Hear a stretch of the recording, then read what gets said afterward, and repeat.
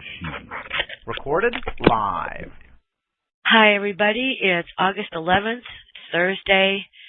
It's our Thursday night call, and I don't have any special guest speakers tonight again. I just like it when it's open discussion and anybody comes on and speaks their piece. I like those sometimes. Don't you? We have a lot of people that are on the call already. Anyone that wants to chime in here, just press *8 and I'll unmute you.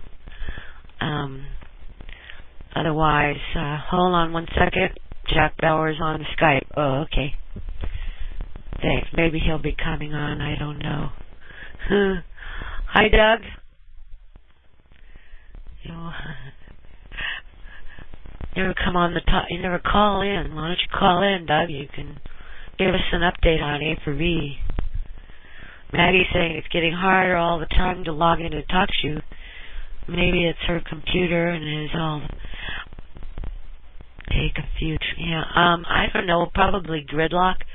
I once asked them, I emailed them because sometimes we have a lot of people on it and we get the gridlock happening, and they said that Thursdays is one of their busiest evenings, so they were suggesting that I pick another night, and I'm going, no.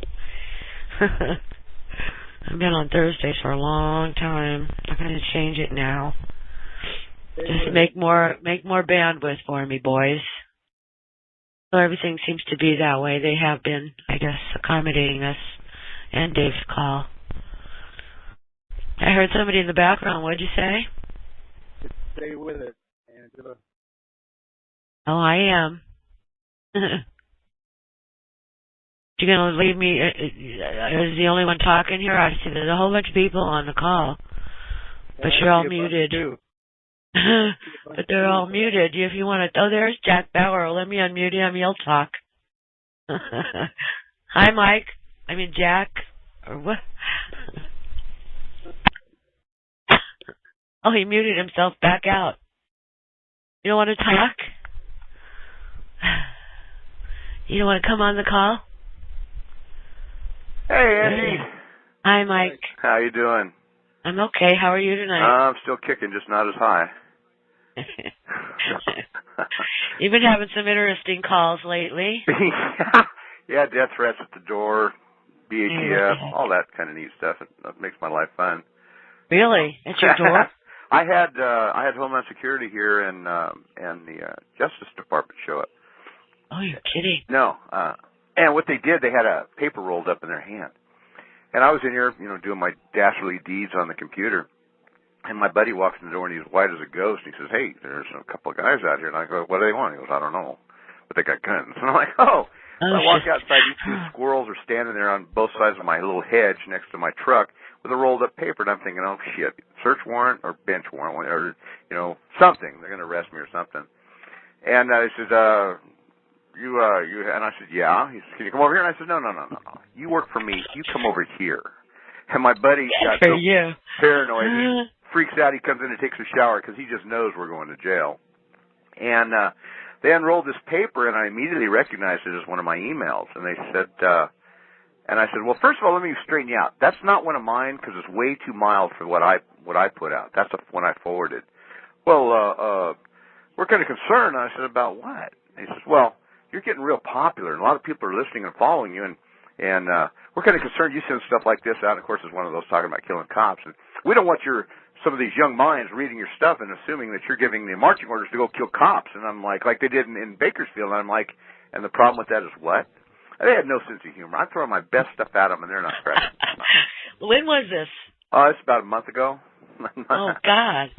So they said, "Well, you're not going to kill our mayor, are you?" And I said, "No, she's fine." "Well, what about our sheriff?" "No, she's fine, too." But I said, "That frickin' piece of crap you got as a child molesting police chief, I'm nailing for his ass.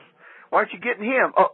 It's not in our jurisdiction." And I'm like, "Really?" So I look up this guy, and there's all kinds of chemtrails. And I said, "Why aren't you bringing those SOBs down that are killing us right?" "Oh, it's not in our jurisdiction." And I said, "So can you tell me exactly what your jurisdiction is, just to come out here and wrang my ass?"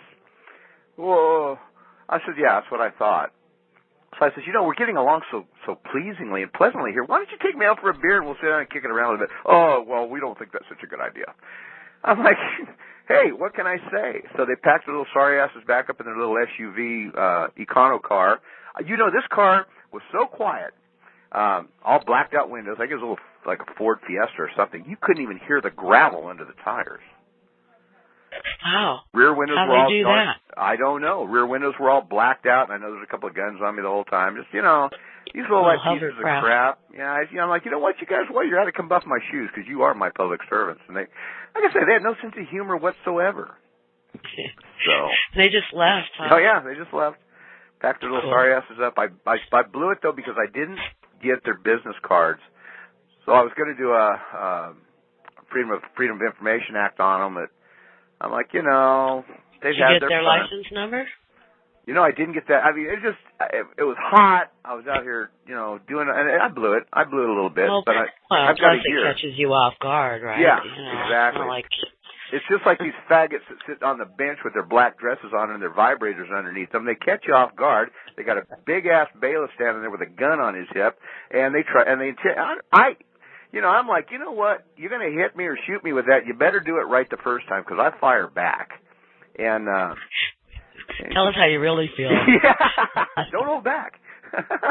So, anyhow, what's your topic tonight, dear? Well, I didn't have any particular topic. I sort of like this open discussion thing we do often. Well, not often enough, obviously, but I put out some feelers for a couple of guest speakers. I really want to get Dean Clifford on here. Did you hear him? No, I didn't. He's got videos on YouTube. Uh-huh. He's from Canada. He's on the subscriber channel is called Free Manitoba on YouTube. And he's got a series of 5 different, I think, or 4 different seminar deals. Right. Really good. Well, I've got... He goes into exactly what you were saying about, with questioning the police, like what authority do you have? And, he goes into that whole thing. But he does it really cohesively. Well, I had a guy named James Tucker on. He's supposed to be ex-judge, Army, Navy, whatever, JAG. And... Oh, Tucker? Yeah, I don't know if you've had him on or not, but... No, I haven't. I don't know. I've had more people. That was most really controversial, or the program that had more response on it. People still, it's been like a month ago, still calling me, wanting to know if I got his stuff, if I got this, if I got that. And I don't endorse anybody unless I know, like I endorse you, of course, because you're my friend, because I know you personally on a personal level. I know, if you say it, I can pretty well damn well take it to the bank. Same as me. I mean, that's what my reputation is based upon. And I've had all these people calling me. Know whatever, and hold on, just 1 second. Hi, Dave. I'm sorry. Hi, Angie. Anyway, Douglas is on. Go ahead. James Tucker, I'm getting all these inquiries, and I'm going to give the pros and cons to him. In fact, I had a call just a little while ago. Somebody asked me if I had got or knew anything, and I hooked him up with Cliff Holyfield, I think it is the one that hooked me up. And I'm going to give you the pros and the cons. I'll give you the cons first. When I first tried to get him on my show, everything was lined up, and then his spokesperson, or Cliff, calls me and says, hey, his wife's wanting to charge to do these shows. I said, you know what? He can kiss my big, white, sorry butt, because I'm big enough now. I don't need to pay anybody to do my shows. If he wants to come on, we'll get his information out there. More power to him. That was red flag number 1. Then, when, Ranger Ron, of course. Of course. Ranger Ron called him and called me about it, and I guess he lives somewhere in the same area, and called him up and says, hey, why don't you meet me at, 7-Eleven or whatever in this little town, and I want to find out more about you and help promote you or whatever we're going to do. And his response was, well, I really don't want to drive into town because I don't want to get pulled over. Whoa. If you're as bulletproof as you proclaiming yourself to be, why do you give a rip? That's number 2. Then I've also heard that he's ripped people off to the tune of thousands, but now let's go to the pro side. I've heard he's made people thousands of dollars. I can't validate or verify any of it. He, on the show, as you know, when you have guests on, it's real easy to trump one up when they go, and they can't find the words. He didn't do that. He was very concise and precise on everything. You couldn't trip him up on anything. So for me at this point, I haven't seen his work, so I neither endorse him nor detract from him because I don't know him that well. His stuff sure sounded good. I mean, sounded just terrific, but I don't know enough about him. What do you think? Yeah, you give out one of those little disclaimers like the views expressed by the guest speakers are not necessarily the views of the host or the station, right? Something to that effect. I don't know. I haven't heard him. I downloaded the audio and I listened for like a half an hour, I guess, or 45 minutes even. He wasn't on for the first hour or so. Was he? Mike? Where'd you go? Can y'all hear me? Yes. We can hear you. Okay, Jack, what happened, Mike? He's on here. I guess we, Sorry, Angie, I apologize. That was Craig Patterson. He's going to be calling on your show here in just a second. The other thing I wanted to bring you and your listeners up to date on, Steve Lobley, a.k.a. J.R. Butler, is still in jail. Constitution Man he's been working for weeks trying to get this thing along with Robert Fox to get the habeas out and done, and got everything to him yesterday, and his day in court tomorrow is basically judgment day. And, Constitution Man sent enough stuff along with Robert Fox to throw in their face, and we did about a 30-minute conference call from the jail with Steve and Constitution Man, kind of filling him in on any extra gaps, enough to throw the wrench right in their gears and screw them up real bad. So we're hoping to get him out in the next day or two, or nothing less than a new trial or a retrial, because he has been all of his rights have been violated. He has not got a fair hearing. I mean, it's atrocious what they've done to this man. So keep him in your prayers. Same with Dave Merlin. Merlin, are you familiar with the latest on Dave Merlin? No, but hold on one second, because somebody is asking, when was that call with Tucker? 1 or 2 Saturdays ago, right? It's been about 4 Saturdays ago, yeah. Oh, is it really? Yeah. I don't know if the folks know how to use on the TalkShoe, but yeah, they do. If you go to that little eye right next to it and click on it, it'll tell you who the guest was. Oh, right. That's the information button. That'll give you extended information. Right. Yeah. So you don't have to start every call and see what they're about. You can just click on that little thing and it'll tell you what it's about. California, that would sound like Craig. Let's see if he's blocked. Craig's on the call here. Open up California, the third one from the bottom there, Angie. Well, let me go into alphabetical order here, and I can do that. Okay, it's on just the phone call. Yeah, I got it. Okay. I got it. But you were going to give me an update on Merlin. What's the update on Merlin? Well, that's why I wanted to bring. This is Craig. Is that you? Yeah, it's me. Craig knows more about it. In fact, so does Barry, because Barry talks to him almost on a daily basis. But Craig can probably give you a little more update. This is Craig Patterson, that was Merlin's sidekick and promoter for a while. So he can probably give you more information than I can. Give us an update on Dave Merlin. Well, Liz is apparently he's in the process of taking a deal.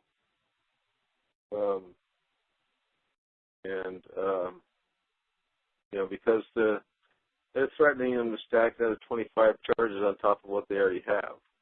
The already concocted charges. So I guess he's going to take this deal. I mean, well, at least that way he can get out and fight better than he can inside, right? Well, in about 16 or 18 months. And what do you mean? It depends on whether if he takes the deal, he stays in there for another 16 months.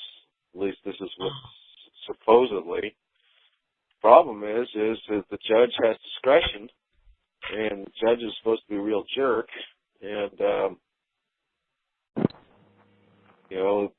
that's the thing. I mean, just because the U.S. attorney makes a deal doesn't mean the judge is going to go for it. Yeah. And he just ran out of money. He put the word out for everybody. We got him an account, trust account set up and everything. And I don't know, and his sister did that, and I don't know if anybody deposited in it. I know Craig here's given him quite, as much as he's tapped out. I don't know if I think Barry's given him a little bit. There's and Chappie, he's given him money. Yeah, there's about 3 or 4 of us, and then all the people that really benefited the most from him, if they would spend 15 or 20 bucks or $5. You're skipping out, Craig. Stand on your leg. Stand on one leg, Craig, so you're not breaking up. Okay, sorry. Is that better? Yeah, that's better. Yeah. Just there's thousands of people that benefited from what Dave was talking about. If everybody just, send 5, 10, 15, 20 bucks, whatever. But, yeah, we set it up with, I think it was a B of A account, so they didn't even have to send it. They just go to any B of A and drop it in that account. So. B of A is about to go belly up from what I heard, though, right? No, they're cockroaches. They'll figure out a way to survive. At Bank of Italy, here we come. Yeah. So, yeah, Robert Fox, I don't know if he hasn't been helping Dave, has he, Craig? Well, last time I heard, somebody was trying to get in touch with Robert Fox, and nobody could.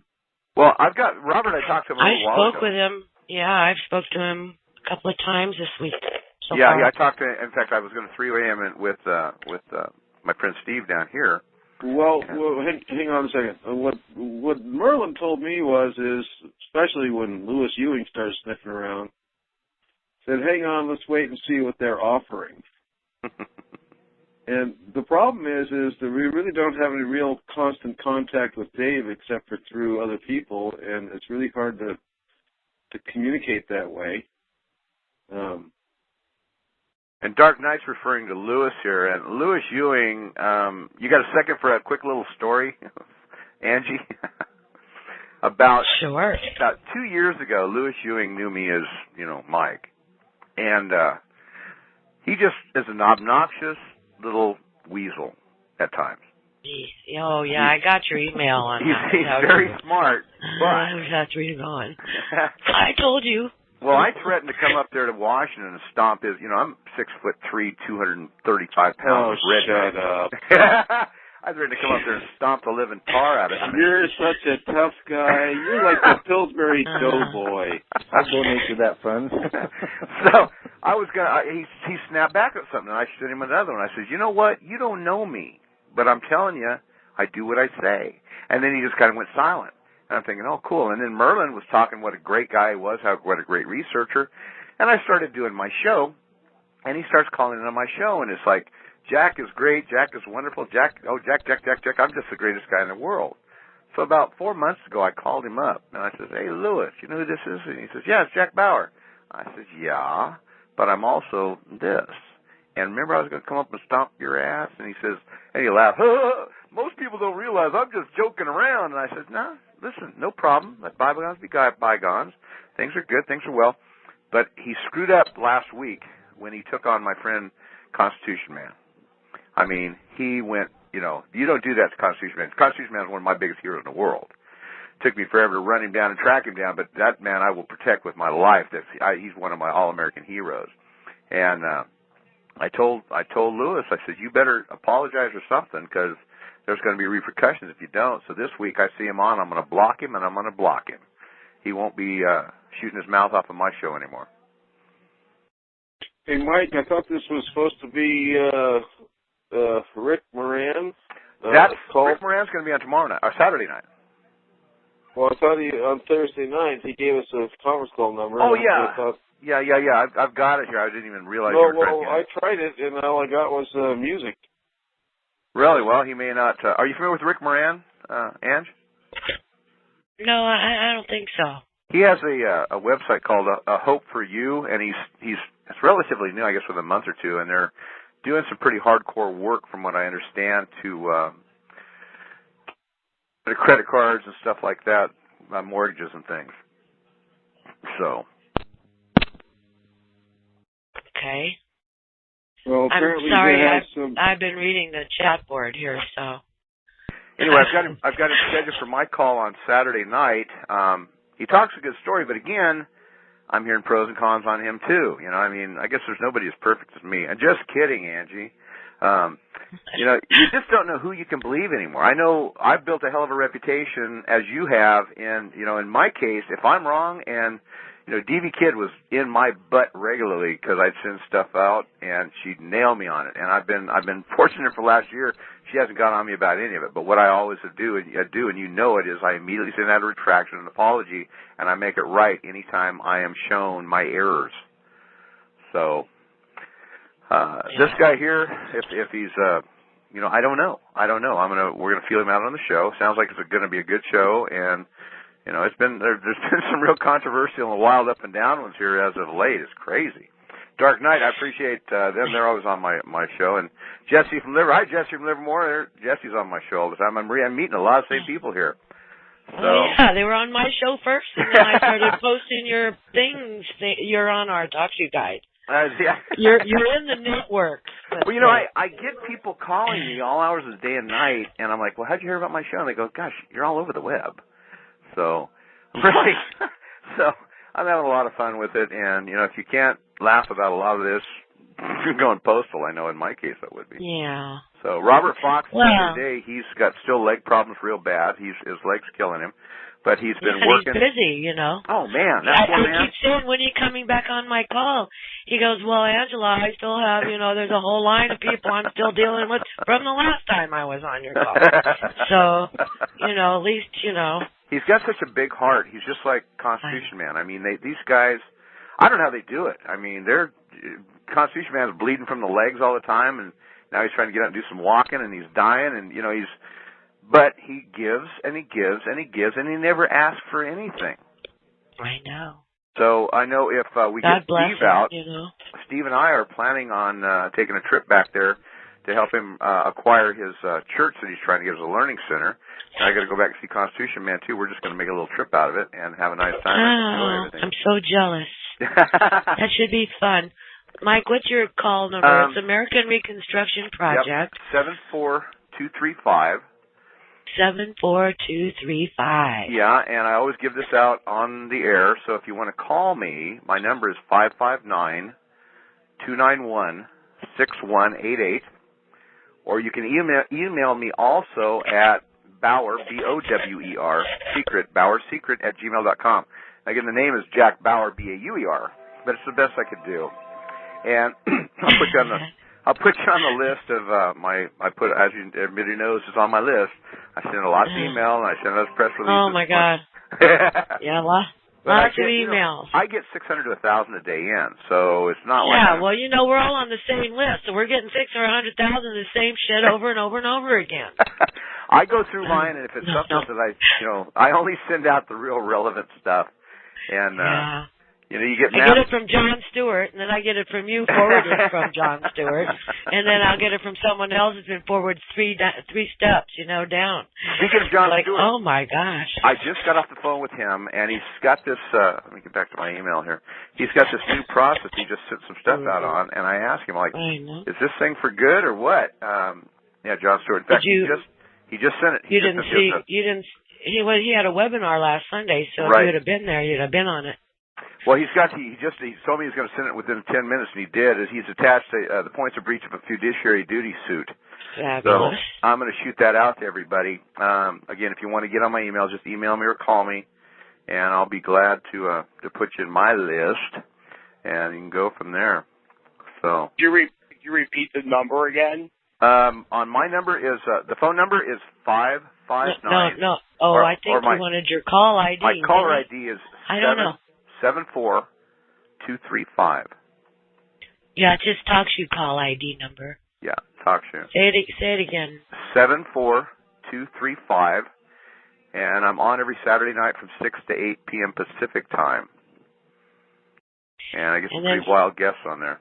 Yeah, and then following that, we've got KMC Club, or KMA Club, Dean.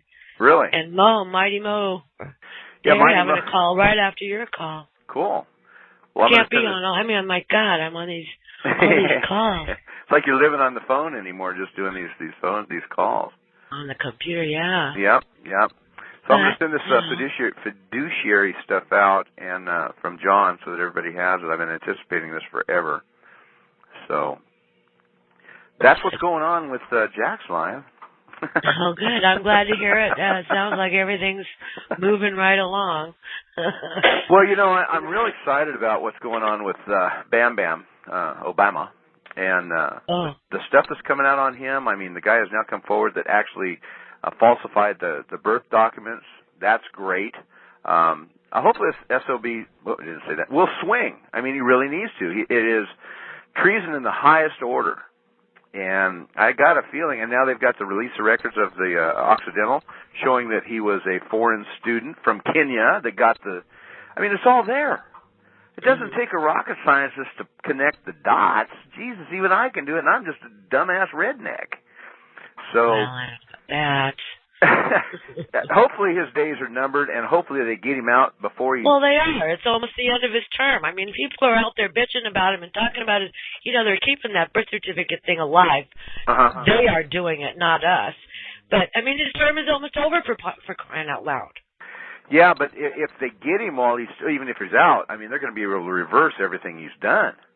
Well, it's all got to go back. Yeah, they're going to get the $13 trillion back from the banking cartel. Well, I don't think so. I was hoping to borrow it from you, Angie. Not you. I mean, but if they reverse everything. What was that? I hear somebody cackling back there. I said I'll accept it for value. Doug will accept it for value. Oh, yeah, you're right, Dark Knight. It's their system. I want nothing to do with it. Hey, did you hear I'm concerned, Did you hear I won my lawsuit? No, which lawsuit? Well, they were stupid enough to throw my butt in jail 2 years ago down in Tulare, in Visalia, in Tulare County, for telling the judge to go F himself and come polish my shoes while you're at it. My. So they threw me in jail, and of course, once you understand, you're not like Constitution Man, where you kill him with kindness. No, I'm just up in your face. My friends pray when they get in my car that we get pulled over because they want to see me go off on a cop. I mean, that's just sick. But so I sued them. I think I was suing them for like $1 million, and they sent me the first thing they sent. And I always do it in federal court because the superior courts are really crooked. And they sent me an offer of $600. Well, after I did it in form of paupers and got in, saved that $500, I brought my attorneys in. And they sent them they wanted to give me $600 to go away. And I told them, tell them to stick that, don't you? So we went right up to about a month ago, and settlement conferences are great. They immediately went from $600 to $18,000. And when it was all said and done, for 2 days sitting in their little screwed up jail, eating their food, listening to their crappy music, made me $35,000. Now I'm getting ready to go after the two cops that really pissed me off the worst, because I'm not done with them yet. They think this is done. It ain't happening. I'm coming after them both feet. So, I won $50,000, 8 years ago down in Monterey for a couple of cops that pissed me off down there. I like suing cops. So once you understand they're the dumbest form of life on the face of the earth, the rest of it's pretty doggone easy. That's the case back when we were in Vegas? Mm-hmm. Yep. Remember that? Yep. That was 5 years ago, 6 years ago. That was in Monterey, right. Monterey, a couple of cops pissed me off. This one here was just from 2 years ago. They threw me in jail down in Visalia, and I won on that one. That one I won the $35,000. So I love spending cops' money. It is so much fun. It's so pleasing. Send some my way, honey. I can use it. Well, what I did, I invested. You talk about the system being broken. Melinda Pillsbury.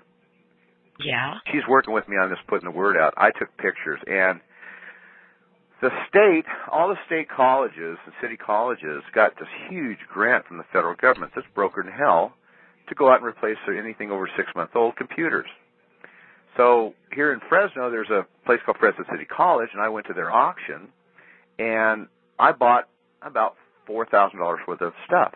I got $60,000 to $80,000 worth of inventory. An example, I bought a pallet, 30 of them, of Dell 17-inch flat screens, LCD flat screens, for $40. I think I found 2 that are no good in it. The rest I'm selling for $40 a piece. Good investment? I think so. And I got, 200 or 300 of them. Same thing with the computers. I got 200 to 300 of them. I got all this for $4,000. I bought 20 chairs, office chairs, for $1. And you Wow. wonder why we're broke. Excuse me. So I'm getting ready to go to an auction here tonight. What the city is throwing away, and there's another one right down the road here from me on the 27th that's even bigger college than the one I just went to, and guess where I'm taking my U-Haul out to, 28-footer. I'm going to load up when I'm out there this time. Wow, So, that's amazing.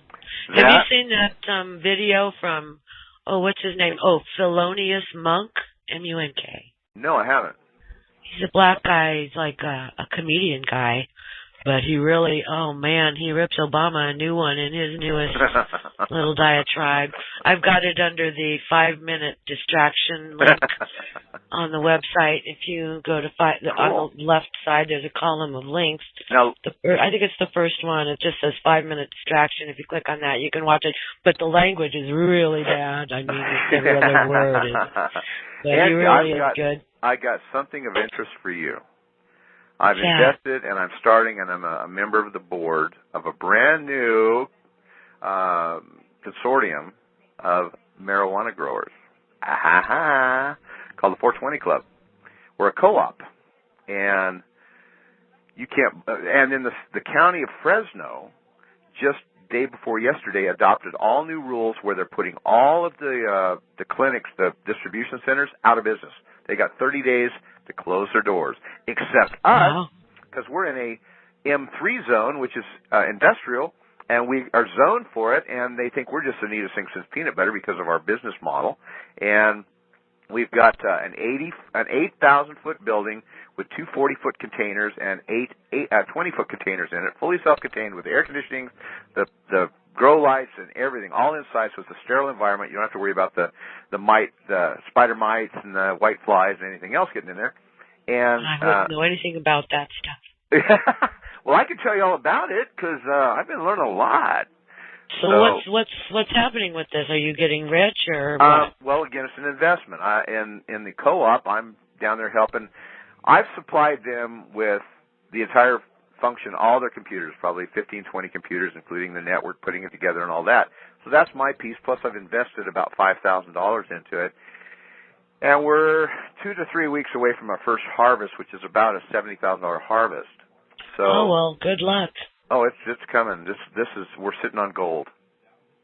One thing about California, one of our listeners, Paula Gloria and her husband Joe, they're up in New York, and oh man, they're on the carpet. It's really weird. You'd think all the states would get unified on this, but I don't know. California's doing it for the money. Well, you know what they did here, Ange? I don't know if you heard this, but it's been about a week and a half ago, they busted right up the road here from me, 52-acre outside plant growing area. Now they've known about it for 2 or 3 years. They had guard towers. They picked up like 42 or 43 people in it that were living in little grass huts. They had guard towers. Now, the cops have known about this. The neighbors have complained about it for the last 2 years. Why did they pick now to do this? Real simple. It is harvest time. They figured the numbers are $450 to $500 million worth of pot that they collected. How much of that do you think this stinking city and county is gonna drag off the top of that? You know they are. And we got a dang police chief here that's a child molesting pedophile. What do you mean? You mean they're going to sell it to the co-op? I mean to the Absolutely. dispensaries? Let me tell you another story. Wow. Out here, where one of the co-ops that we just took over, broke down all their stuff. Of course, the cops show up and we're breaking everything down and got the helicopters and everything else. By the end of it all, they're like, "Can we follow you over? Can we give you a police escort?" They want in. Really? Wow. Oh, it's well, I just read an article about in London how the police they're going now and opening up everyone's safety deposit box. 7,000 of them, they were supposedly from, criminals. They're accusing the people of being drug addicts or drug dealers or arms salespersons. So that gives them the okay to break into their safety deposit box, and they're looting them. They're just ripping them off. This is the same thing, only they're doing it with pipe distribution.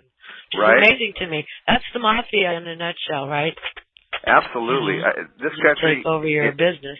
It needs to burn. It needs to be taken to its knees and rebuilt from the ground up. But I don't think Craig's still on there. I think he got off.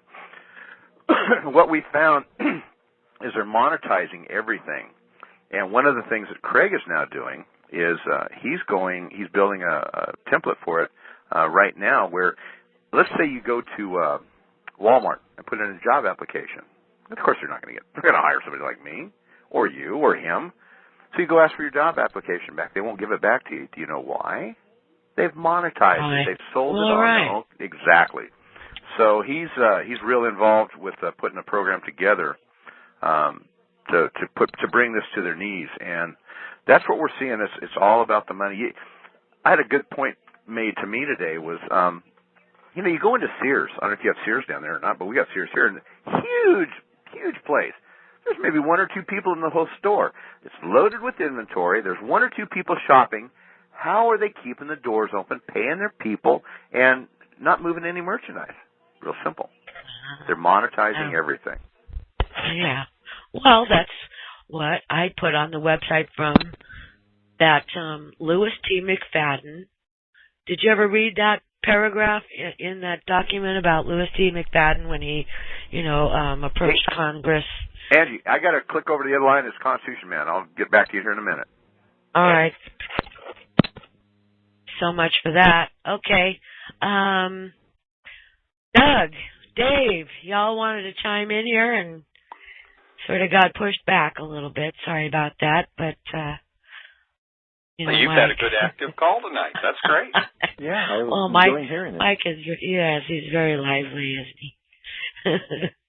I mean, his phone must be ringing off the hook. He gives out his phone number and his email address like 20 times during his call.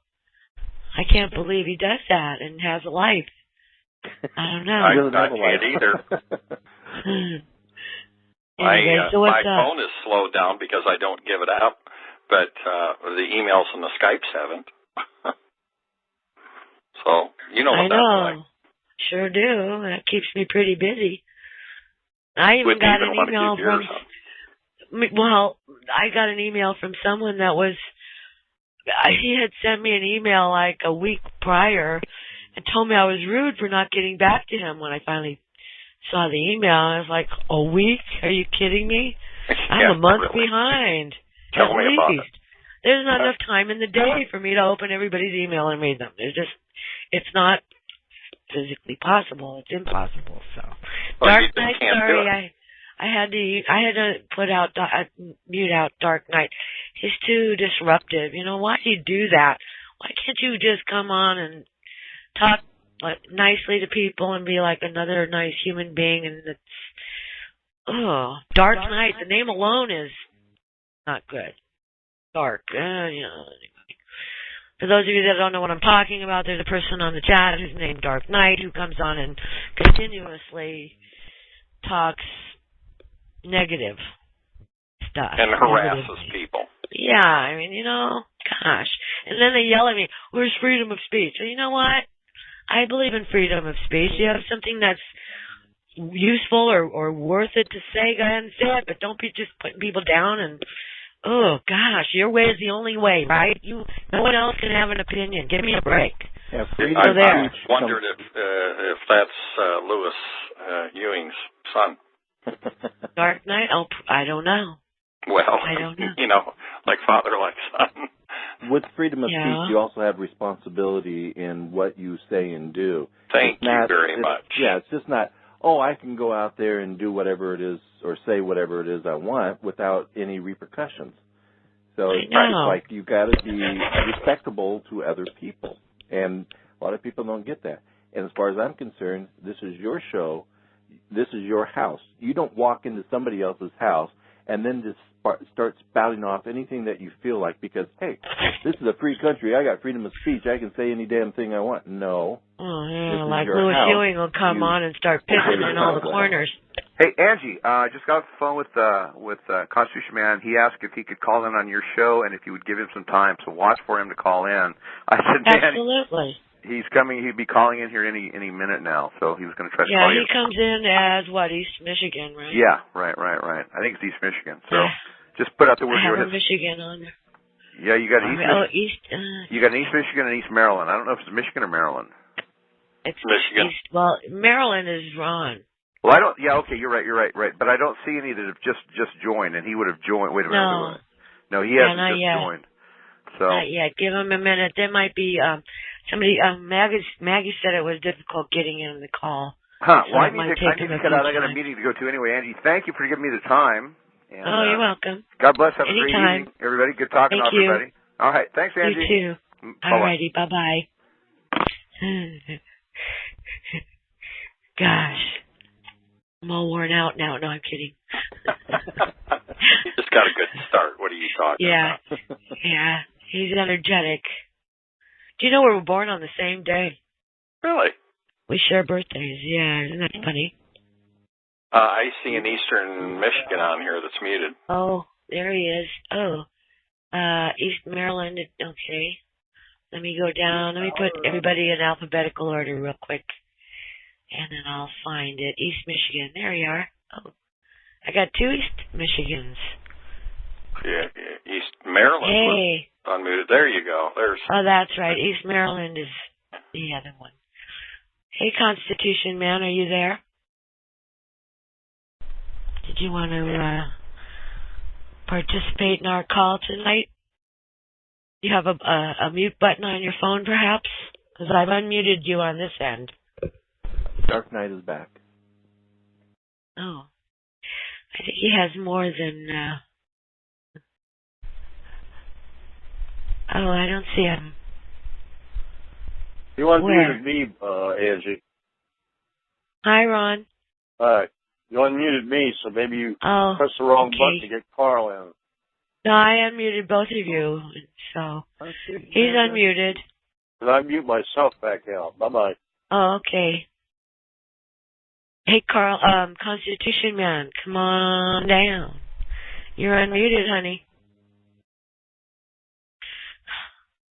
Unless your phone is muted. Do you have a mute button on your own phone, maybe? Maybe he went to go get a drink before he comes on. Maybe. Well, he'll be here. Yeah, I'm not worried. You know, Doug, you said Dark Knight came back. Where? Well, I see him typing in the chat room. Not now. Where? You may be running a little slow on your board because he's gone. Well, I saw that he was gone earlier. It even says that he left the chat and then he came back. Unless I am running slow. Yeah, you must be because my board's running and I'm showing him as muted and all the stuff is gone. Yeah, I showed was muted too and all the stuff was gone, but then he's back and I don't understand. Well, neither. How's he getting up to the top of the list on the chat there? That's interesting. Is he? Yeah, I don't see anything. Up there, but there's nothing there. That's interesting. Oh, yeah, he's muted out. Okay. I mean, he might be on, but you can't see anything he's writing. Yeah. It's gone. Well, you know, if he wants to be abrasive, then, you know. All right. He can just stay muted. If he wants to act civil and be nice and not argumentative and aggravating everybody, I'll let him back, you know. But as soon as you start... He's saying I wasn't being abrasive. You can't see it, but I can. Oh, I can see it. Oh, okay. You can see it? Yes. You can see where it says I wasn't being abrasive? Yes. Oh, that's interesting. Can anyone else see it? And then before that, he says no with 1, 2, 3, 4, 5 question marks. Yeah. I'm not seeing anything no, by I don't his name see at all that. the time. I don't. That's well. Who knows? How Foxy does some strange things from time to time. That's true. Oh, well. Well, you can't argue about the price. With the stuff I'm looking at, it's got like a line going through it and a red, circle with the line. Right. Well, yeah, that's what I see on the side. Oh, really? Oh, interesting. But there's other people that say, I can see his chat. I can see him. Oh. That's weird. Let me see how Yeah, that's weird, huh? Okay, now I just unblocked him. Says I can come back on whenever I want. Yeah, well, I can just send a nice little email to the boys at TalkShoe and take care of that, but I won't do that because I've got more class than that. But don't push me. For disrupting the call, for disrupting my chat. For what? Don't be ridiculous. Act like a respectable man or woman or whatever you are. I don't even know. Does anyone know? Is it a male or a female? I have no idea. I won't claim him as part of the male species. Now, interestingly enough, on my board, he's shown as being, he was unmuted, and now it's muted again. Yeah, I think Angela did that. I unmuted him, then I muted him again. Oh, okay. And I'll do that off and on as long as it takes. Jesse's saying it's a guy. How do you know, Jesse?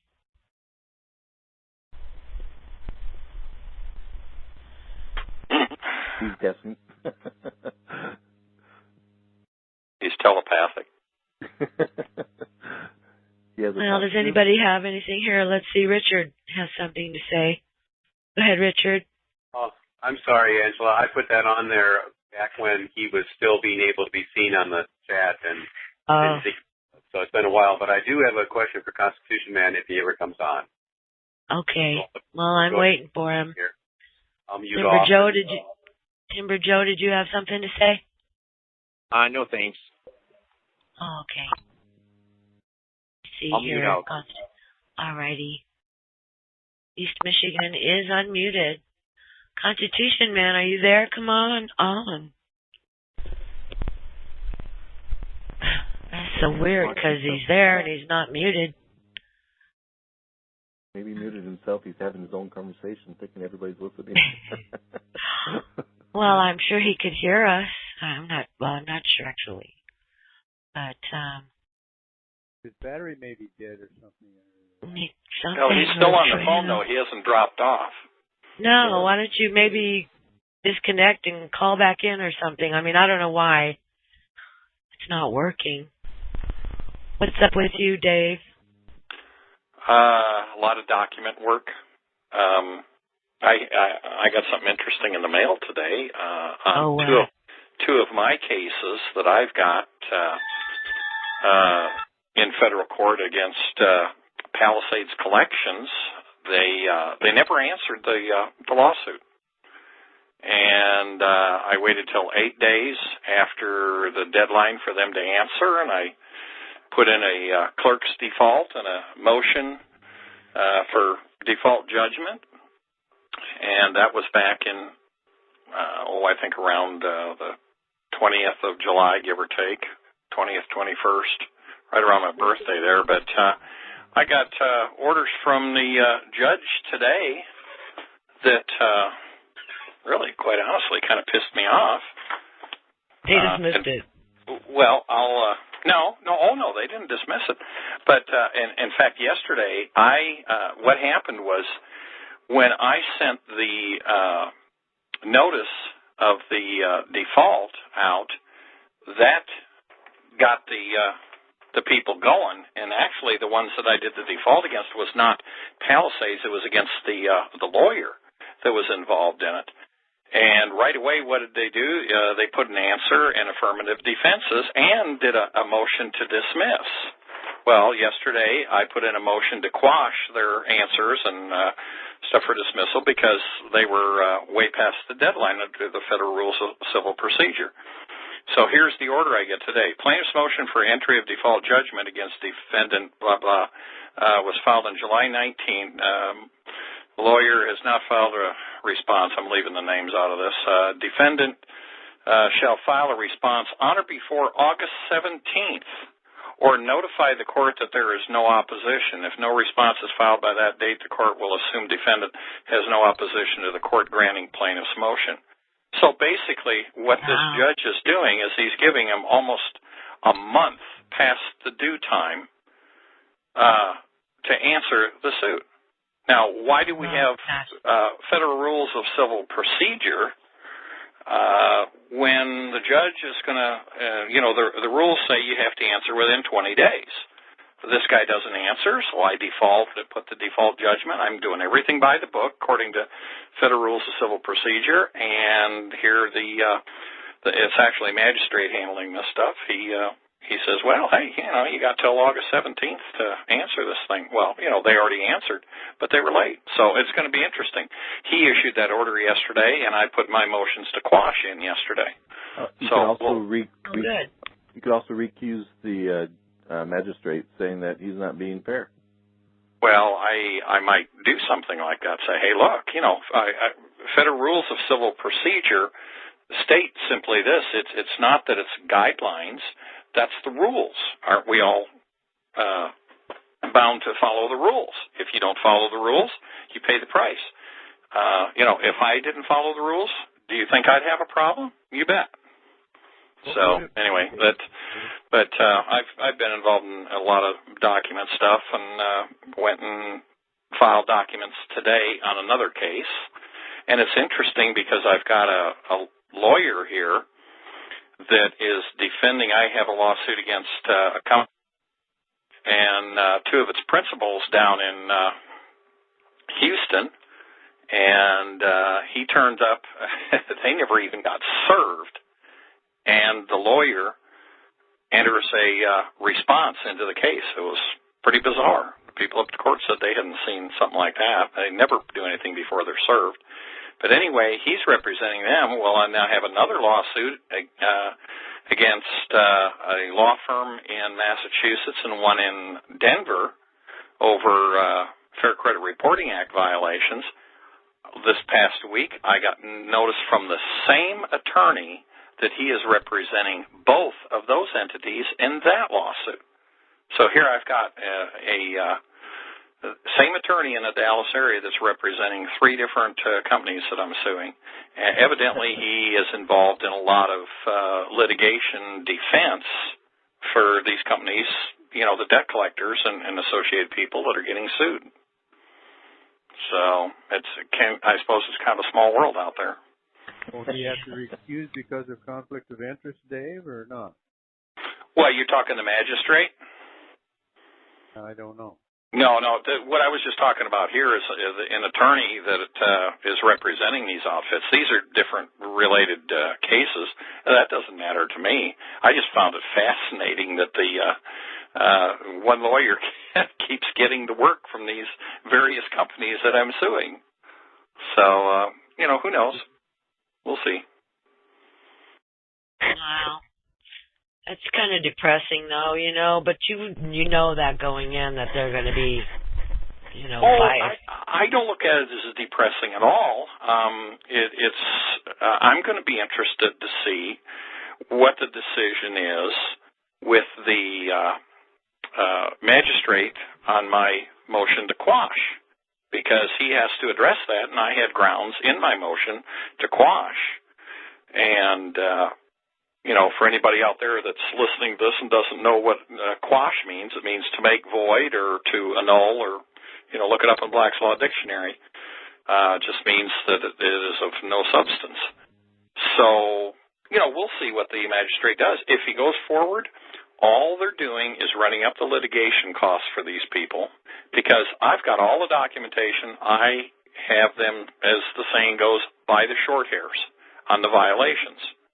They can't get out of it, so if they want to go through a bunch of stuff, all they're doing is running their legal bills up. So, it's their choice. They can go ahead and run the bill up, or they can talk to me fairly soon and see if they want to settle for some money. It's strictly up to them. But it's the attorney that's handling a suit for the people down in Houston, the company and the CEO and the president down there. I've sued them for a fairly substantial amount of money, $6,000 per defendant. I mean, it's not huge stuff, but this is over Fair Debt Collection Practices Act. We'll see if I'm going to be talking to the attorney tomorrow, and I'm going to lay the the idea out there, hey, do they want to litigate and spend a bunch of money, or do they want to talk about a settlement on this stuff, and then we'll go from there. But I've got the evidence on them. They send me stuff in the mail calling me an affidavit that calls me a defendant 8 different times when there's no lawsuit against me. If that's not a misrepresentation of a debt collection action, I don't know what is. And they're saying, oh, well, that was just an inadvertent comment. Wrong. Put that in front of a jury and see what they say. We've got Constitution Man on. Maybe he's got something to add. Hi, Constitution Man. Are you on now? Hey. I'm right here. Great. Carl looks good. Ought to be in Hollywood. Hi, Carl. How you doing? Speak up a little bit more. Man, I'm sorry. Slap me. Working very hard. Can you hear okay? Is it okay? We're hearing you just fine. Okay. Well, I wish you my very best here. I've been listening to this. You're against the same attorney on 3 different cases. Now, are you suing this attorney also separately? No. What it is this guy has popped up to represent people that I'm suing here. I'm going after people in the debt collection industry here and their attorneys, and this guy has been chosen to represent them. So, I just get to talk to the same guy more often and send mail to him locally here instead of somewhere else, because he has to deal in the court here in Dallas. So it's no big deal. It's just kind of interesting that this stuff seems to be funneling to this one guy. Well, this work is not really appreciated, so probably this is like dirty work, like doing the dishes and stuff like that. And this guy apparently likes to do dishes, so he don't care. But, he gets paid. One good thing about this, though, is that this guy is going to know who you are, and every time one of these people come in, this guy is going to be telling them, no, this guy's not going to quit. He's going to keep coming. You need to understand, this isn't going to be over. You're going to have to settle with this guy. So probably you get around to it sooner would be better for you.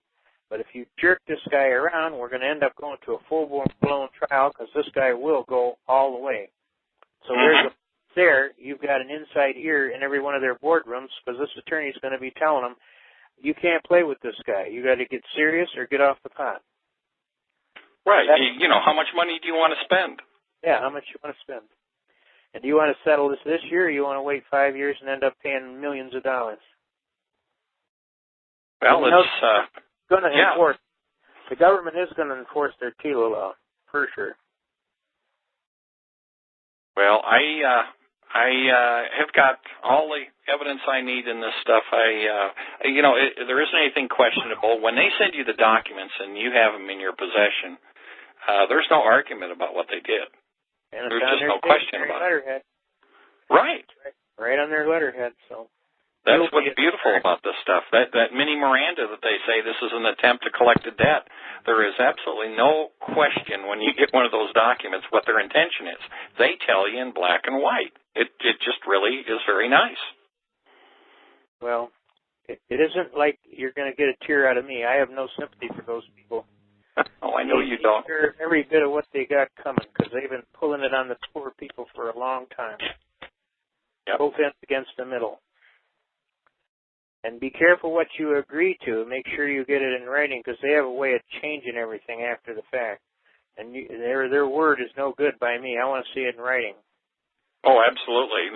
Nothing. You don't agree to anything verbally. If you're saying this is the agreement you want to have, put it in writing. The attorneys for Palisades a couple weeks ago got a hold of me and said, we don't want any more litigation. We'd like to talk to you about settlement. I said, well, actually, I would just as soon settle the matter rather than litigate it too. And they said, well, could you show us what you got and make an offer of settlement, which I did. And I haven't heard back from them yet. So I put the ball in their court, and if they want to settle it, that's fine. I just put some more stuff in the court yesterday, and I'm getting ready to write up the lawsuits to go after them in the state court. Okay. So, if they don't want to settle, I'm not going to wait till Halloween or Thanksgiving for a settlement. We need to get it settled pretty quick. I'm just going to start following the state suits against them and go from there.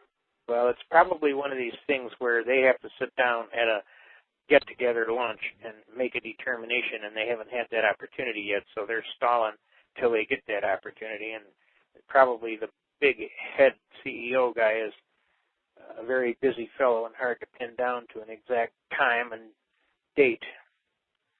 But I would give them a certain amount of time, and then after that I would assume that they have no honorable resolution or interest in settling this matter out of court. But see, if you don't go through this procedure, then they pull up Title 28 United States Code Rule 41. You didn't seek proper concurrence, so you're wasting the economy of the court. Then they move to have the case dismissed for failure to follow the court rules, you see. So you got to be real careful. If you don't go through this, what is called the concurrence rule, and that's one of the first things the judge will ask you when you get down to federal court, has concurrence been sought? And you better show him that, yeah, I've made phone calls, I've written letters, I've tried to work it out with them, I thought we had a concurrence there for a while, they said they wanted to settle, and the next thing I know, nothing. So I sent them exactly what I would need for a settlement, and they didn't answer. But if you can't show that you made a reasonable effort to concur, they just take your papers and go right over to the basket, and it's file 13. Right. Well, after I told them that I would do that, I said, look, I'll send you copies of all the notices that they sent me, which was a bunch, and I took and scanned them all, put them all in PDF form, and I wrote up a very detailed agreement of settlement saying as to what the conditions were, what I would do, what they're expected to do, the amount I wanted, and I said, let me know. Did you put in a Stokel time in there, a time that, I'll give you 30 days? No, I did not put any time on that, but basically I'm going to give them a little more time, and then I'm going to just, in fact, probably tomorrow, I'm going to go ahead and I'm going to send the attorney an email and tell her I haven't heard anything back. I assume you're not interested in the settlement, therefore I'm going to proceed with litigation in the state court. You could do that. That would be totally lawful. Well, yeah, let them know that I've given you enough time to at least get back to me and say something, counteroffer. Oh, well, your offer's way too high. We'll offer you this. They haven't said anything. Well, that's usually indicative they haven't gotten a hold of the head honcho yet. Yeah. Well, what's interesting is this is Palisades Collections, and that's a division of a publicly traded company. It's not like these are small outfits. No. But Palisades has been sued many, many times, too. Well, and of course, it goes with the territory. They just assume they're going to get sued again, too. So. Oh, sure. Yeah, they just figure that they look at that as a cost of doing business. It's just that we've got to do it enough times so it starts to become a very large cost of doing business. The point where they get down the word to the local grunt on the front desk that you've got to treat these people fair deal or you're in trouble. Mm-hmm. Well, they sent me a collection notice, and I sent them a validation demand.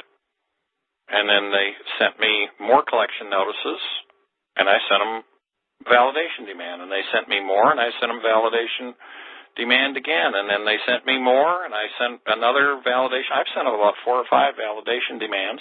And then they sent me a letter that said they were going to file a civil suit against me.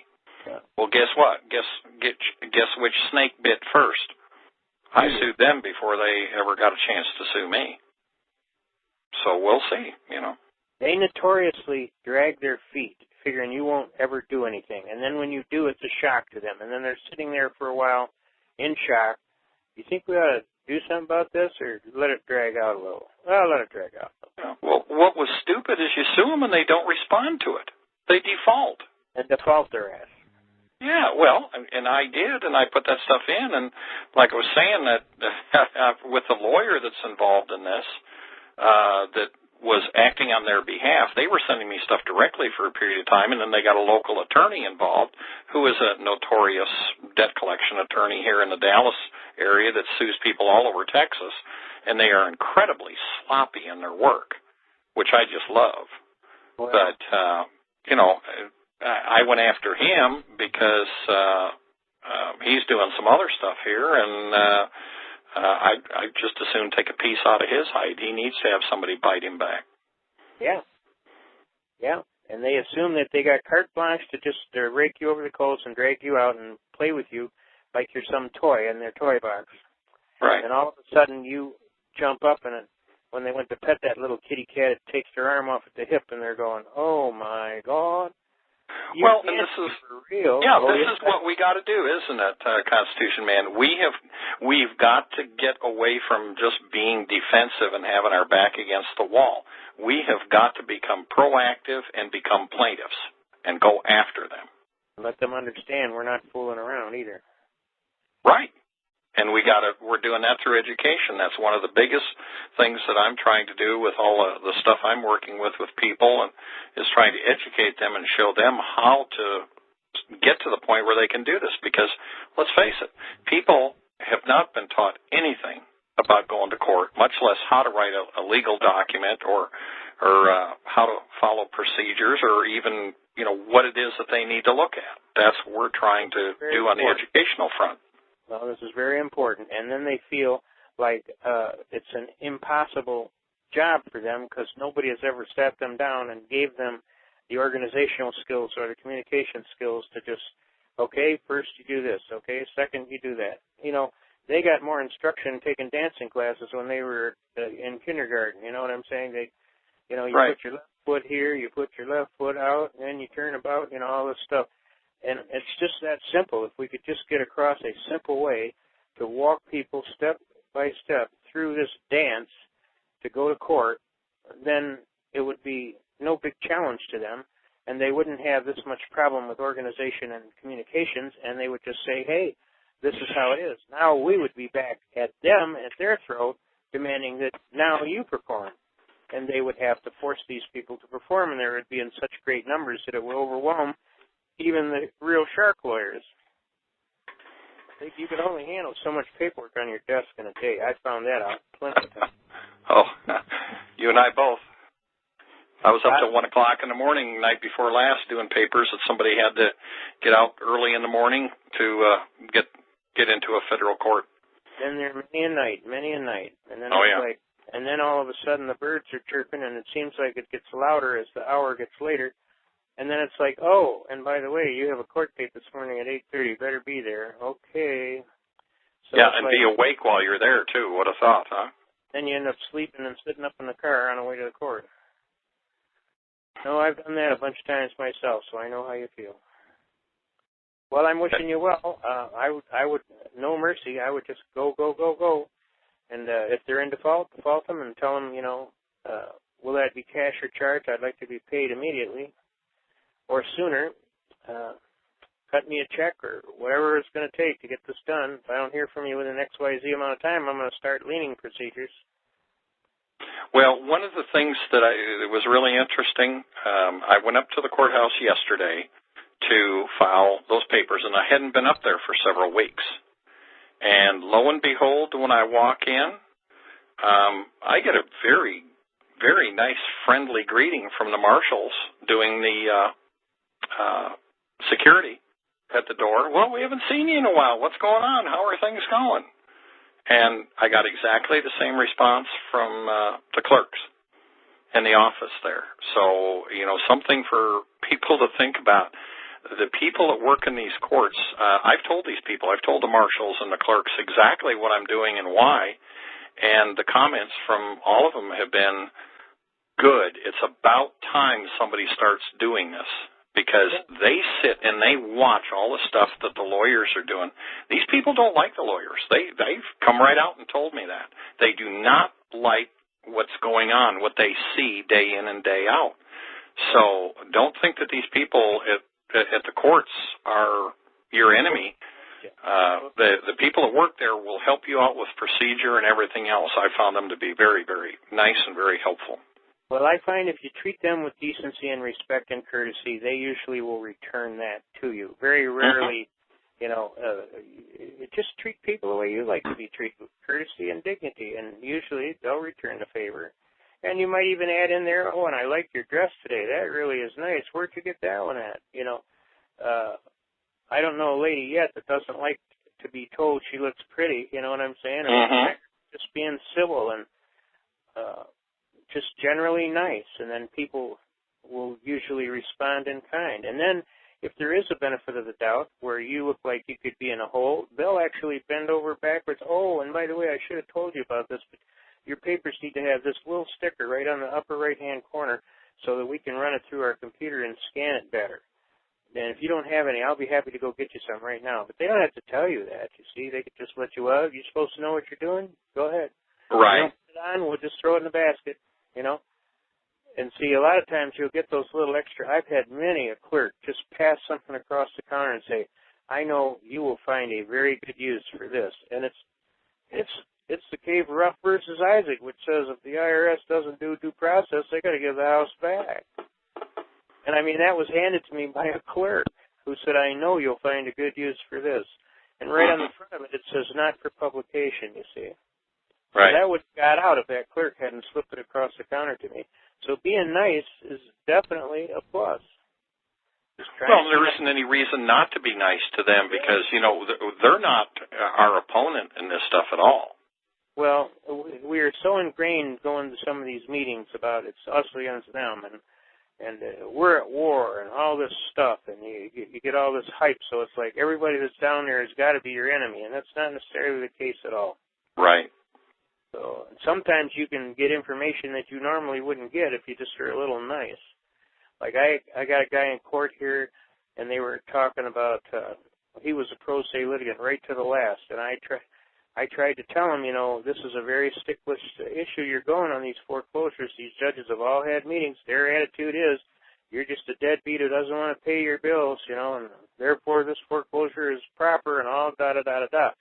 And at the last minute, he did what I told him, and he hired a really nice attorney with excellent credentials. And when they got to the court, the clerk leans over to the judge and says, oh, Judge, we got to do this all different. He went and got an attorney, and it's Casper. We got to do something different. We can't just slam dunk this guy, you know. And so they gave the guy a hearing, and when the hearing was done, the lawyer put across the really good arguments that we have, and the next thing you know, the judge is ordering them to give the man his property and his title and his good name expunged and cleared.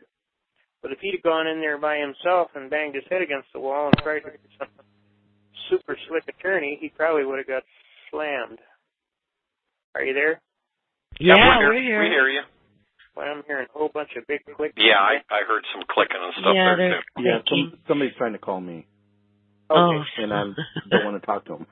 Well, if there's any bad guys doing improper things, if there's any bad guys, you're doing improper things, you have a right to remain silent. You have a right to an attorney. You have a right to have your attorney present during questioning. Anything you say can and will be held against you in the court of law. You can't afford an attorney, one will be appointed by the court. Do you understand you've been read your rights and that you have constitutional rights? You want to waive any of those rights, knock yourself out. But you have been advised of your rights. My serious advice to you now is I'd quit while you're ahead. Because if we get to the court, we are going to slam dunk your ass. Somebody has a question for you, Constitution Man. Leave us alone. Okay, you have a question? Go ahead, Matt. Iceman. What? I got those pictures today, but... Oh, it's Ron. Yeah, I got them from a place down in Georgia. So I've got them all, the wings and everything. You got Ranger Ron's stuff? Yeah, I'm Ranger Ron. All right, okay, that's what I figured, but I'm saying there's a Ranger Joe's down in Columbus, Georgia. I called him also, and he was going to send me that catalog. He has all of those emblems in. Well, I went online. I couldn't find him. I found another place that had them. They got them. Okay, so you got the actual wings. I got them now. It's got the Ranger on the top, right? Yeah. Okay. Well, I appreciate you doing that. How about 75th Infantry? You got that flash for your beret? 75th Infantry. It's called Strike Like Lightning, Sound Like Thunder, Night or Day. No, I don't have that one. I can only put so much on this. Well, that's all right. I was just going to put those wings on that flash. Yeah. You know how to do for your beret. Well, you were supposed to send me that email 2 days ago. I haven't got it yet. I've been flying low level. You cannot even believe. I was absolutely jammed to the wall. I actually had to shut. Don't get too low to where you hit a banana tree. Yeah, I know. But I had to close the doors, lock them, and tell them don't even bother me unless the place is on fire. Because I got to get this stuff done. We got Steve taken care of, so he's probably going to get out tomorrow, hopefully, knock on wood. We got his ready his corpus stuff done. We got his summation and program for his allocution statement. And, I mean, there's just only so many hours in the day, and even I put my pants on the same way you do, one leg at a time, and I just got to stop the presses. I can't take one more phone call. I got to get this shit done. So that's another reason why I haven't been able to make a lot of the talk shoes lately, is because I'm just that overwhelmed. I got to line out the door. And then no sooner do I get that than somebody come on, this is an emergency. Oh, what do you mean this is an emergency? And then I find out, oh, hell, we got to take care of this first. So it's just one non-ending go, go, go, go, go, go, go, go, go, go, go. But I apologize to you. I meant to get that to you. And I actually went out and bought one of those pins at a used Army surplus store. And I'm in the process of tracing it right now tonight as we speak. And I was going to just scan it on my scanner and just email it to you. I had a woman in Oregon that called me with it. She said, I got it, Ron. I got it. That's okay. Good. Good. I appreciate it. That's very kind of you. Thank you. Thank you. Well, we appreciate your help on this, but you got to understand, and I talked to Ron about this, this culture is dying because we don't have much people that are interested in military historianism anymore. So trying to find these things is getting harder and harder and harder because we don't have a Vietnam going on. We have a Iraq going on, but there's not a lot of precedence for our military fighting in the deserts of Iraq, but there is in the Southeast Asian jungles, you know what I'm saying? So there's all these patches that these soldiers wear, there's all these pins that they wear, there's all this stuff that goes on their uniforms. I mean, 20 pounds of uniform you see is nothing but decorations and pins. When you see some of these guys coming back from Vietnam, the guy says, put a sign on his forehead that says, put him in a box with a glass on it that says, break glass only in the event of war. Because they got so many decorations on them, it's like they don't know how to act in regular public society. But they're good soldiers, and they definitely do keep the wolf away from the door. The only problem is when it's peacetime, they don't have much value for you. It's like, you know, do us a favor. Go to a deserted island and get lost. We'll call you if another war starts. Yeah, okay. But they don't have much of use for us when the thing is over.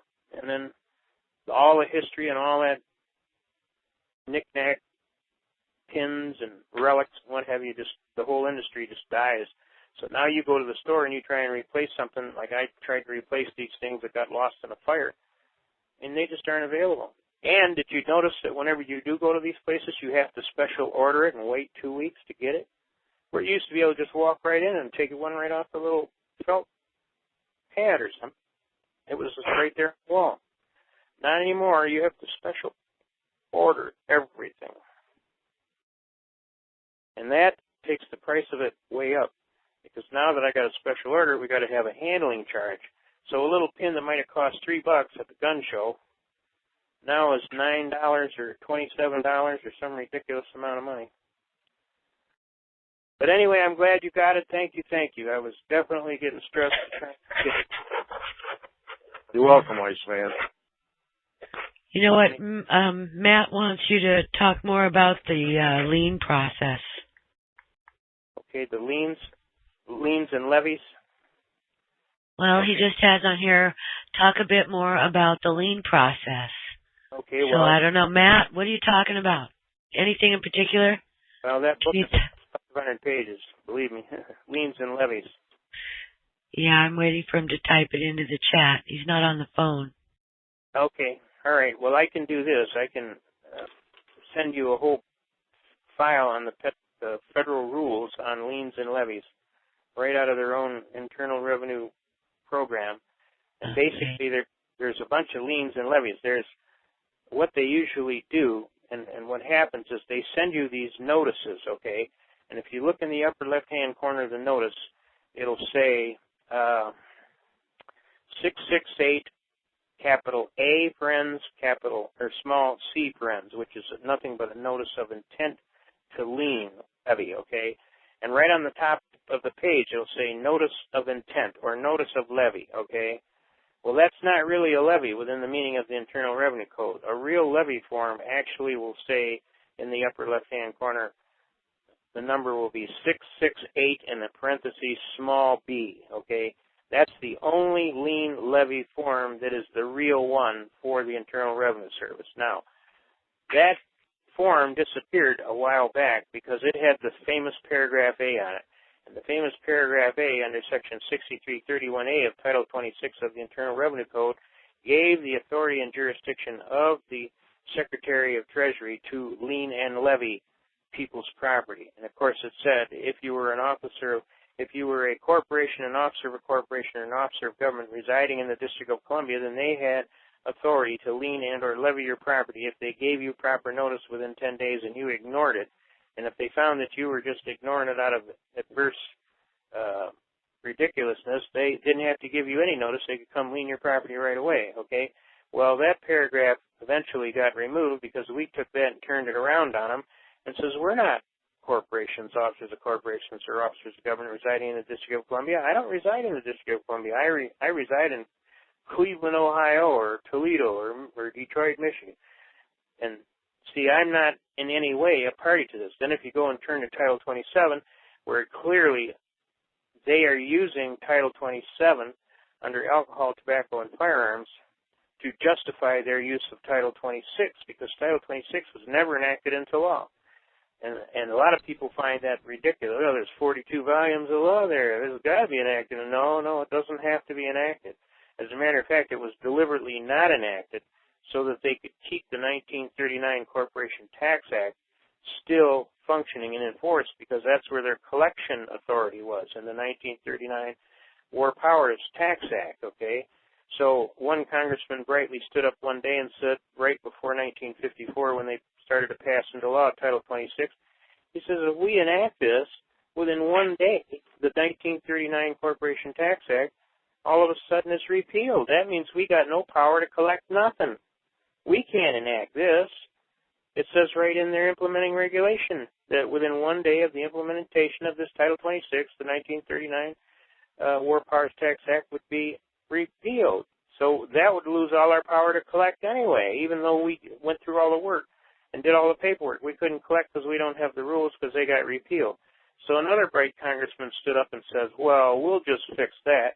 We just won't put the implementing regulation date in there. Now that is recorded, for those of you who want to know, at Title 26, United States Code, Section 7851. Just look up that section, that's 7851, and read about 10 pages in there, and then your jaw is going to be on the ground. You're going to go, they couldn't do that. That would be ridiculous. That would mean that the entire Title 26 was never enacted into law. Bingo. Go to the head of your class. You figured it out. Now you go down to that U.S. attorney down there, and almost within seconds he will go, this meeting is canceled. Get the marshals. Remove this gentleman from the building. Because that actually happened to me. And I told this guy, you must have a very excellent attorney. And he goes, well, why do you say that? I said, well, the Honorable Horace R. Gilmore, rather large, round-faced, never smiles, has absolutely no sense of humor. Chief Judge of the U.S. District Court ordered me to be here this morning to talk to you and have this meeting, and I'm here. And now I'm going to have to go back and tell him that you told him to screw off and die. You weren't going to hold the meeting. You must have a very excellent attorney. And he goes, well, now, let's not be hasty here. And then he ordered his marshals to stop, and then we sat and had the meeting, and they haven't bothered my guy since. And I basically told them, you people don't have a clue. The reality is you don't have any implementing regulation date on your entire Title 26. It's all made-up stuff. I know, Irwin, I apologize to you, buddy, and I know you studied that thing till you could dot every I and cross every T, but I'm telling you, the entire thing never was enacted into law, ever. So it's all nothing but what they call gobbledygook. Gobbledygook or pretend. Pretend. It's all, we used to have a word in the auto industry when we draw a car. It's all picture. It looks like a car. It may even actually drive like a car, but it's nothing but paper mache. And if you hit something with it, it's just going to fold. Do you understand? A lot of these cars today, everybody's ever been in a crash in one of these cars today, you know, I mean, stuff just shatters to pieces. It isn't like the old days. If you hit somebody at 5 or 10 miles an hour, okay, you got a little dent in the front of the fender. Whoop-de-doo. But today, you get in a little 5-mile-an-hour impact, and the entire car is almost the front end destroyed. You know, and it's all the way around the pages, to pieces. So what we would have a joke at the engineering center, and we would say, well, it looks like a car. In other words, it's a picture. That's it. You got it. Right. It looks real good on the drawing. It says, well, when you get it out on the road, probably don't want to hit nothing with it because it'll just fall apart, So this is the same thing with this law. They went to the trouble of binding it all up. They put it in all kind of bookshops and sent it to all kind of bookkeepers and people that do tax programming. But the reality is the entire 42-volume set, it's never been enacted into law, and that's God's truth. So guess what? If you rely on that, and I still quote it because they made the intent to do it, and there's a lot of Freudian slips that are still in the law that you can use to help your case. For instance, it's a voluntary compliance program, meaning that you make the determination. Well, if I make the determination, I determine that I didn't have a tax liability. What do you think of that? Now they say, well, if you do that, we'll just indict. Fine, I'll just use U.S. versus Cruikshank, which basically says if I have a good faith reliance that what I believe to be true, and since I am making the voluntary compliance decision, and it's up to me and left up to me to make the decision, I have made the decision that I do not have a tax liability, and I really believe that.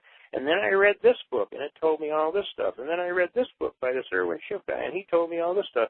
And then I read this other book called The Tax Master's Criminal Tax Manual, and I read all this stuff. And I mean, I'll sit there and read the whole, and I really believe this. I honestly and truly believe these people seem to know what they're talking about.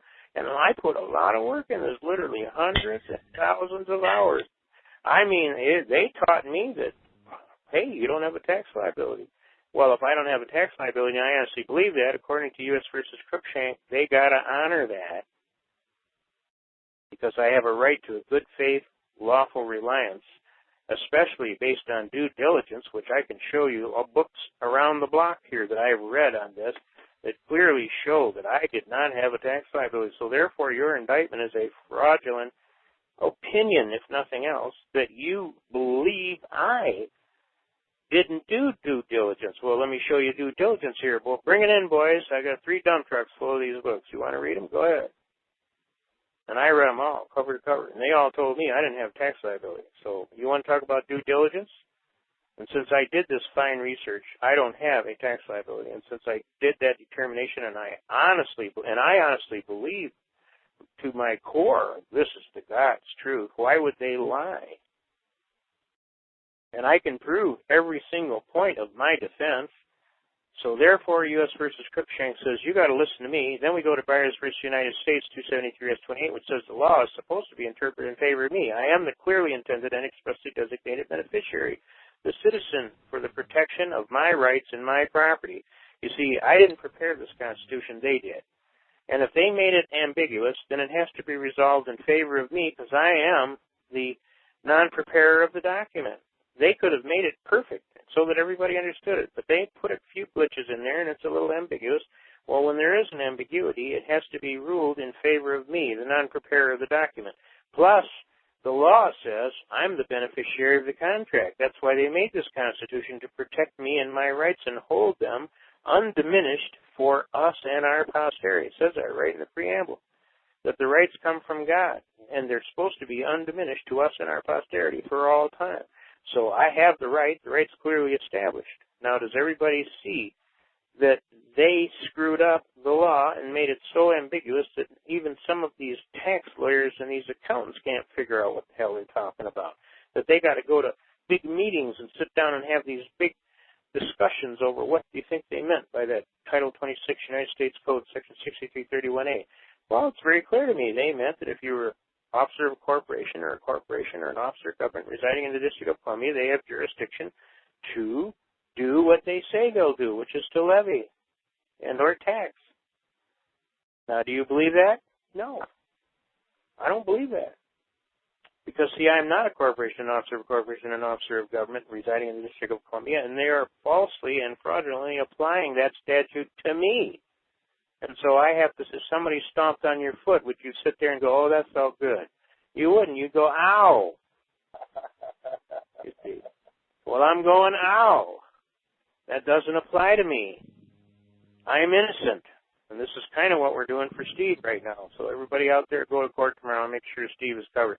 I want everybody to be a perfect lady and gentleman. I don't want nobody yelling, screaming, hollering. I don't want no comments from the peanut gallery. I just want you to stare at the judge. That's here in California, isn't it, up north? Yep, in California. Steve Lobley, yeah, wasn't he selling your, nice fellow. He was selling a package of yours, traffic or something, wasn't he? He was selling all kind of stuff. He's the guy that put those tapes on.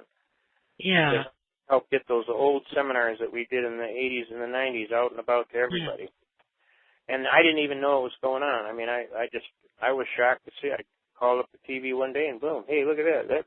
That guy looks familiar to me. You know, boy, I look then. Huh? Well, I hope he gets out. Well, he doesn't deserve it to be in there.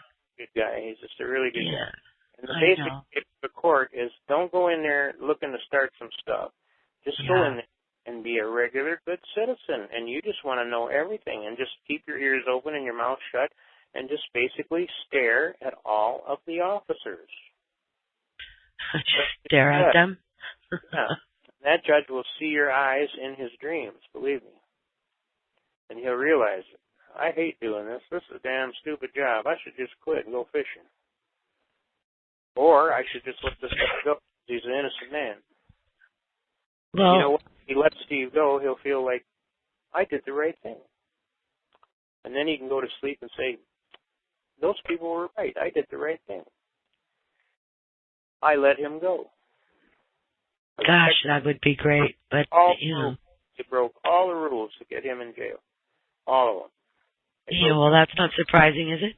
Protection under the law. They broke fair and equitable trial. They broke giving him a chance to confront his accusers. They broke denial of discovery pursuant to Brady versus Maryland and U.S. versus Jenks. They broke so many laws, and any one of those is grounds to have the whole case mistrial.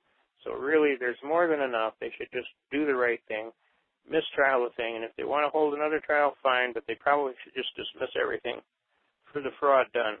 U.S. versus 30550. U.S. 297-300 says fraud voids the most sacred contract. And I want everybody to be paying attention in there that Steve has entered an allocution statement where he objects to this fraudulent contract. Did everybody hear that? You're entering a contract with those people when you go in there, okay? Would you knowingly enter into a contract with those people when they lie like hell and do what they're doing? No. So don't go in there and agree. Object. I object to your fraudulent contract. You cannot compel me to be a party to a unconscionable fraudulent contract. And your oath of office should tell you that, and so should your judicial canons. This is all done in fraud. You know it, and I know it. We're not fooling anybody here. Now do the right thing and dismiss this case for mistrial, if nothing else, for denial of due process, Title V, Section 706, which says I got a right to a trial de novo, which means all over again because you broke my constitutional rights, especially to due process of law. Now, let's get real here, people. This is the United States of America. These United States of America. This country is one of the most fondest held countries in the world because we deal in fairness and justice. That our reputation in theory is to be morally above reproach, that we are supposed to be holding an example to the world of what is decent and proper. So let's try and at least marginally hold up to that standard, and let's do the right thing, especially in this case, and let this guy go because he's innocent. And he relied in good faith on lawful decisions of the United States Supreme Court. He took the advice of the Council of 9 Justices of the Supreme Court. Therefore, he has a perfect defense to the element of willfulness. Willfulness is defined as an evil motive or intent to avoid a known duty or task under the law with a moral certainty, which would mean that the prosecutor couldn't prove that he ever did anything willful on the best day he ever lived. So therefore, he doesn't have a cause of action for which relief can be granted. Move for dismissal, Judge. Failure to state a cause of action. That's Michigan Court Rule 2.116, parens C, parens 8, I believe, Judge. You can look that up. And I kind of like collect my costs and fees for having defendants patently fraudulent and spurious complaint. May it please the court. All of a sudden, well, Mr. Prosecutor, would we venture a response? And all the lawyers in the court just bust out laughing. And then somebody yells out, it's your turn to talk, Mr. Prosecutor. On your feet, buddy. Let's do it. This ought to be good. And then the prosecutor gets up and says, well, Your Honor, I think after considering what was before the court now, we would entertain the motion to dismiss for cause. Thank you very much. And the judge goes, good answer. I don't think you're ready for this guy today. He probably would go right through the middle of you like Grant went through Richmond, and your tail feathers would be smoking. And I mean, the lawyers, they put 40 or 50 lawyers in there that day, and they just cheered. They cheered. And the judge goes, all right, I'll clear this courtroom. I want order in this court. This is still a courtroom. We can't have all this yelling from the peanut gallery. And they let me go. They totally let me go. And, of course, the lawyers caught. I'm out the door, and the one lawyer's son, I've been an attorney for 52 years, and may I tell you, sir, that was one of the finest arguments I ever heard, shot from the hip. And I know they only gave you a minute to get prepared and ready to go, and they just dragged us in off the hall just to watch you get hung. He says, but I got to tell you, you're my hero, and I know one damn thing. When you go home tonight and drop them drawers, they got to be made out of solid brass because you just screwed up the Bar Association of the state of Michigan. Now, those lawyers actually regarded the Bar Association as a chain around their neck, and they actually thanked me for getting that chain off their neck because I basically explained them a simple legal process. The legal process is that the state doesn't have any right to convert your rights into a privilege and then in there require you to pay a fee and get a license for the exercise of that right. Why, if they were to do that, the Constitution would be a worthless document. What would even be the point of having one? All right. Now you've got to pay the state for permission to go out and exercise your own constitutional rights, which are already guaranteed you by the Constitution. What happened to the Ninth Amendment? Enumeration or addition of this Constitution shall not be construed to deny or disparage rights retained by the people. Well, if the people have the rights, how can they now come and make you have a license and a fee for the exercise of the right? That's Murdoch versus Pennsylvania. Murdoch versus Pennsylvania. See, this show is actually helping. People out there are picking up on this stuff. That's all right. What's the study? 319 U.S. 105, right? 319 U.S. 105, and what's the other case? Shuttlesworth versus Birmingham, Alabama. 373 U.S. 262, which says that if the state does arbitrarily and erroneously require you to have a license to pay a fee for the exercise of your constitutional right, you can ignore the license and the fee and engage in the right with impunity. And that's what I did, Judge. I ignored the license. Slow down. Let's have that real slow and easy now. And name the case again. That just went by so fast. I'm sorry. Shuttlesworth, okay. Alabama. Try it again. Shuttlesworth, Schuttleslesworth. That's old Bishop Shuttlesworth. He was a preacher, and he preached the Word of God, and he went all around preaching the Word of God. Well, when he got to this one restaurant and he was preaching the Word of God, they said, you have to have a solicitor's license. Got me? Right on that. No solicitations without a license. Well, he went and filed the suit and brought it all the way to the United States Supreme Court. The Supreme Court said, first of all, you don't have no right to make a law infringing on your First Amendment right to a worship or form of worship or belief in a religious deity or church, okay? That you cannot pass a law like that. Second, they had converted his right to actually practice his religion, which part of it was to go out and evangelize and solicit and try and teach people and give out pamphlets and do like any good Jehovah's Witness person would do and basically do their church duty. And see, they said, no, you got to have a license to do that. He says, no, I don't believe I do. Went all the way to the Supreme Court. Supreme Court says, no, Bishop Shuttlesworth, you're absolutely right. If you are confronted with such a requirement to get a license and a fee, you are allowed to ignore that license and fee and engage in the right with impunity. That means they cannot punish you because you relied on the counsel of 9 justices of the U.S. Supreme Court. Then we go to U.S. versus Bishop, Bishop, 412 U.S. 346. 412 U.S. 346, which actually says that if you rely on the counsel of 9 justices of the U.S. Supreme Court, you have a perfect defense to the element of willfulness. Willfulness defined as an evil motive or intent to avoid a known duty or task under the law with a moral certainty. Well, if you rely on 9 justices of the Supreme Court for your defense, you couldn't have done it willful. You see, you have a perfect defense to the element of willfulness. So that prosecutor, he couldn't prove that willful element that's required to prove that mens rea, that you had a state of mind, you knew clearly you should have gone and got the license and paid the fee, that you didn't do that, and then you proceeded to go out and violate the law that said you were required to get that license and the fee. And the reality is that law is totally unconstitutional. So you didn't violate nothing. And you could exercise your constitutional right without getting the license or paying the fee, and they can't punish you. You can do that with impunity. And since you relied on that counsel of the U.S. Supreme Court, you now have a perfect defense to the element of the willfulness.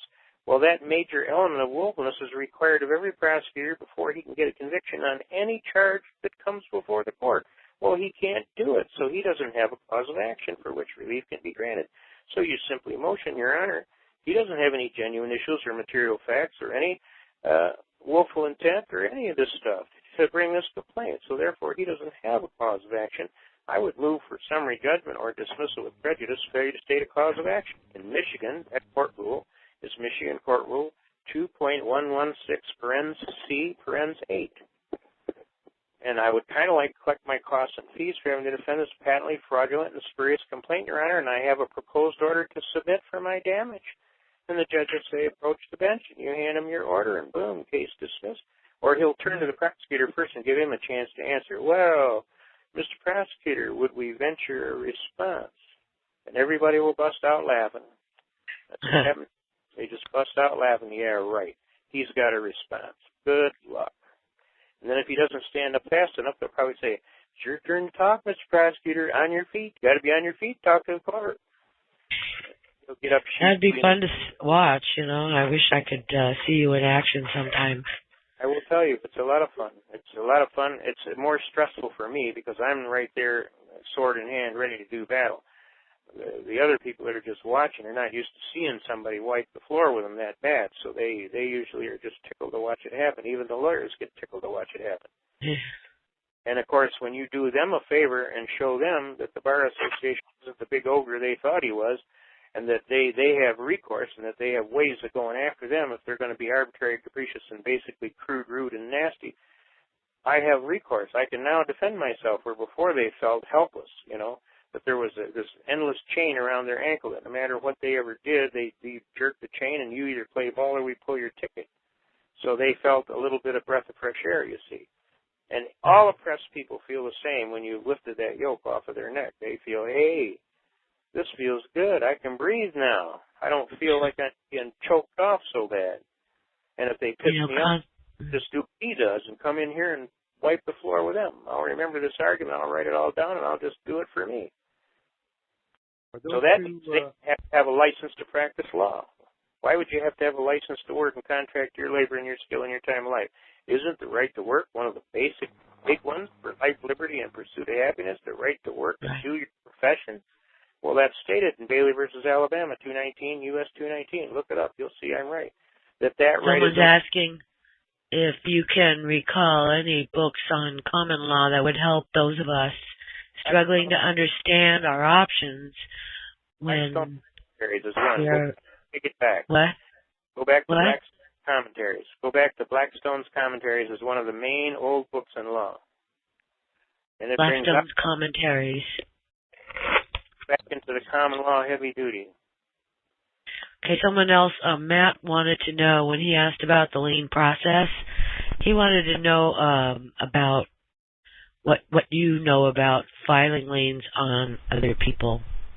Well, it has to be, exact process has to be followed exactly, and there has to be due process, because if you don't give them due process, they can come back and sue you for not giving them due process. So, for sure, you have the exact process of how to do it. Obviously, notice that you're about to do it is one of the requirements. Notice an opportunity to repair the damage.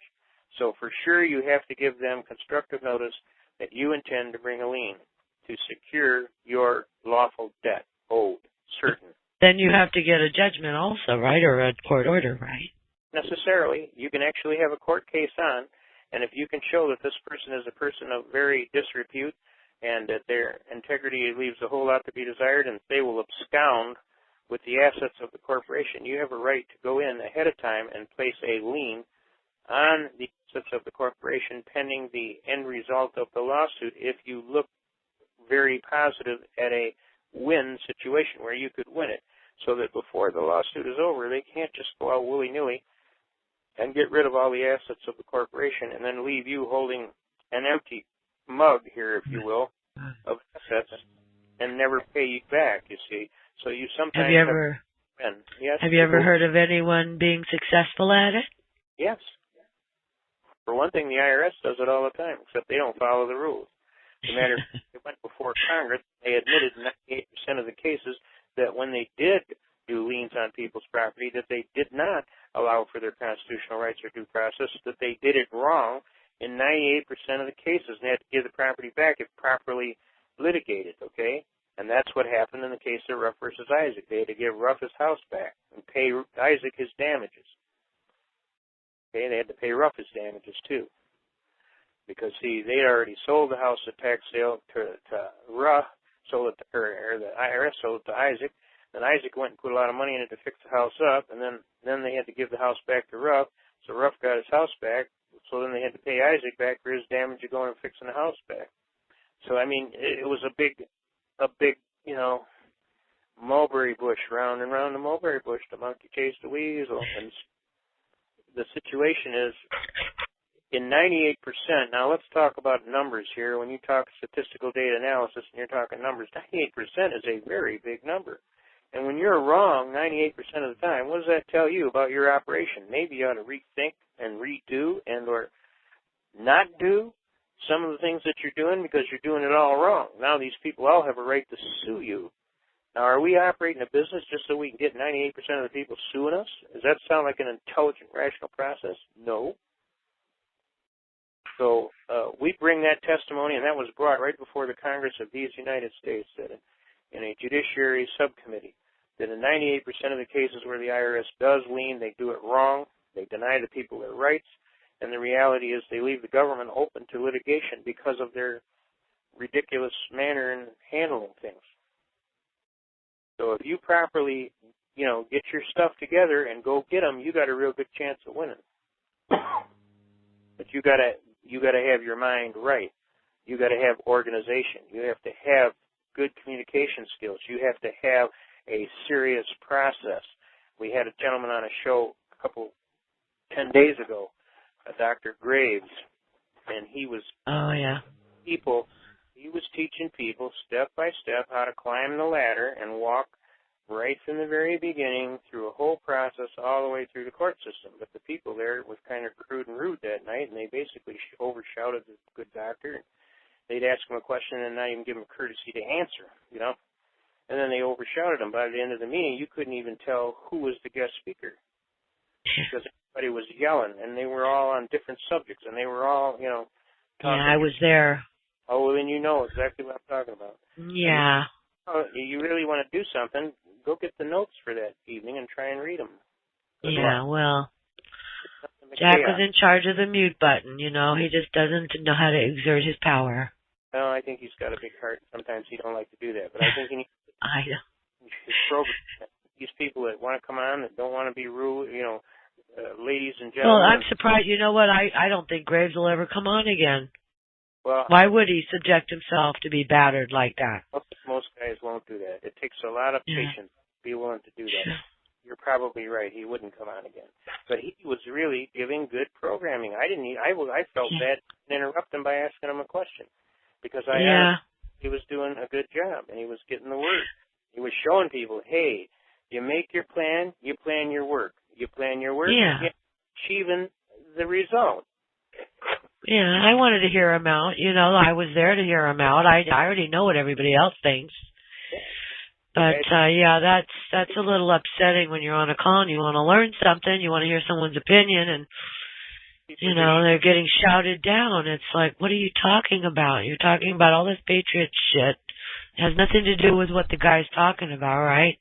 Well, I find those people same thing in court. They go to court and they do the same thing, except when they try and overshout the judge like that, usually they got a guest spot in one of those prison chair seats on the bus going to prison, because that judge ain't going to put up with that crap. So they practice the same thing down at court that they do at those meetings. And when they go in there and shout people down like that and they do all this stuff, they think they're going to get away with that with the judge, and right away he lowers the boom on them. And it's like that movie My Cousin Vinny where the guy's talking about, I told you the next time you come into my court, you will look lawyerly. And Pesci says, you were serious about that? And the next thing you see him on the bus going to jail. Contempt of court. Of course I was serious about that, you see. And so, you just don't get away with that kind of crap. You have to be a lady or a gentleman. You go in there and you show them right off if you're a person of dignity and respect, and if you show them a little respect, guess what? Surprise, surprise, you might get some respect back. Golly, there's an idea. You think? Yeah, try it. Treat people the way you like to be treated, and then you don't have these problems, okay? And then maybe that judge will bend over backwards and let you say your whole piece so you get a chance to get a good record for the appeal if you have to go to appeal, versus a whole bunch of just yelling and shouting and this and that, and they just write, here's what the damn clerk does. She just writes unintelligible, unintelligible, unintelligible. She couldn't make out what was said because everybody's talking at the same time. So you just screwed yourself on your own appeal. Why would you do that? And, of course, the appeal, they look at the thing and they say, well, this guy he deserved it. He deserved to get sanctioned. He was out of line. He clearly, you don't come to court and act like that. You come to court and act like that, you go to jail. It's called contempt of court. That's why they have that, contempt of court. And usually the judge will warn you twice, but if you keep it up, don't be surprised if they got a special seat for you right there in the jail bus on the way to jail. So sometimes you just got to bite your tongue and what hell, listen. Don't do nothing. You're not going to outshout the judge. Trust me, I know. I've been doing it for years, and you have to show serious courtesy if you want to get anywhere in court. And I will tell you honestly, I win more cases in court on courtesy and just using good judgment and talking to people in an intelligent, rational way than going in there and shouting and yelling and talking all kind of trash and just accusing everybody and wanting to fight everybody and do all this stuff. It's just a waste of time. And you can be the smartest guy in the world. It ain't going to matter. That judge lowers the boom. You're going. There's a seat on that bus for you, buddy. Just keep screwing around. It'll happen. You'll see.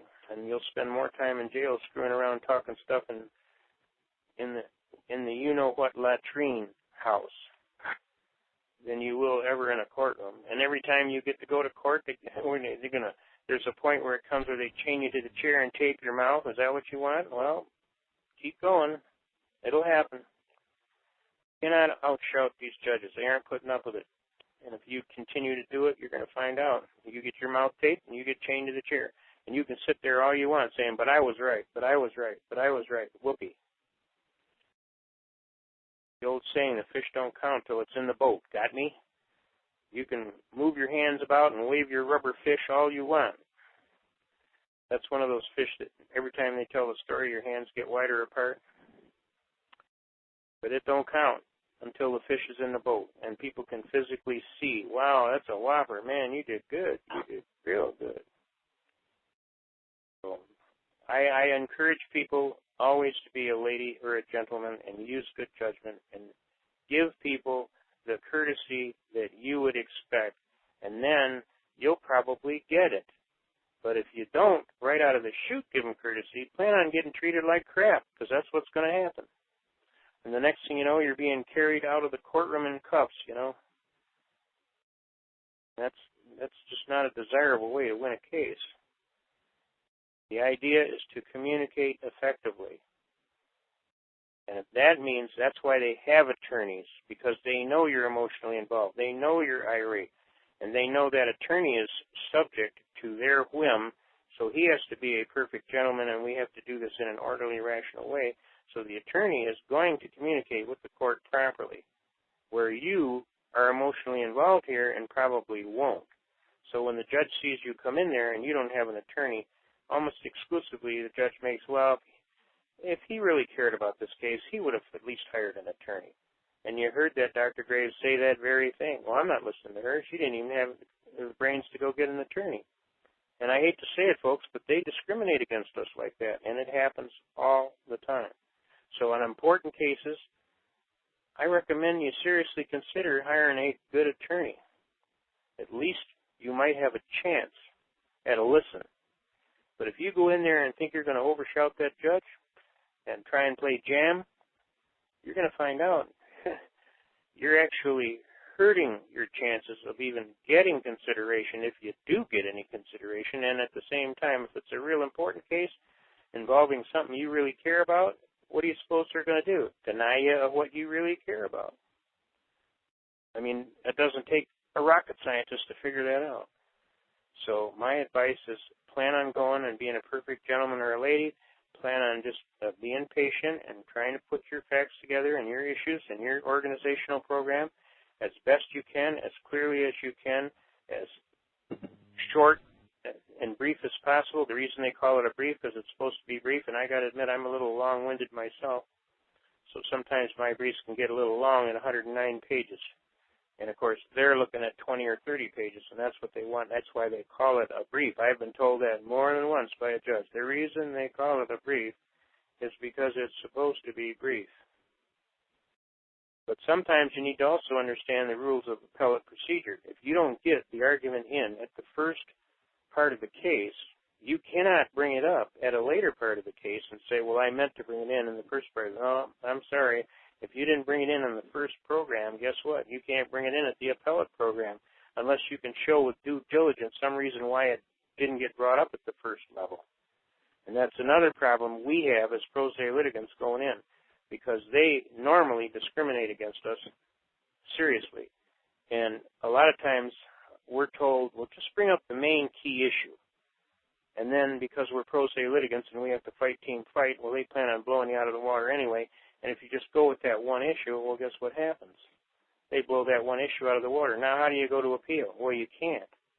Why? You don't have any facts or issues that go past that point. The court is going to uphold that judge for that one point. But if you'd brought in 20 or 30 points, and the court could see that maybe this guy had some genuine issues of material fact here, so we couldn't really do a summary judgment lawfully because the summary judgment rule says there were no genuine issues of material fact.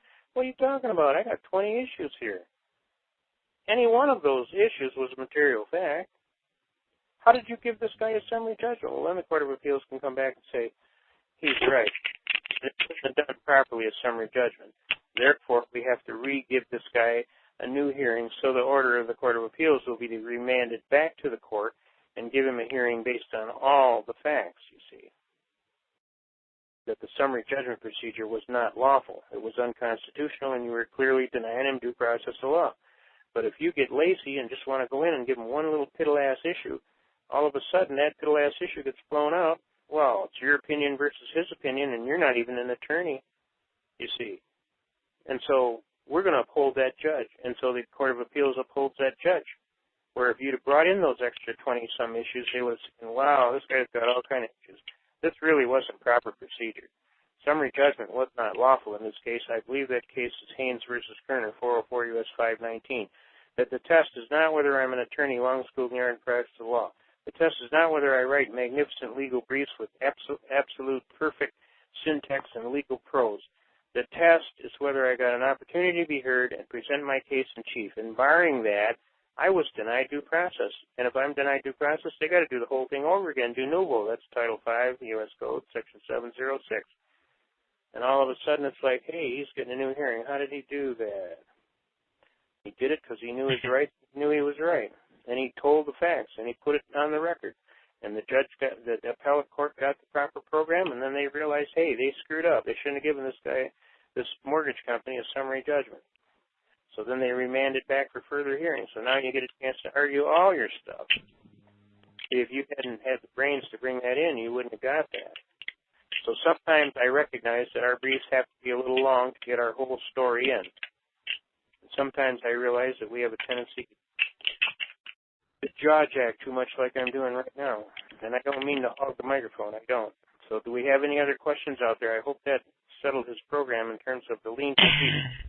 I recommend you get a book on the lien procedure. And if you want, I can get you a copy of one. It's the federal book on lawful lien and levy procedure. And there are absolute rules that you must absolutely follow. One is proper notification. Two is a timely chance to make repair, usually 10 to 20 days. And three, a warning that if they don't, a caveat warning that if they don't respond in a timely fashion, that you will basically assume they have no honorable desire to do that, then you're going to give an affidavit of non-response that you served them on such and such a date, and it's now some 20 plus days later, and that they haven't even contacted you in any means, either in writing or on the phone, to know what their position was, and that you have no other recourse. Now you give them a notice of intent to lien. And that notice of intent to lien, they better take care of it right away, because shortly thereafter You're kind of wiggling in and out. All right, well... Is your battery running low, or...? Might be running low. You have another one? No, I don't. So what we're going to do is maybe I'll slow down my talking, and that'll allow the battery. Yeah, that'd be better. We had a couple of questions for you. Go ahead, Chris. Did you want to ask Constitution Man a question? Yes, I did. Can you hear me? Yeah. Okay, just want to make sure. My question was, you said several calls back that you had a set of fraud cases. I wanted to know if I can get a copy of that. We can give you a copy of that. Can you get an email to Angela and have her email me? Angela has my email, but I already sent you an email also to the @Gmail one that you have, and I sent you an email with programs and stuff. No, I didn't get it. If you sent it to Gmail, I did not get it. Okay. Just so you know, I'll send it again, but it was to give you also information to help your computer run better. There's information on different programs you can download that were free. I appreciate it, but I think they're also screwing with it too. So just so you know, you're wobbling. Yeah, you're in and out. Like you wouldn't believe. I took 4 tries just to get Steve's paperwork to California. No, they're definitely doing. They do not want certain information they don't want nobody to have. So they're playing block. They're playing hockey. And they got a hell of a goalie up there. Now and then I'll get this little man that comes on the screen, and he's got his finger in his mouth like he's choking to death, and he'll go, "It's dead, Jim. It's dead," And sing it to my computer, it shuts down. I got to put 20 minutes or 3. Wow. Well, I'll send you another email again. Data, they don't want it to get out. You bear with me here. I'm doing the best I can. I understand, not a problem. That's why I'm also trying to give you as much information as I can. Try to help you keep you going. I appreciate that. Thank you very much. Thank you. All right. Thank you very much, and you have a good night. I'll mute out.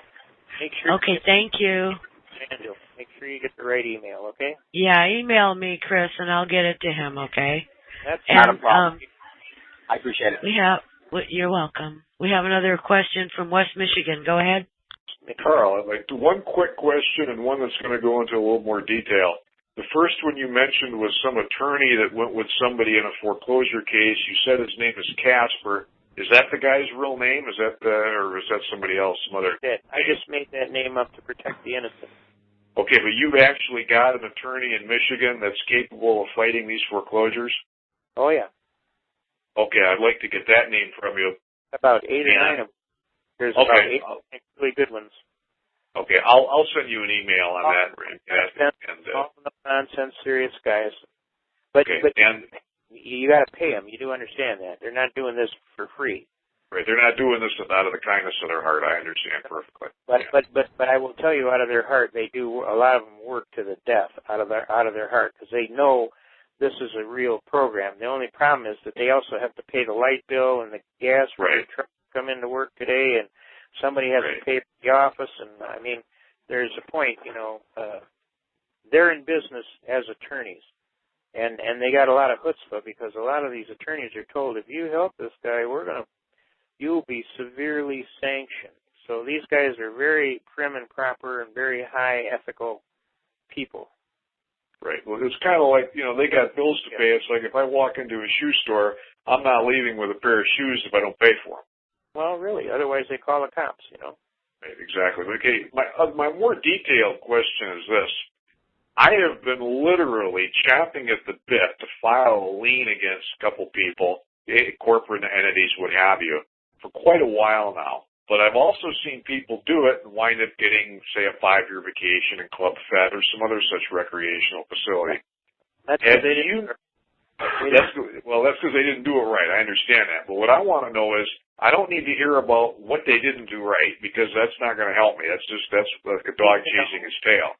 I need to see a blow-by-blow, that is to say, page-by-page description of where somebody's done this, and got what they wanted, whether it be equitable relief or money in their pocket. Whatever they wanted. I want to hear the success stories of filing liens. All right. And not the IRS doing it. I mean, one of us doing it. It'd be us going against, is this one of the John Q. Public average citizens out there going ahead against a big corporate entity. First, the big corporate entity gave them the short end of the stick on something, and I just want to know where you've seen that actually done, preferably in Michigan, but anywhere. All right. Look up, I want you to first go to Black's Law Dictionary and look up the term waiver of tort. Okay. Waiver of tort.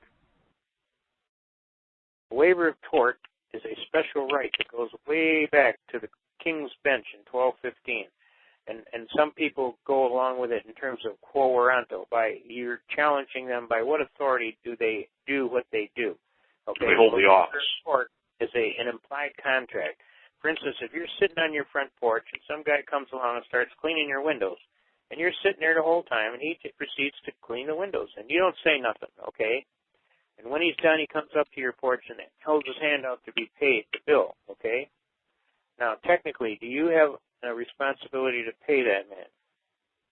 If you saw him doing it and you didn't stop him, then yes. If you didn't see him doing it, then you don't pay him anything. Because you received the benefit and you could have said something that you didn't, so right. Expense occurred when you didn't challenge him and say, hey, buddy, what are you doing on my house? Right. I'm washing your windows. Well, did I ask you to wash my windows? Well, no. So I didn't tell you to do that, right? Now we have an objection to the contract, okay? But if you watched him do the windows and you didn't say nothing and you received the benefit, then technically he has the right to give you the bill, and you technically have a responsibility to pay it. This is called an implied contract, okay? Well, a waiver of tort is similar to that. And what you're telling these people is, look, truthfully, I don't want to do anything. I don't want you to harm me. I don't want to harm you. Just leave me the hell alone. But if you're going to choose to injure me, I'm going to set a damage on that injury of this much, okay? But I would ask you, please don't injure me. I don't want you to injure me. My purpose and intent of doing this is that you should not injure me. But if you're going to choose to do so, I will waive the right to litigate, and I will charge you with the tort, and I'm telling you in advance in my contract that I'm going to set a damage of, say, $10 million on that injury, okay? And it's to be paid in gold immediately. You can set the conditions, okay?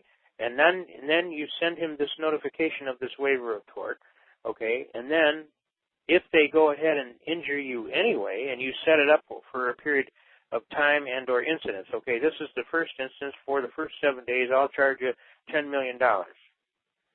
Now, after the 7 days, it will jump to $50 million or $100 million. I realize these numbers are actually staggering, but I'm just giving you this for example, okay?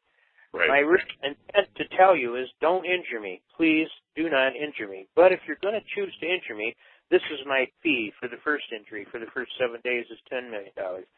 After that, it's going to jump to $50 million. And after 20 days, it's going to jump to $100 million. So if you keep going and keep injuring and doing, it's going to go up and up and up and up and up to the point where you get the idea, I'm not screwing around here, okay? Now, you set that out in a written contractual notice, and you send it to the party. Well, guess what? If they keep going and do the injury, you have a right to go out and file a lien against them for that damaged injury to be paid immediately. So then you would file a notice of claim. A notice of claim, you would file a constructive notice of intent to lien. And then after 20 days, if you didn't get any answer back, when you gave them 20 days to respond, you could file an affidavit of non-response. And then you have, give them another 10 days, and after that, you have every right to go and lien everything they got, bank, business, and home. Okay. All right. That's about the proper system that I heard for doing it. In my case, I filed some paperwork against a property that I own, and they went ahead and they closed on it anyway, and they shouldn't have done it. So now I'm at the point where it's like, okay, you did something you shouldn't have done, and now I want to go ahead and go after them for it. But what I want to know more specifically from you is, where have you seen somebody do this, and where I can go take a look in the Register of Deeds office, the UCC files or something like that, and see how the whole thing turned out. But have you ever heard of a guy by the name of Tim Turner? And not a lot of people are real happy with him, and I understand that, and I'm not promoting his Right. But down in Mobile, or in Dallas, I believe it was Dallas, Alabama,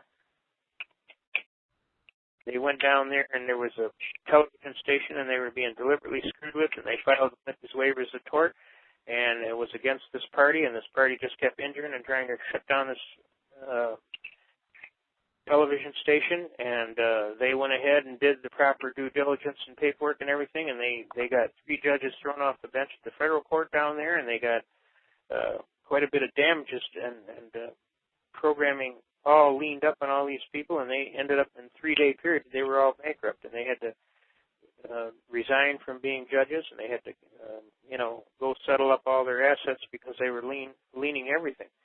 And this is an example of some of that type of stuff. Okay, well that's good to know. So Tim Turner actually did this and came out the victor. He came out the victor, yes, on this one. Okay, all right, because that's where I'm at with this. I filed a. That's one of the more notorious ones that I can quote. Okay. Okay. All right. A lot of people that have gotten. And once they did this, then all of a sudden, okay, we'll talk settlement. Okay, what do you want? Okay, can we work this out? And then they sit down and they work something out.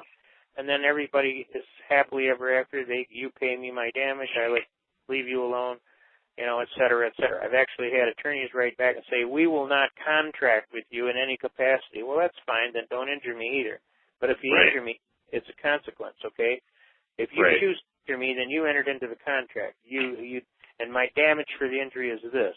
So my advice to you is if you don't want to contract with me, don't. But then don't injure me either.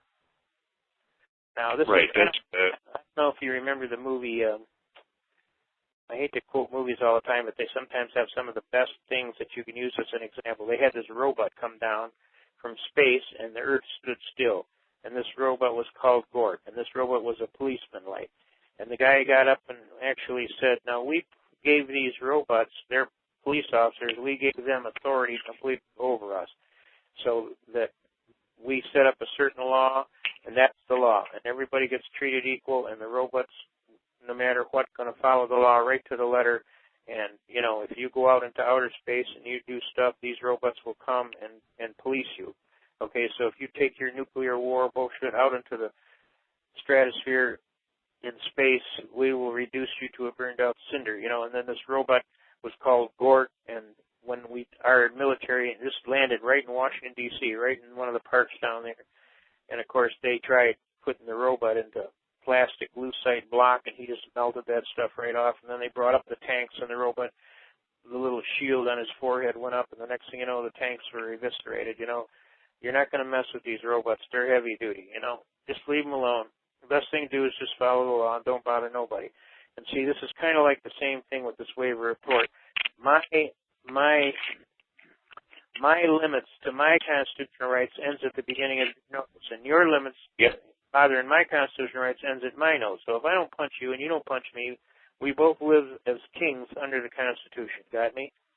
Yep. As long as I don't try and abuse you and you don't try and abuse me, the perfect situation is the ultimate. I leave you alone, you leave me alone. What do you say? Okay. All right, we got a deal. And that's where we're trying in this court system to get that relationship. And I'll do my best to leave you alone, and you do your best to leave me the hell alone. Does that sound like... that's the whole secret. But see, these people don't do that. And I've had a situation where a district court judge in Michigan told the other side they could appoint a receiver. And it's like, wait a minute. A circuit judge can do that, but not a district judge. Well, was the matter in excess of $25,000? No. Okay, well then he does have jurisdiction to make such a determination because he has jurisdiction up to $25,000. When he goes above the $25,000, that's when they have to move it to circuit court. Well, no, you don't understand the background here. I talked to somebody that's an attorney in Lansing who's been a receiver for years, and he indicated to me that a district court judge does not have jurisdiction to appoint a receiver, period. A circuit judge does, but not a district judge, regardless of what the amount in question is. I understand what you're saying, but here's how they think, okay, just so you know. The district court judges were implemented to take the heat off of the circuit court judges. So what they did is they set a level of what jurisdictions qualify for what. So they said, okay, anything over $25,000 has to go to a circuit court judge, but anything under $25,000 can be actually done by a district court judge. Now, for example, these mortgage foreclosures, okay, they're not actually getting the civil issue before the district court. What they're getting is a landlord-tenant dispute. You don't pay your rent. The only thing they got you for in district court is non-payment of rent. You're being evicted for non-payment of rent. They already went to a sheriff's sale. They already got ownership of the property. That went through the circuit court. Now it's just a determination as to whether or not you're going to pay the rent on time, and if not, we're taking you to landlord-tenant court. Now, did you see how they switched that?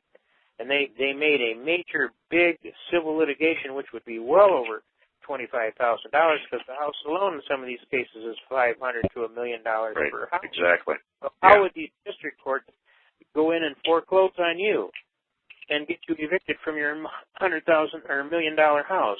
They wouldn't have jurisdiction to normally do that. So what they did is they tricked the courts, and they brought this in as a landlord-tenant issue. You see how that shimmy check happened? And now when they come to you, the only thing they're talking about is you don't pay your rent and you're over 3 months in arrears. So they're just talking about getting the 3 months in arrears, do you understand? And if you don't pay your rent, you're being evicted. So that's how you're being separated from your $1 million house, through an eviction process. Right. I understand all that. All right. Just so you understand, they say it's a done deal after the sheriff's sale. You had 6 months to redeem. You didn't redeem. Therefore, you gave up the property.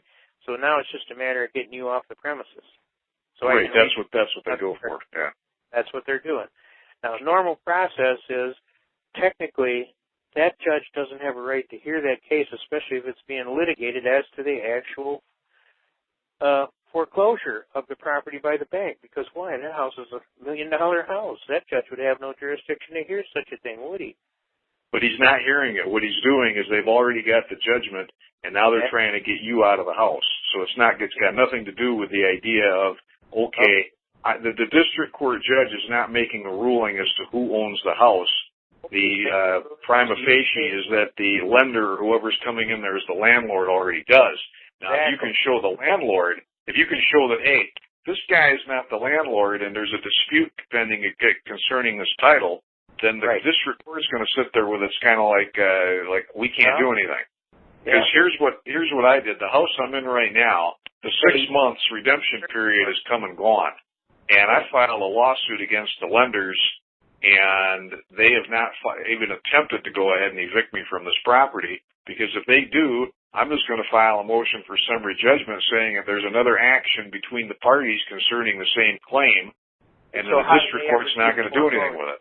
And so how did they foreclose? Pursuant to MCLA 600.3204, they could not have gotten a sheriff's sale because there was a legal action pending. And that's one of the very first planks of that 600.3204. If there was a legal action pending, you can't do a sheriff's sale by foreclosure by advertisement. So this is, in a lot of cases, how they're breaking the law. They're actually doing these foreclosure sales through the sheriff's office illegally. And that's why that that's how that Sheriff Evans came out on February the 4th, 2009, and says, we aren't going to do sheriff sales anymore. Well, then they found a way to get rid of him and got this other sheriff in there. Because that's why they did it. And that's what they did. So they offered the sheriff, Warren Evans, job of police chief of City of Detroit, and they offered the chief of police of City of Detroit, Benny Napoleon, to be the sheriff. And they just swapped jobs in the middle of the night sometime around June the 6th, 2009. And guess what? Everything was a done deal. It happened so fast, not even the people that were on the committee that were supposed to approve the new sheriff even knew what had happened until after they showed up for work that Monday and were supposed to have a hearing on who they were going to appoint to be sheriff, and it was already a done deal. Benny Napoleon was the sheriff. The only thing is Benny Napoleon didn't take his oath of office till the 29th of July, which is about 2 months late. So technically he wasn't the sheriff either. Well, then they went to sign this guy in as a deputy sheriff to do the sheriff's sales, except that he didn't file his oath of office, and he was appointed by the under-sheriff. So how do you have an under-sheriff appointing a deputy sheriff? It has to be sworn in by the sheriff. So they broke all the laws in holding that sheriff's sale. Does everybody see that? Yeah, Matt, are you typing in the background? No, I'm not making any noise. The woman that does the sheriff sales in my county was not sworn in by the sheriff. She was sworn in by somebody in the county clerk's office. I'm sorry. That's illegal. I know. Totally I know. illegal. So everything that she's done, everything, and she's pretty much the only one that does it. Ab initio. That's right. It's like, guess what? A deputy sheriff's supposed to do this. You weren't properly sworn in as deputy sheriff. Therefore, you are not a deputy sheriff. Ha ha ha. Look up 57.10. Look up MCLA 57.10, and you're going to see there's an exact requirement of how it's to be done, and they don't follow it. No, they don't. Most of sheriff they don't follow a lot of this stuff, whether it's intentional or not intentional. But some of the people that are in government, unfortunately, are not the brightest of bulbs. Now, that's a good thing if they're coming at you and they screw everything up, because then you can go right back on them. And if you get an honest judge, or at least a semi-honest judge, then you can prevail. Yeah, but it's like there's a So in that case, I don't mind the dull bulbs, because believe me, I've had a lot of fun with them before. We do. We go in and we pull these guys' oaths of office, and we find out this guy couldn't possibly have filed this on time.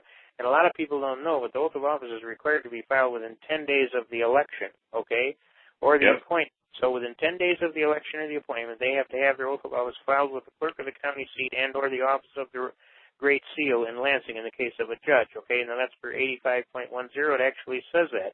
He's got to have it in within 10 days. Well, we go check these judges, find out, hey, they don't have, we took, it was November the 7th or November the 5th was the election date, which would mean 10 days from that. They'd have to have their oath of office on file by November the 15th or November the 17th at the latest. And they don't file these oaths of office till like the 23rd of January of the following year. Well, guess what? There's a statute, MCLA 201.3.7, that says if they fail to or neglect to file their oath of office within the time, the 10 days, and in the manner as prescribed by law, they voluntarily vacate their office, so they gave it up. And that's so now they're a quorum non judice, which means you're in the presence of a person not a lawfully seated judge. So any judgment, order, decision they make is totally voidable ab initio. And that's Puerto bail bonds versus State of Texas. And it's a leading case that says if the judge don't get his oath of office, I have a document that I send out. It's called Public Officers Beware. If you don't take your oath of office and file it on time, you're not that officer. You vacated your office. And that's the law. And any judgments you enter into or any decisions you make are all void ab initio. They had to go down to this one courthouse and they had to redo all these cases because this judge who was involved in these cases didn't have his oath of office even on file, let alone timely. Yep. So, I turpentined a judge once with that. He didn't have his oath of office on file in Lansing, and when I brought it to his attention, that boy did not want me back in his courtroom at all. Down and it's like office from the day he walked in the door till right to that day. It was his first term. It was his first term office. So his first 6 years on the bench, it was like he wasn't really there at all. But I only had one case before him, and it's like I ended up getting it reversed. It was a criminal conviction, and I got it reversed. It was heard by a different judge, and after a whole lot of blood, sweat, and tears, I won. Yeah. Oh, they're going to definitely make you work. That's part of the problem. But you know what? Did. You're willing to work and do the job. And I was. They come and settle with you. But you got to be willing to work. No, I had a city attorney on the other side. And they were I got to know the bailiffs. Let's put it this way. I got to know the bailiffs there so well, I could walk into that courthouse without going through the metal detector, or if I did go through it and it went off, they didn't care. That's how well I got to know them and what they thought of me. So they were telling me about the city attorney, and they says, listen, the guy's like a pit bull. He gets into something, he just won't let up on it. And I says, hey, that's a good thing, because so am I. And it was like the day I walked out of there after I won that case, the city attorney was sitting there. His forehead was all scrunched up, and he just couldn't. He couldn't fathom the fact that he lost. And the bailiff's looking at me with a big grin on his face, and I'm looking at him back with a big grin on mine. And it's like I walked out of there. I said, "See you guys later." Thanks a lot for flying all Italia. And have a nice day. It was a great day. It was a great day. I actually had it that it was so bad that I was coming from the jail to the court to go for this hearing, and the big bailiff puts his arm around me and he says, "Now look, Pops, there's a lot of money riding on this." I says, "Money? What you talking about, Willis?" He goes, "Well, it seems that all of the bailiffs of the sheriff's department are betting on you to win, and we're going against the prosecutor's department." You're not coming in if you're. I think it's. Sorry, go out, ahead. Carl. Go ahead, Carl. It's going back and forth, muted, unmuted. Okay. And so they put their arm around me. He says, "There's a lot of money riding on this." And he says, "We'd kind of like to see you wipe the floor with that prosecutor. We hate that son of a bitch." And I said, well, I had fully intended to win. And good, because that's what we want you to do, Pops. We want you to wipe the floor with them. So I'm in there, and I'm just wiping the floor with four of their best attorneys, and I had occasion to look around the back, and they brought in all these extra bailiffs to make sure peace and order were maintained, because the previous hearing, people were yelling out, "You might as well throw George Washington in jail. What's the matter with you people? Let this guy go, da-da-da-da." And, of course, the judge doesn't respond to shouts from the peanut gallery other than, I'll order in this court right now, or I'll have this courtroom cleared, But anyway, the bailiffs are all around the back of the wall at parade rest, all grinning like chestnut cats because they knew they won the pool because I just wiped the floor with their best prosecutors. And so, I've had it go that way too, that you get to a point where they treat you so fondly and respect because they know you're really trying to do something positive here, that you're not just some schmuck coming in there trying to stir the pot all the time. That you're actually. That's what you have to do. You got to get them to treat you with respect. If they know that you know what you're doing, you're going to be treated a lot better than if they think you're just some rube off the street. Well, and the flip side of that is you can also act naive if they don't know what you're doing. The best place to be is that you know exactly what you're doing, and they don't know that. So when they start to pull all this stuff on you, you can come back and say, "Your Honor, I object to that," or "Could you explain that?" Once they realize that they can't pull the wool over on you, and I don't just mean the judge and the judge so much. I'm looking at this from the other side because the attorneys on the other side, if they don't know you at all and they don't think you know what you're doing, they're going to pull every trick in the book on you. Now it's up to the judge to keep it fair, but they don't always do that because their attitude is, "Hey, you're supposed to go ahead and know the court rules, the procedures anyway, even though you're not a lawyer." Yeah, you're attacking our system, and we don't like it. Yeah. Well, that's the other thing. They do kind of resent somebody coming in there that's not a lawyer and doesn't have to follow all that stuff that they have to follow. All right, so what do you think would be the best way to go then? Would you think that not pushing them to that offended spot and giving them a chance and going in with the lawyer and you being able to tell the lawyer, "Hey, I want it like this, and this is what I want, and I want you to work on it like that," and at least get a listen of the court and get some chance to get your bitch out, rather than go in there and try and fence with this judge who's already pissed off because you're standing there pretending to be a lawyer. Da-da-da-da-da. Why don't you go to law school, I've had him say. Why don't you just go to law school, Why don't you do what everybody else did? Don't go in there with the chip on your shoulder and automatically be super defensive about everything and make the assumption that they're all out to screw you, because that's not the case. I've talked to a guy tonight. He's got a case in the county nearby me, and I know what judge he's going to get because there's only one judge to get for that kind of case. And I said, "Look, you got a judge that's a real gentleman. He's easygoing. You're not going to have any trouble with him. So just don't go in there all bluff and blustery and getting argumentative with him. Just be real at ease and calm. You're going to get a lot further with this judge than you are being the other way." And most of those guys will sit there, and they're used to this stuff. This particularly in the smaller courts, because they see a lot of people in there without lawyers. They're used to having their buttons pushed a lot. So most of the time you do it, but not all, it's not going to bother them. But don't do it. You show a little bit more courtesy and just get your point across. Just, I always go in there and it's like, act like you're there for a job interview. Yeah, exactly. Go in there with that attitude. Like, "I'm here for a job interview, Your Honor. I want to be your law clerk, and here's what I know." And I'd like you to really, I would, That's a lot easier than to go in there. And believe me, I've had a lot of court cases, And unfortunately, I've done it the other way, where I go in there bluffing and blustering, and it's like I had a high-head judge throw me in jail for contempt before. Yep. So okay, there you go. And I helped get the SOB elected. Well, that's how do you like that? That's how you get a chair on the prison bus. That's what you get. You overchop the judge, and you go rude and crude, and the next thing you know, boom, hey. You were serious about that? Like in that movie, My Cousin Vinny, and the next thing you know, you see him on a prison bus headed to prison. That's right. He was serious about that, but it was like, I kind of knew it was, I don't want to say I knew it was coming, but in a way I did. I had somebody helping me that I don't even want to use the word help. It was more, turns out now it was more of an annoyance. The worst possible thing is if you get somebody that doesn't know what they're doing and they're trying to give you advice on what to do. And if you follow their advice when they don't know what to do, you're going to pay the price for it. Yeah, you end up in jail and you're pissed. But you know what? Yeah. Guess what? You're still in jail. You're still in jail. That's right. What does MCLA stand for? Michigan Compile Laws Annotated. Oh, okay. So the equivalent for California would be probably California Code or California Laws Annotated.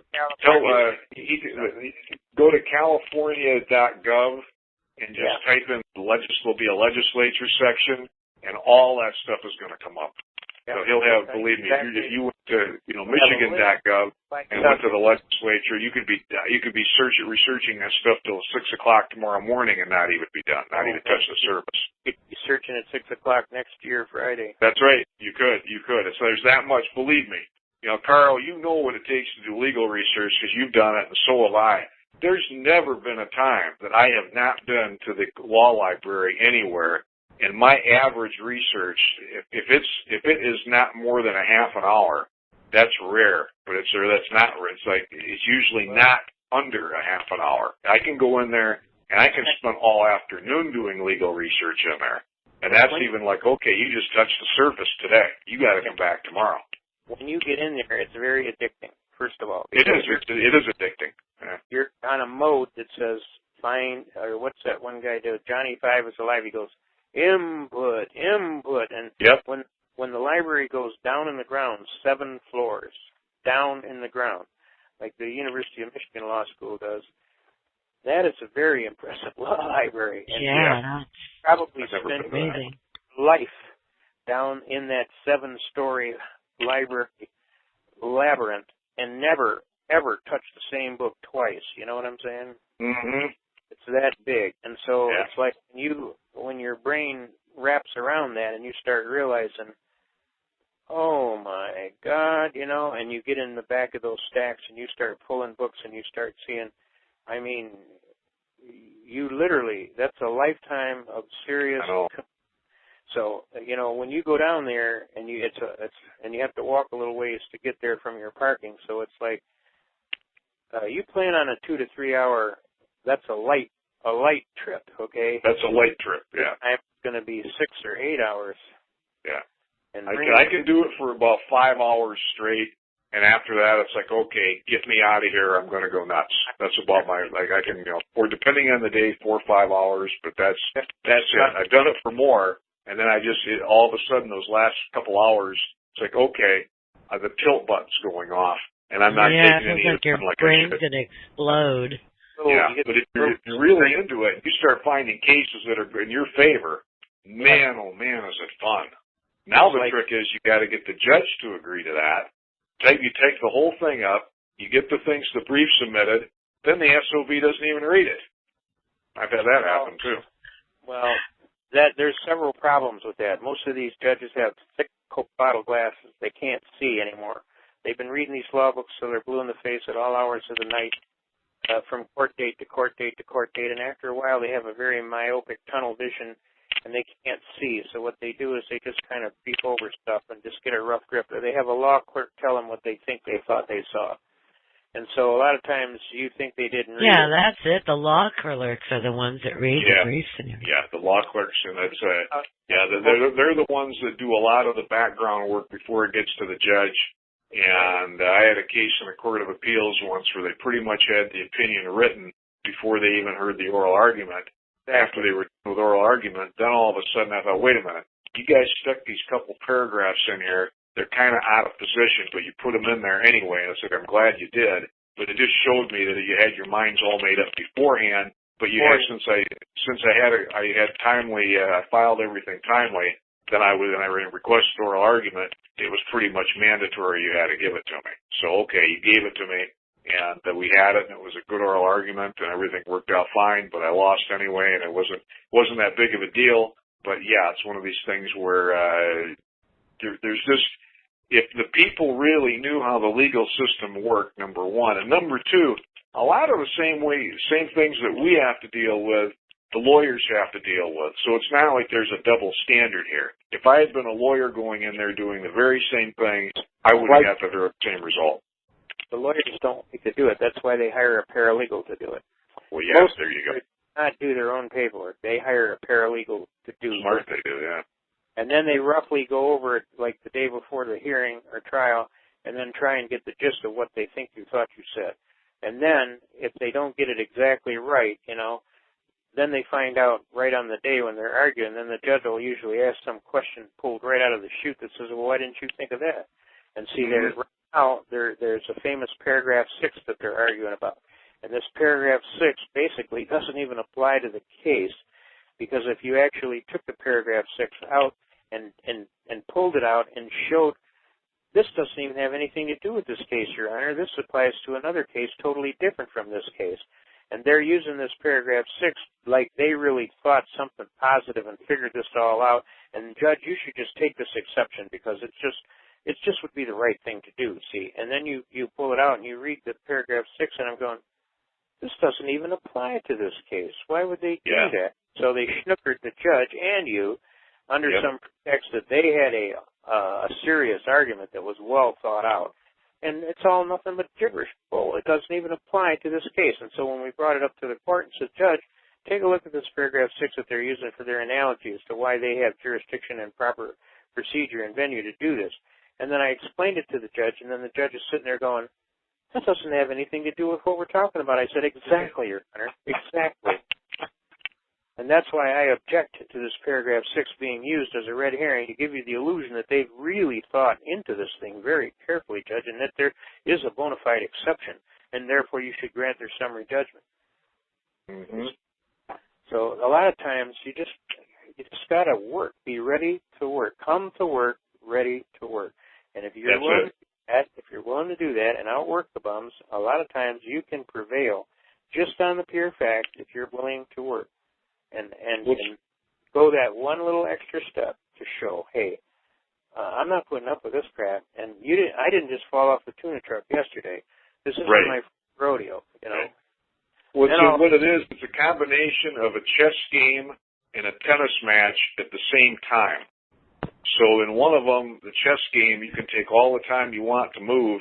In the tennis match, it doesn't work that way. But if you just keep that in mind, it's a combination of the two, you're going to be fine with it.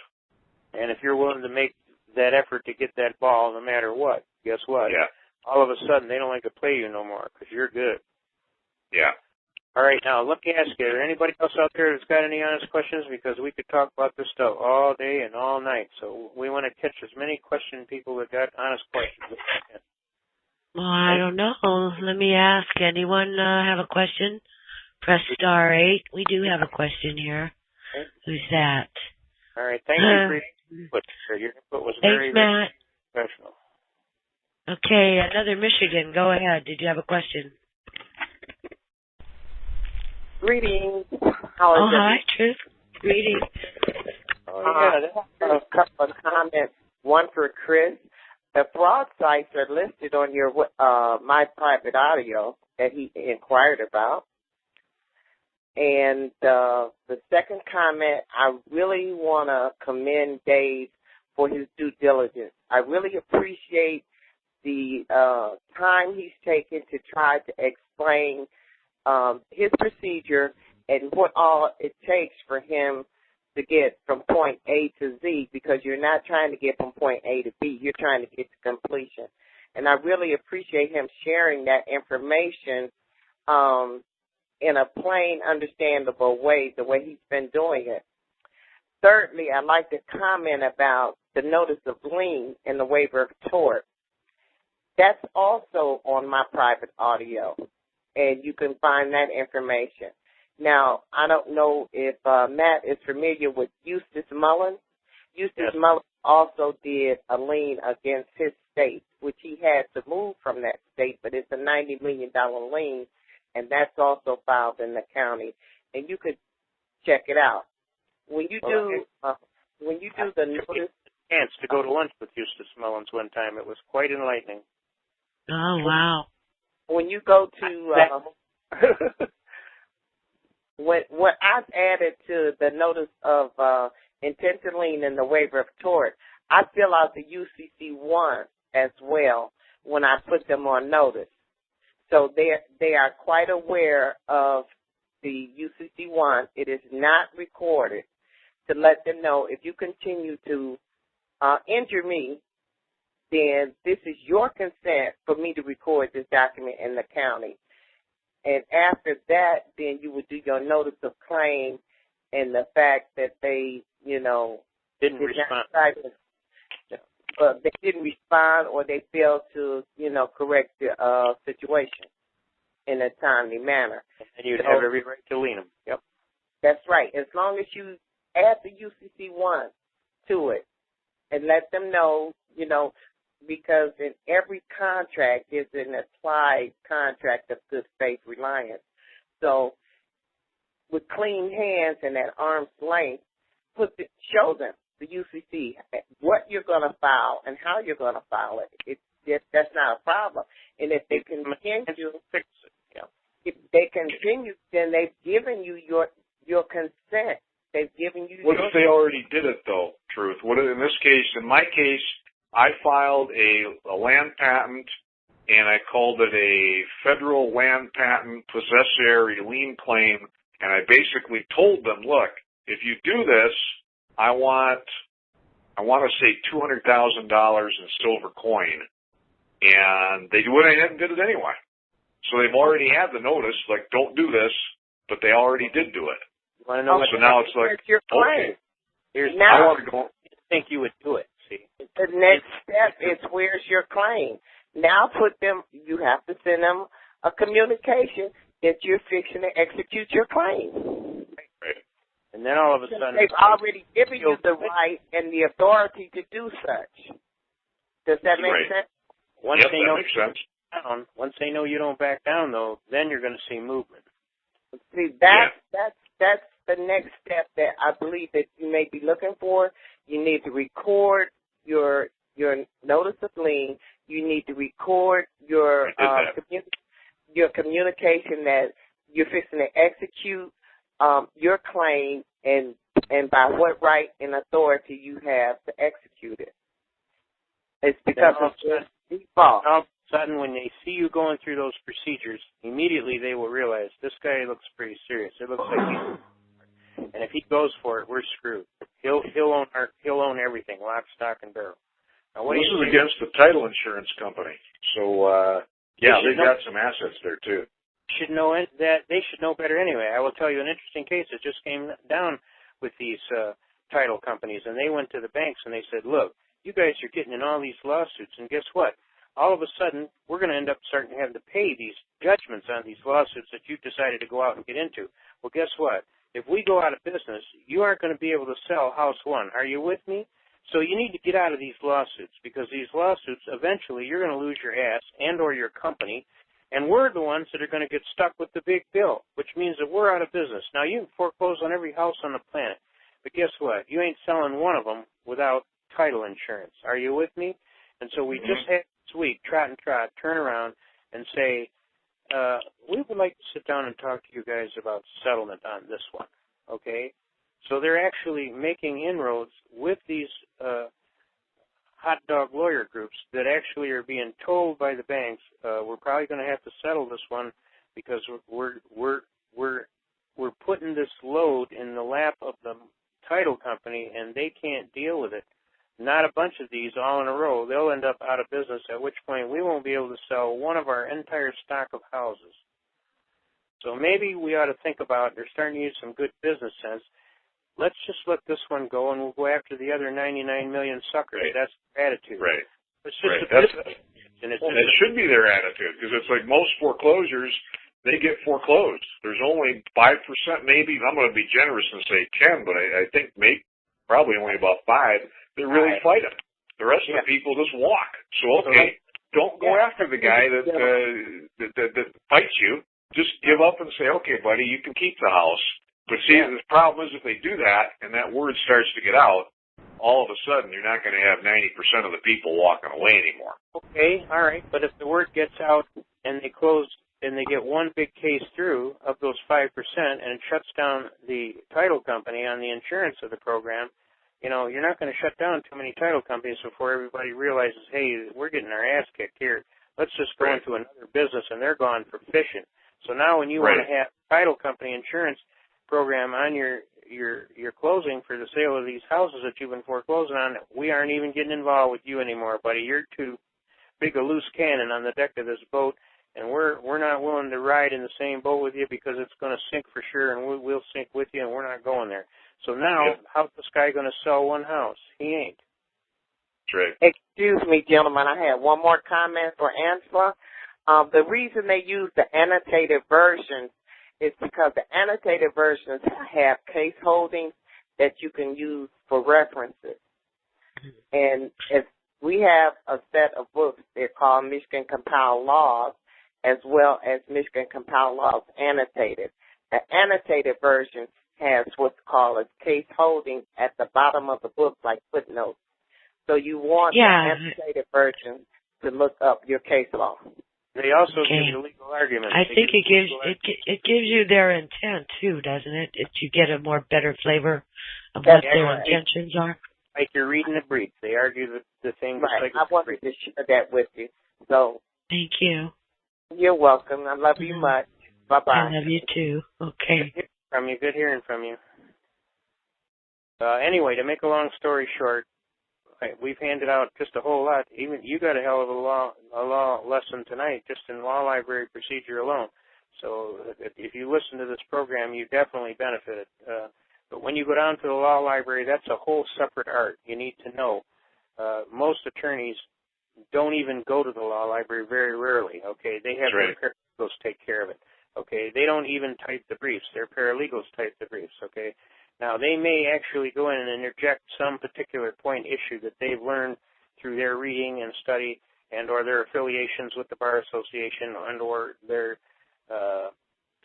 law bar journals and some of these magazines that they read or that they have on their magazine rack, and they can come up with pointed issues and come up with pointed arguments on how to prepare briefs and all this stuff. But as a general rule, they just basically see people. They try and give them some confidence on how we're going to proceed. They try and shore up any misgivings they may have about we're going to do the best job we can. They take the check for the services rendered. They show up in court and tell the judge, yep, I'm his attorney.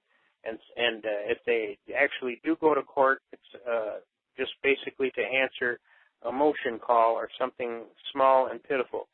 If it's a criminal case, of course, they actually go to the trial of the matter. It could go to the trial of the matter in a civil case, but most civil cases are basically settled out of court. So you see that the attorney's basic job day is mainly in just meeting and greeting people and going from point A to point B and sending them a bill. Don't forget that. No, putting his face on something and sending him a bill, and that's about it. Yeah, it's that old billable hour. That's what they're really after. There's also going to those little law seminars privately between 8 or 12 attorneys where they sit down and have a luncheon and discuss brilliant issues of the day. Like their golf game. Like their golf game, yeah. And there's a lot of unique things, but see, when you start to pick up on a lot of this stuff and the politics involved and their day doesn't usually start much before 8:30. They're usually done by 3:30, 4 o'clock. They have an extensive lunch between 11:30 and 1. And most of the time, they're going to court or returning from court or sitting in their office late in the day listening to their phone messages, okay? And other than that, they might go home with a brief occasionally on a night and study for a trial procedure that's about to happen tomorrow morning, okay? Yep. and they might go to court maybe 5 to 8 times a week, maybe 10 at the most. Figuring roughly the max would be two, maybe 3 at the most appearances per day, if that. And that's a really serious practicing lawyer, okay? So in between that, they still have to have time to meet and greet. They of course got to have time to confer with their legal staff and or any paperwork that has to be signed and completed or mailed out, timely. And then they're in there, and the biggest time is you spend most of the time trying to call them on the phone to get a hold of them, and you can't get a hold of them a lot of times because they're not available. And this is the reason they're not available, because they're basically running between court and or their appointments, okay? And the reality is they day after day after day, they do the same basic portfolio, and then there's certain days that are motion days where they absolutely have to go to court and argue motions through the motion day, and that's usually one of their most busiest days of the week. And every court has their own motion day. Usually it's a Monday or a Tuesday, and then the trials usually go on the Wednesdays and Thursdays and maybe a Friday. So it's all planned out. It's all, you get into a trend, you get into a groove, and you just try and make all your appointments and make all your court dates as best you can, and make sure you answer as many briefs that are coming that get in on time. You got to answer to make sure you're covering your client. So it's an exhausting schedule for a person that's not used to it. And when you follow one of these guys around and you see, my God, doesn't this guy ever sleep? My God, look at him go, Jesus. And then you get the occasional emergency where they bang on your door at late hours and, hey, you got to get my husband out of jail, or da-da-da-da-da. But normally that's the day-to-day routine of the legal profession, okay? And then there's always going and meeting somebody for lunch, or going to a judge's office and appearing in his chambers to discuss a case, ex parte usually. So, this gives people a rough idea of how things roll here. And when you really, if you're involved in a major case, you really need to at least have the counsel of a serious attorney. You may want to stand your own counsel. That's your right, your privilege, okay? But the reality is you really need to have a backup plan, and that backup plan should include a serious attorney to at least advise you, oh, don't go there. That'd be the wrong move, I know that judge personally, and if you do that, you're going to get slammed, okay? It's nice to go look the judge up in the Tom Thumb books of judges, who's who in the zoo. It's nice to know what kind of grades he got in school, what his juris practice involved, what he did before he became a judge, how high he's rated among the bar associations and what have you for judicial temperament, whether he's a serious, thorough judge with all kind of letters after his name for scholarly study, or whether he's just some schmuck that got appointed by some political potentate. You understand? Carl, you're going to want to go to, I'm sure you're aware of this, but there's a book in most large law libraries. I know Cooley in Lansing has it. It's called Almanac on the Federal Judiciary. Yep. Aspen Publishers puts it out. It's a very oversized 3-ring binder that's nationwide federal court judges. And I kind of did a little search for the Western District of Michigan judges to familiarize myself with them. And the thing is phenomenal because it's got attorneys' comments in there that were no doubt solicited anonymously. And they actually give a report card on every judge. Yeah, they do. And it's for anybody that's got a federal court case, find a law library near you. And the book is called Almanac on the Federal Judiciary. It's got all the federal court judges, the magistrate judges, the bankruptcy judges, and it's the federal district court judges where they give this biography of what they've done, when they were appointed, what their honors are, things like that. Then the attorneys comment on them. And it gives you a flavor for what the judge is like, whether the judge is pro-plaintiff, pro-defendant, doesn't like criminal defendants, gives them strong sentences, how the judge handles the courtroom, if the judge is formal, informal, all the things that you need to know that you can't get anywhere unless you got the experience. But you got one of those books. I read about a judge in the Western District of Michigan, and this guy was a real stickler for form. And it was like, all rise when you enter the courtroom. So okay, everybody stood up. Then the bailiff said, "Be seated." Well, I made up my mind that I was not going to go ahead and sit until the derriere of the Honorable Robert Holmes Bell was firmly ensconced in his leather chair. And it's like, once he was seated, then I was the last one in the courtroom to sit down. And he noticed that, and I got a little grin out of him for that, because he appreciated that. It's like, you don't call him Bob Bell, you don't call him Judge Bell, you call him Your Honor. You never put Robert Bell on the pleadings. It's Robert Holmes Bell, and don't you forget it. And it's like, the nice thing about a guy like that is, if you give him all those things that don't matter, and they really don't matter, but give them to him anyway, then you're more likely to get what does matter at the end of the day. And I saw a mortgage case where somebody tried to dump it, and he denied the motion for summary judgment because he said, no, he said, this woman has stated, it was a pro se litigant, this woman has stated a claim for which relief can be granted, and he actually put in there, she's gone into much more detail than she even needs to, and made it more complicated, but nonetheless, she still did it. And he got rid of, she had 7 counts, he got rid of 6, but he kept the 1 count because she had done such a good job on it. So, a guy like that, it's like, it's not all that bad. Robert Holmes Bell was the one that issued the order on that famous Fairchild versus Buena Vista Township case and told the Attorney General of the state of Michigan, you tell all your officers they cross the property line with that poster, that warning poster of no trespassing, and your officers are going to jail. Do you understand that? You make sure all your officers understand that. Not even a state trooper will cross the property line where you have that Buena Vista Township, that case I sent to you, Angela. It's called NT Copy. That's the actual formal case. It says there is no authority for a criminal trespass, whether of short or long duration, okay? And it goes on to all the legal premises of why that is. And Judge Bell just took the state of Michigan to task and says that people have a right to their privacy, and they have a right to post their property. And if this sign is on that property and your officers cross that property line and there's not an absolute, for sure, possible loss of life ongoing immediately, they do so at their very peril, and if they come before my court, they will go to jail. And so I actually heard these 2 state troopers discussing, that's that case the Attorney General talked about. That's that one that federal judge ordered. We can't cross this property line. He says, what are you talking about? He says, we're going to kick the door.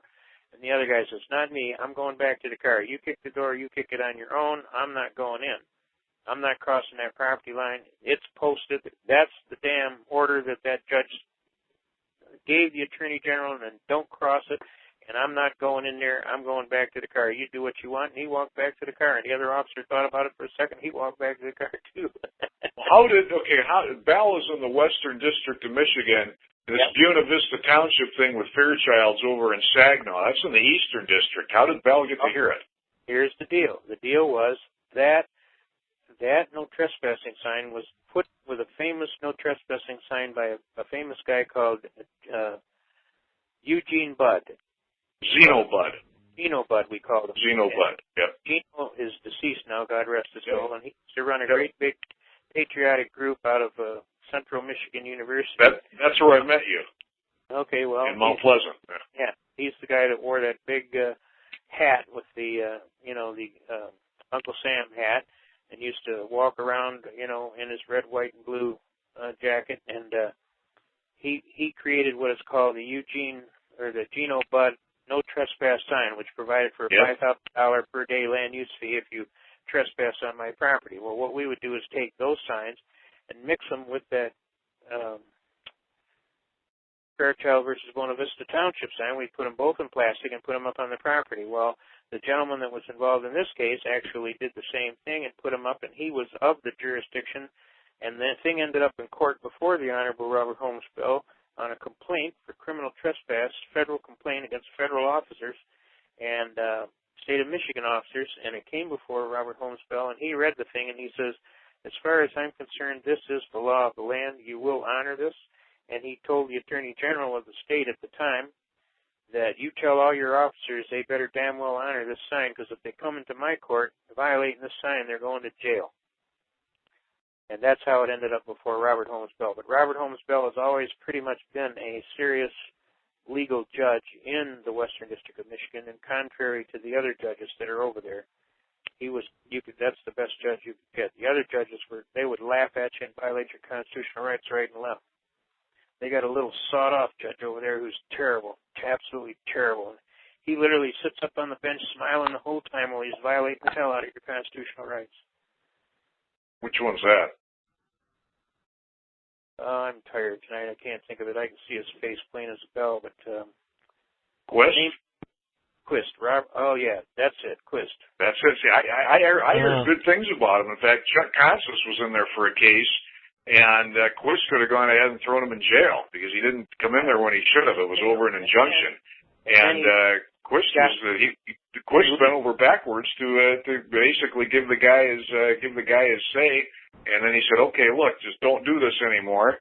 And Chuck said, "I'm not doing it," and he said, "Okay, well then don't do it at all, and you'll be fine." So it was he wasn't that bad. You might have got him. Trying to think who else is in there that's a horse's ass, but I don't know. The paperwork on that got him released from jail on the writ of habeas corpus. That was me. Okay. Chuck. Yeah, he was in jail for a while. Yeah, he was in jail for a while. Yeah. Yeah, I know. He's since passed away too. Seriously, he had a heart attack, and he didn't have any history of heart problems. Yeah. Right. And you know what? Bill Price sent me everything off of his hard drive, and I got to take over the reins for the National Lawman Group. That's good. That's good. That's really good, because they had a lot of good stuff in there, especially on the 60s. They did. It's still there. It's all up on the file section. He was just kind of obsolete, though. Oh, God, I love Chuck. I actually went to the and I am telling you, it was a real old-fashioned, real Catholic Mass in Latin, the whole 9 yards. And I remember, and I'm at the funeral, and I remember saying to my neighbor friend, I says, "Hey, this is Catholic. And he goes, "What?" I said, "Yeah, old school." I mean, this is the whole thing, in Latin, Yeah, his wife is named Mary. All of this stuff, they held a complete Catholic Mass in the old way. And they had the brothers in the choir, singing the Gregorian chant and everything. It was really quite fun. Yes, he was very, very Catholic. I walked up to the priest at the end and I says, "You got a lot of balls." That's all I got to say. He says, "You'll probably be hearing from the Pope." Because I hadn't seen a Mass in Catholic since before I went to Vietnam. That's how long ago that was. Yeah, it was probably not according to Vatican II. It was probably like the original Vatican Mass, whatever. I was an altar boy, and I definitely knew all the signs and all of the Latin and everything, and I'm going, hey, I remember sitting there realizing they just went through the Kyrie eleison in Latin. And I'm going, they don't do that in a Catholic Mass anymore, And hey, Carl. It was amazing. Anyway, go ahead. Someone's asking here, what was that case called? The one that you started out about, the no trespass, or actually the case name. A small case involving a guy who had he had a little cottage, and the county had he had a junkyard in Buena Vista Township, and the township kept harassing him and tried to close him down. There's cases in the Michigan Court of Appeals on it, too. And I saw the one from the 3-judge panel that basically said that on the right of trespass, and it's Larry Fairchild v. Buena Vista Township. And I know it's going to be in the Michigan Court of Appeals. And Larry Fairchild, I tried to call him a couple times. He won't return phone calls, and nobody really wanted to talk about anything. So I just went to the court and looked at the case myself. He's got a bunch of cases in Saginaw County where this is from. So but he's a fighter, and he kept on fighting and fighting. He's a veteran too, so he's a serious guy. But I know him personally, but that's not the case that came before Robert Holmes Bell. The case that came before Robert Another one, okay. involved a little vacation property where the state was coming in there and they were using the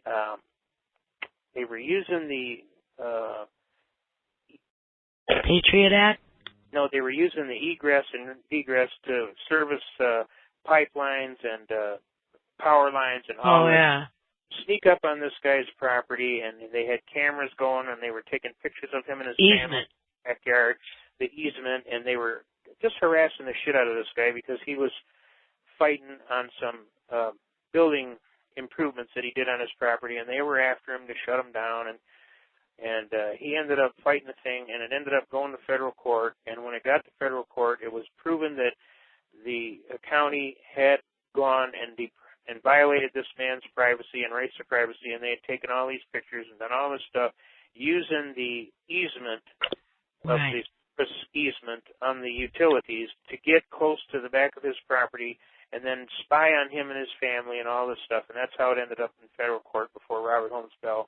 And Robert Holmes Bell, when he read the documents and saw the bull crap that they had put this poor guy through, he just basically lost it and told them, you better tell all your officers right now, Attorney General, that they criminally trespass, and it's actually a trespass. You know, you can't even sit on an easement of a right-of-way of a power line and then surreptitiously spy on some guy and his family and take pictures and do all kind of stuff of that nature using those electronic or whatever fancy-dancy methods to surreptitiously spy on him. That's actually a stalking, a form of stalking. And it's not the intent of the easement. The reason the easement is there. Just having the camera with you is proof of intent, okay, to spy. You know what I'm saying? Right. And, the judge was not real happy about the whole thing. He knew that they were clearly abusing this guy for some reason. And at the same time, he basically read the law that was on that particular no trespass sign, the judgment order of the Fairchild versus Buena Vista Township case, and he says, if your officers violate this, this is absolute law here. You can't violate this. Do you understand? And if they do, and they come before my court, they're going to jail. Unless there's an absolute possible loss of life imminent, you cannot cross this property line. Is that real clear, Mr. Attorney General? And finally, they got the idea. And so they put it out to all their officers that that was the law. So when we hand these things out, especially on these foreclosures for no trespass, we try and make sure we have these no trespass signs that we hand out also, and we also recommend you post on the property that this is not abandoned property, so that they can know clearly this is not abandoned property. So they just can't come out and kick the doors and change the locks and throw all your stuff out on the grass. That's just bull. So if they know it's not abandoned property, then they have to give you your 6-month redemption period. You see, otherwise they can come in 30 days. If they can claim that it's abandoned property, they can just come in and kick your door in 30 days. They don't have to do nothing. So this LPS group has their own process. They even have a helicopter with a FLIR's long-range image intensification. They can fly over your house, and this thing will detect any body heat or heat of any kind, and they can see in exactly what room you're in and everything, and they come flying over your house and spying on your property and saying, well, this house hasn't had any heat in it for months. We haven't seen any bodies or nothing. Periodically, they fly this helicopter over, and the next thing you know, they're coming and grabbing your property because they say you abandoned it. You know, some people don't want to deal with it, so what they'll do is they'll move to a relative or a friend's house. They'll still maintain their claim on the property and still fight it in court, but they get all their shit out, and they basically sit at their friend's house waiting for the thing to go through court so that they don't have to physically be thrown out of their own house, okay? And so what they do is they take advantage of this, and they have people that watch them, and they take cameras, and they spy on them, and they do all kind of stuff to intimidate them and or just make them want to just quit and give up the property and just walk away. And see if they can get away with that, then they get to grab the property in 1 month rather than 3 months, and then they can return it to the market and be ready to sell and go on to the next one. And so they actually do this, and the company's name is Lender Processing Services out of Jacksonville, Florida. That's the goon squad for the banks, and that was just recently the federal banks ordered Chase Bank, Wells Fargo Bank, several of the banks, including Lender Processing Services and Countrywide, to pay a damage to all homeowners that they had violated in such a way okay, and they have to pay up, and they've entered a class action lawsuit judgment against them. And some of my clients just last week got their first check to repay the damage, okay, and it was a small check, and the one person was upset because I wouldn't. This is just a tiny little check. I says the important thing about this case is that they admitted to the fraud. They admitted to the injury. They admitted to the improper process and procedure under the TILA. So guess what? Now when we go to court, we have prima facie proof that they broke the law. Therefore, the contract is void ab initio. U.S. versus Tweel, 550 U.S. 297-300 says, if fraud is involved, you void the contract. So how can they now foreclose? They don't have a contract to foreclose with, you see. So guess what? This actually hurt them a lot more than them cutting you a big check. Now, it's true, you would have appreciated a big check, but it ain't over yet. We still are going, and we're still suing, okay? And we're still going to go forward and do this thing. And the reality is they're going to end up having to pay you for the damage done anyway, plus you get your house free and clear because they did fraud on the contract, got me? So this is really quite a victory for you, and it's a fresh air situation that tells these bankers that these title companies are right. They're going to end up having to pay these damages if they keep going and playing these games with these homeowners because they're going to sue. And when they do, the title company is the one that takes care of all the insurance to make sure that the title is quieted. Okay, and they got to pay the damages for all of the injuries done to include the lawsuits. So guess what? They're out of business, which means, banker, you're out of business, which means you can't even sell foreclosed house number one that you got originally 5 years ago. You're stuck. Now, how do we sell these properties with no title insurance? You ain't selling nothing. So why don't you get real here and decide, why don't we sit down like intelligent adults and let's realize that if you do foreclose on this property, you're going to sit on it 3 to 5 years. Probably people are going to break in and steal the plumbing, wiring, and what have you, facilities, the toilets, the sinks, the bathtubs and stuff out of it. They're going to vandalize the hell out of the property. It's not going to be worth anywhere near what it was when this mortgage went through on this property. The bottom has fallen out of the real estate market to the extent if you were lucky enough to sell it, you'd only get half what it was originally worth when you gave the loan. If that. If that, and it's in your best interest to say, hey, look, Mr. Homeowner, let's sit down. Can we talk? How about we just do a mortgage reconstruction program? We reset you up. We push the date due on the mortgage back 10 years. We make your payments lower so you can afford them. We keep you in the house, and we basically, I don't have guards enough to guard all these houses. It's better to leave the owner that actually owns it in the house to guard their own house. Got it? And nobody's going to vandalize it with somebody living there. Got it? And at the same time, we keep these people at least trying to keep a money flow coming into you. Okay, it isn't the original contracted money you thought you were going to get, but it beats the shit out of watching the house deteriorate and you not get nothing for it. And then you end up having to bulldoze it down because it's condemned, because it's not even fit for anybody to occupy.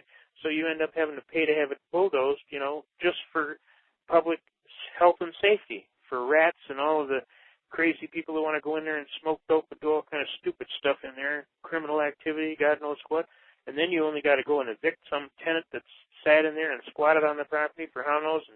And when you go back to the house, it's just a gutted shell of a house. And, you know, you would just be smarter to work with these people, do the Obama plan, take that $179 billion, do the remodification on the mortgages. Let's get these people living back in their houses, paying rent. You have a cash flow, looking toward a 40-year instead of a 30-year mortgage. Okay, they stretch it out a little, but guess what? You still are in business. You're still making money. The thing is still flowing. You just got a little bit of a setback in the timeline, but eventually you're going to get your pay. And these properties are going to still be valuable, and we're not going to have a complete big slum area where it's ridden with crime and all kind of health hazard contaminations and God knows what they left in a garage or a basement, you know what I'm saying? Yep. And the reality is here, the bankers would be 100% better to work in this vein rather than to play stupid, I own the world, I'm king of shit, you know, what have you, and then they confiscate all these properties, and then you go down and look, and it looks like a bombed-out zoo. I've been in towns in a war zone that look better, you know what I'm saying? That's right. A major battle. So it's like, what is your goal here? What are you trying to accomplish? And at the end, you have a negative balance if you just do the foreclosure, and it's great you get to write it off your taxes, but guess what? The end result is, what are you holding in terms of real value certain? Nothing but a junkyard. They don't look at it that way. These bankers got their head up their ass, and I've dealt with them before, and it's like talking to somebody from Mars, except the Martian would be a lot more fun to deal with. And you can't convince these guys that, look, you got this piece of property here. It's not worth what's owed on it to begin with. So let's just go ahead and you'll bite the bullet once real quick. But you're the type that, you loaned $90,000 on a property that's only worth $70. Now in this market, you can only get $50. So I'm coming along here with an offer of, you're not going to get your $70. So if you don't end up taking $50 today, you're probably going to end up taking $30 or $40 tomorrow. So what's it going to be, pal? It's absolutely ridiculous. You go to the sheriff's sale, and it's a $150,000 house, and they're bidding $39,000. Yeah. I mean, it's ridiculous. I mean, they're taking a bath big time. That's fine. They would just be better to take a lower payment per month, get the original contract that was originally honored, but then, you stretch it out an extra 10 years to allow for the pushing back of the loan note so that they can have a lower payment per month. You understand? But at least there's a cash flow. It's money coming in, for sure be money coming in. I don't have a cash outgo, and I got to pay all kind of people to watch the property and come in and lender services to go out and make sure that it's winterized and all this stuff. You know what I'm saying? Mm-hmm. I don't pay for any of that. I don't have to absorb the damage that's going to absolutely eat those houses up within a year, if that. I don't have to worry about vandals getting in there and cutting all my wiring and my plumbing out and putting cement down my toilets and whatever, that they do. Yeah. Got a real person living there every week that's going to cut the grass and maintain it for me. You know what I'm saying? I'm a dumbass. I'm a dumbass just to foreclose and push people out on the street. Absolutely dumb. They aren't even letting poor people that are living on the street go into those houses and actually live in them and try and keep them up, for a pittance rent. I mean, they're not even smart enough to do that. So my feeling on it is that if the bankers ever get real and realize, okay, you won, you got your foreclosure. Now, what are you going to do with it? What are you going to do? You're going to eat it. It's going to be a negative grind on your entire asset account record for the next 5 to 10 years. Easy. Wouldn't you be better off just to let the people stay there that own the house, that are familiar with the house, let them take care of the house, let them make their payments? Okay, they aren't making the big payment like they used to, but they're still making payments. You got a cash flow coming in. You got somebody watching the house. The value in the house is still going to be maintained and there. You don't got to worry about somebody vandalizing the hell out of the house. And at the same time, your books show a positive return, something, for at least hanging in there and keeping going and letting these people have their day and their house and their home and their peace. The other alternative is you can be a greedy little shit and take everything to the moon, Alice, but the bottom line is it ain't going to be worth a tenth of what you claim that you have in it, let alone what is owed on it, and at the same time, you're going to have to eventually tear it down or have it bulldozed or give it away just to get out from under the property taxes on it. Mm-hmm. That's what they're doing already. They're bulldozing them in Florida. That's what they're doing in Detroit, man. You go down Detroit City, man. I'm telling you, you look at Detroit today, it would scare the hell out of you. I just had somebody tell me the other day he lives by Hurley Hospital in Flint, which is not a good area, and I said that's right close to downtown. I said, what's the deal? He said it's not bad here at all because most of the houses have all been knocked down. It's actually kind of nice. Oh, they bulldoze the houses so it's big lots, so that they got big lots. Yeah. Okay. All right. Nice. Well, there's a lot of places like that in downtown Detroit too. Big time. There's a lot of buildings that are like that beautiful big train station used to be down there. There ain't a piece of glass in one window down there, and that sucker goes up some 16, 18 floors. And you look at this place, and it looks like, my God, did they have a nuclear what have you go off here? I mean, it's desolation, And I mean, that building was so far ahead of its time when it was done. I can remember going down there when I was a kid. Every year for Christmas, we would mail our box of gifts and toys to my uncle in Akron, and we would go down there and put it on the train, and they would, it was just the most magnificent building. And you'd go in the lobby, and there was this huge domed ceiling with all these little mosaic tiles of pictured stuff you could not believe. It was just a work of art. It was like going to Italy, to Rome, and looking at the Vatican and the ceiling. It was beautiful. And today, you would not believe that was the same building. It'd scare the hell out of you to look at it today. There's one piece of glass in that whole building. Mm-hmm. And it looks like it's got smoke up the walls, and it's just rat infested. You go in there, my God, you're taking your life in your hands on God knows what would fall on you, or what would bite you, or attack you. Or there's probably rats in there bigger than big alley cats. Yep. And the reality, that whole neighborhood is depreciated to nothing but either boarded up homes, burned out, half burned out buildings, or bulldozed down lots. And that used to be a very prominent area of Detroit, a beautiful area. Today, I'm telling you, it's scary. It's very scary. So these bankers need to really wake up and smell the coffee. They need to use good judgment, and they really need to go, and these people that are fighting these mortgages and these foreclosures and the improper procedures, let's work together. We'll sit down, we'll get these people in their homes, we'll get them to pay a regular monthly payment, let them watch and take care of the home. Let's go back to business. Okay, you got to push your note back a lousy 10 years, whoop-de-doo shit. But at least you're in business.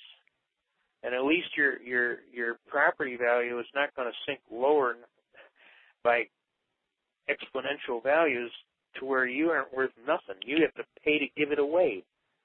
This is ridiculousness. I don't know what kind of logic they're using, but I don't see how they make it at all.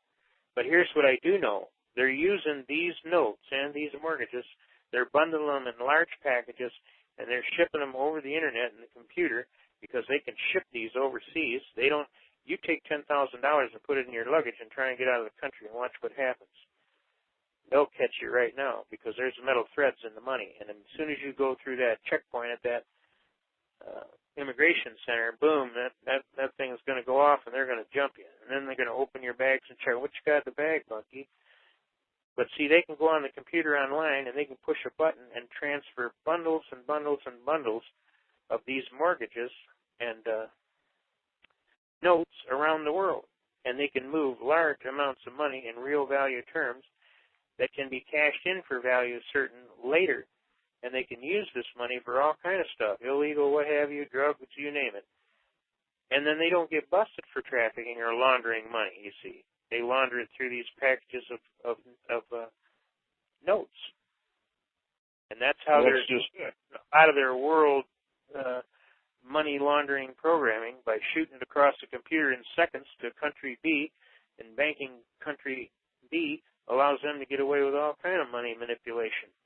Well, keep in mind, all the bankers are trying to do is force us all in the poorhouse anyway. So it's not like they're not out there to do us any favors, and their idea is we don't care about the house to begin with. It's not ours. It's a corporate asset, and if the thing gets bulldozed, well, so what? We really don't care. Just bulldoze more of them, and then you'll have families living together because there just isn't enough. There was a document in the county I live in that said that for every new house built in that particular city, they tore another one down. It wasn't a house built, it was a residential housing unit. So what they did, they put up these senior citizen high-rises, they cram them in there like sardines, and then when the seniors' houses are all unsellable, or they sold them to a landlord, or they're basically shot, then they have to go tear them down.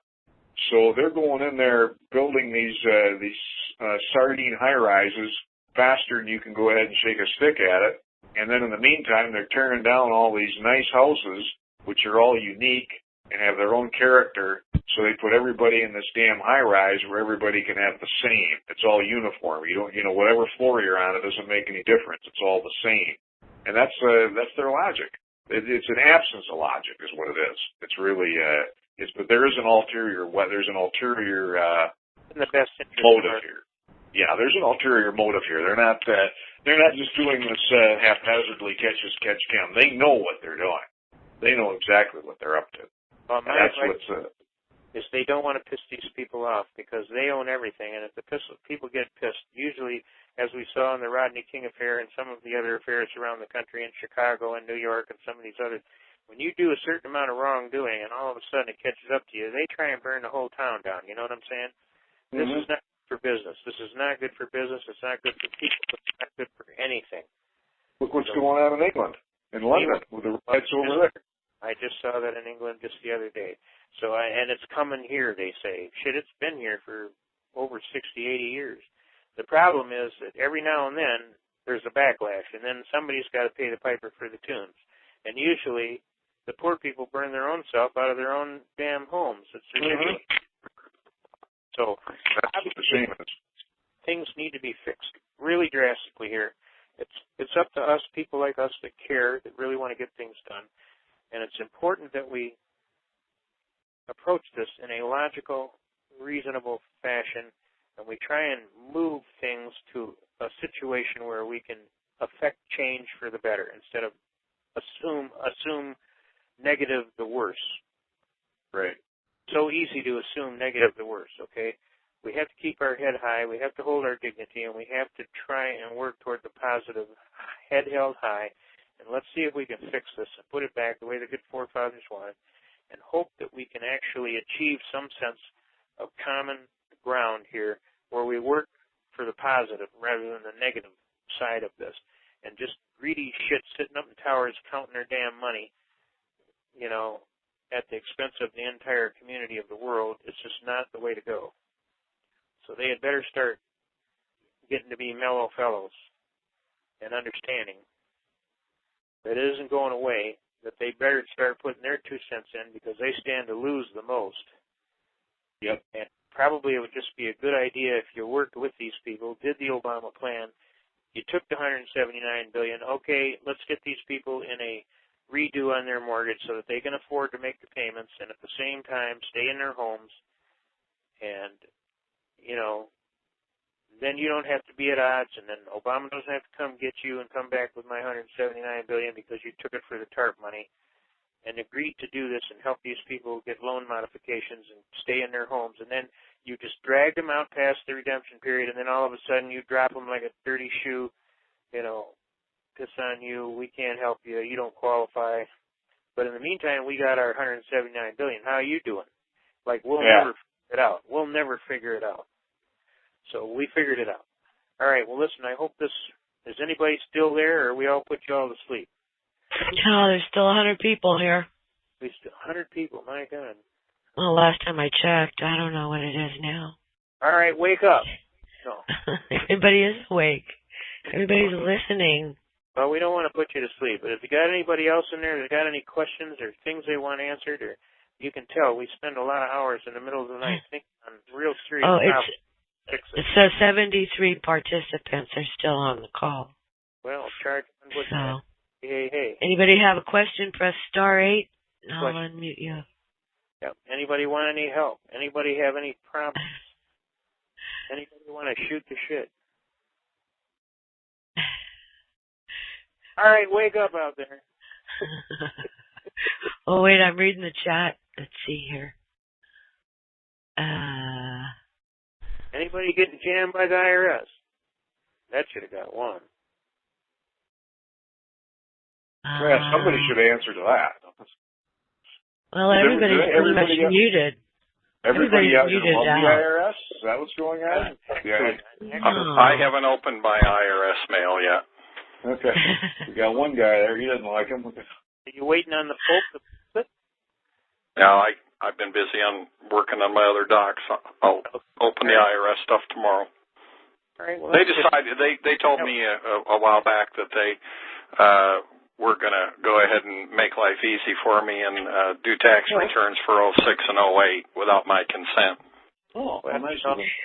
You need to watch that Dean Clifford class.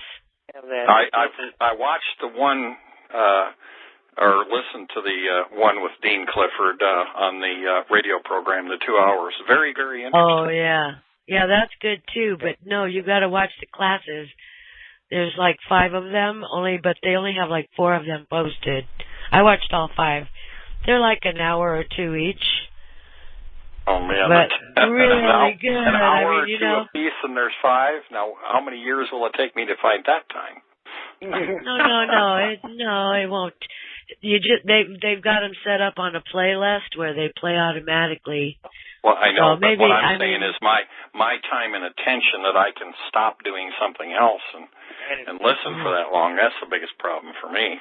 Oh, yeah, I did it. If I could do it, anybody can do it. And I got like about 10 pages of notes. Really good, you know. Mm-hmm. He'll tell you how to deal with the IRS.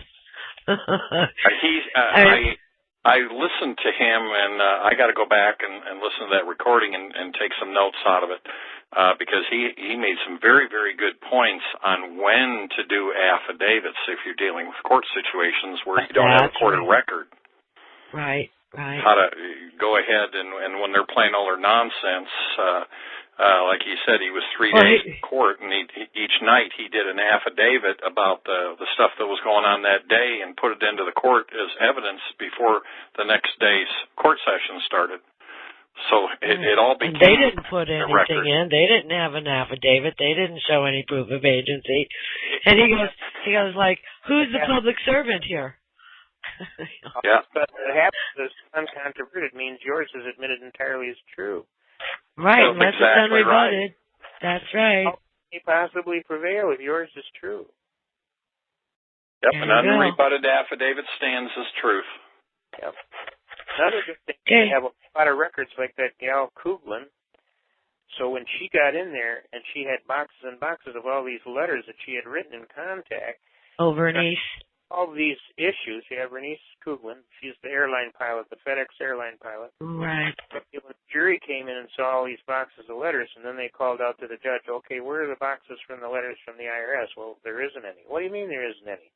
This girl's got boxes and boxes of letters. You mean they didn't answer any of these letters? Apparently not. They went back in there, and a couple minutes later they came out, not guilty, Your Honor, may it please the court. Yeah, and then the judge said to Beecroft, you're going to make sure she's going to pay, right? And he said, yes, sir. And so she got off, but she's still paying all this time later. But she could have paid dearly and been in jail for a long, long time, too. That's true, but Beecroft didn't have to sell her out like that either. He didn't. I agree. That part. Anyway. But you and I both know what the deal is. The deal is they went in chambers and they made a private deal between lawyer and judge in chambers. And that wouldn't be the first time that's happened. The first time I've ever caught them pulling stuff like that. But the bottom line is she vouched the record, and that saved her bacon big time. Yeah. Otherwise, she'd be in a jail cell right now. So vouching the record. Oh, yeah. Well, she got off because her testimony was so perfect and pure and honest. Yep. You know, that, you know, she kept asking him, show me the law. Show me the law. And nothing. Because there is no law. That's right. We have some questions if you're ready.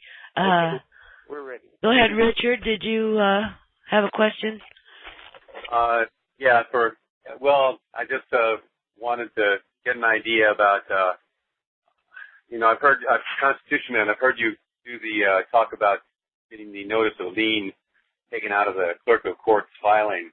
Right. A couple times, and I'm kind of, I made a comment on the thing earlier. I kind of need a pep talk about that because I'm going to have to do that. And okay. Well, there's two files. One of them is called Pastor Guard files. There's a Guard tax file and a tax lien file. And they're both posted on the website. If you click on Constitution Man on the guest speakers page, it'll take you right there. So the Pastor Guard letters, okay? And when you go there, you're going to see various ways we deal with these liens. And one of them is how to get the thing removed from the county clerk's file. And you start posting these kind of letters that say you didn't have such a tax liability ever, and that the state is arbitrarily and erroneous if it's a state tax lien, using obligations of the United States government and the interest thereon, both to collect a debt which is totally unlawful for state, local, and community officers to use debt instruments of the United States government to figure a tax or to even calculate the tax and the interest thereon. That's Title 31 United States Code Section 742, which is now removed and repealed and moved to Title 31 Section 3124 in the back of the book. When you put these kind of things in there and you start hammering close, all of a sudden they don't want to play no more. So take a look. Who do I hammer? You want Pastor Gart's letter on tax liens, and there's Pastor Gart's letter on tax issues. One shows you that you never had a tax liability anywhere, either federal or state, and two shows you how to deal with these tax liens at the county seat and at your boss's paycheck. You know, when he gives you your paycheck, he takes liens out against your paycheck. Those two files cover these kind of things. I was wondering who do I file that against? Well, you would file the notification with the clerk of the bureau that holds your register of deeds and records. You know, where you file your records and deeds office. Okay. They've got the lien on file. You go down there and explain to them, hey, fraud has been done here. First of all, it very clearly shows you that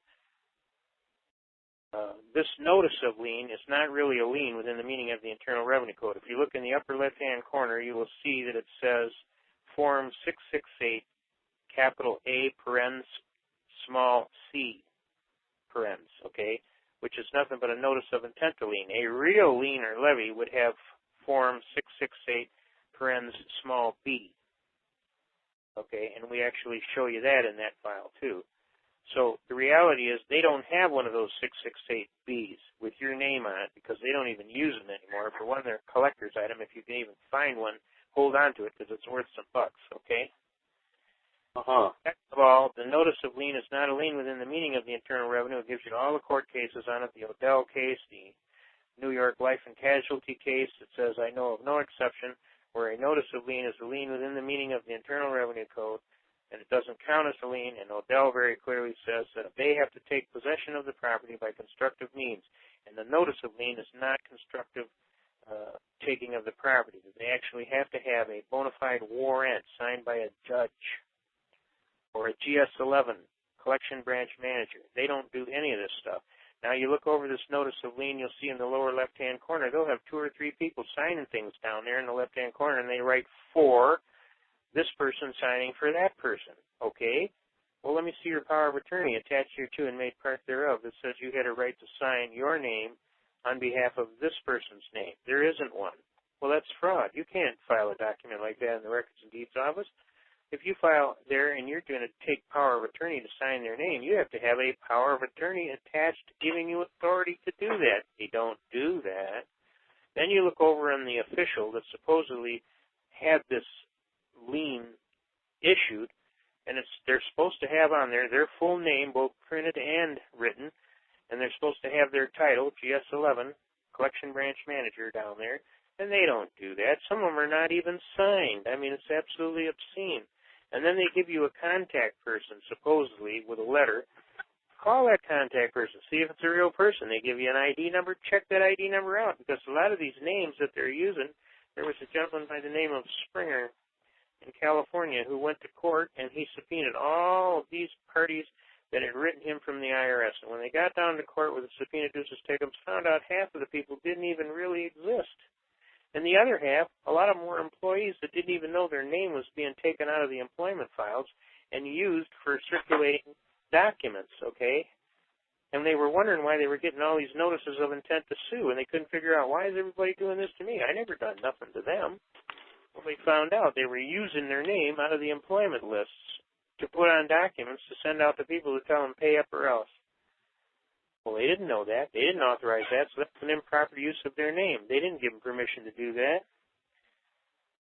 You see, this was kind of like that RoboSigner deal where they went down and they had this Linda Green gal, and she supposedly is signing as the vice president of the bank. And it was turned out to be some young punk kid, 16 years old, who signing 400 Linda Green signatures an hour and getting paid $10 in a sweatshop to do this. He certainly was not the vice president of 8 banks, okay? So all this kind of fraud is going on. It's going on all over the place. Now what you got to do is catch them in the fraud.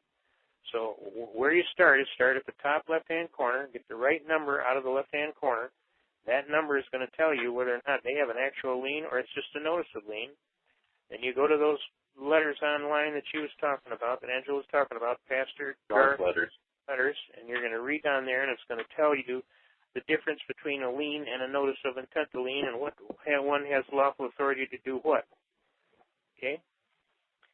And then you're going to see the big letter. It's 112 pages long. It tells you couldn't possibly have had a tax liability, ever, unless you voluntarily said so. Or did you voluntarily say so?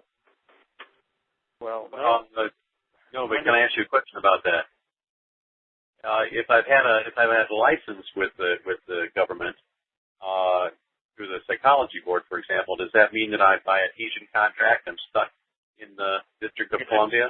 You're not stuck, but there are problems. You definitely are not a sovereign, you understand?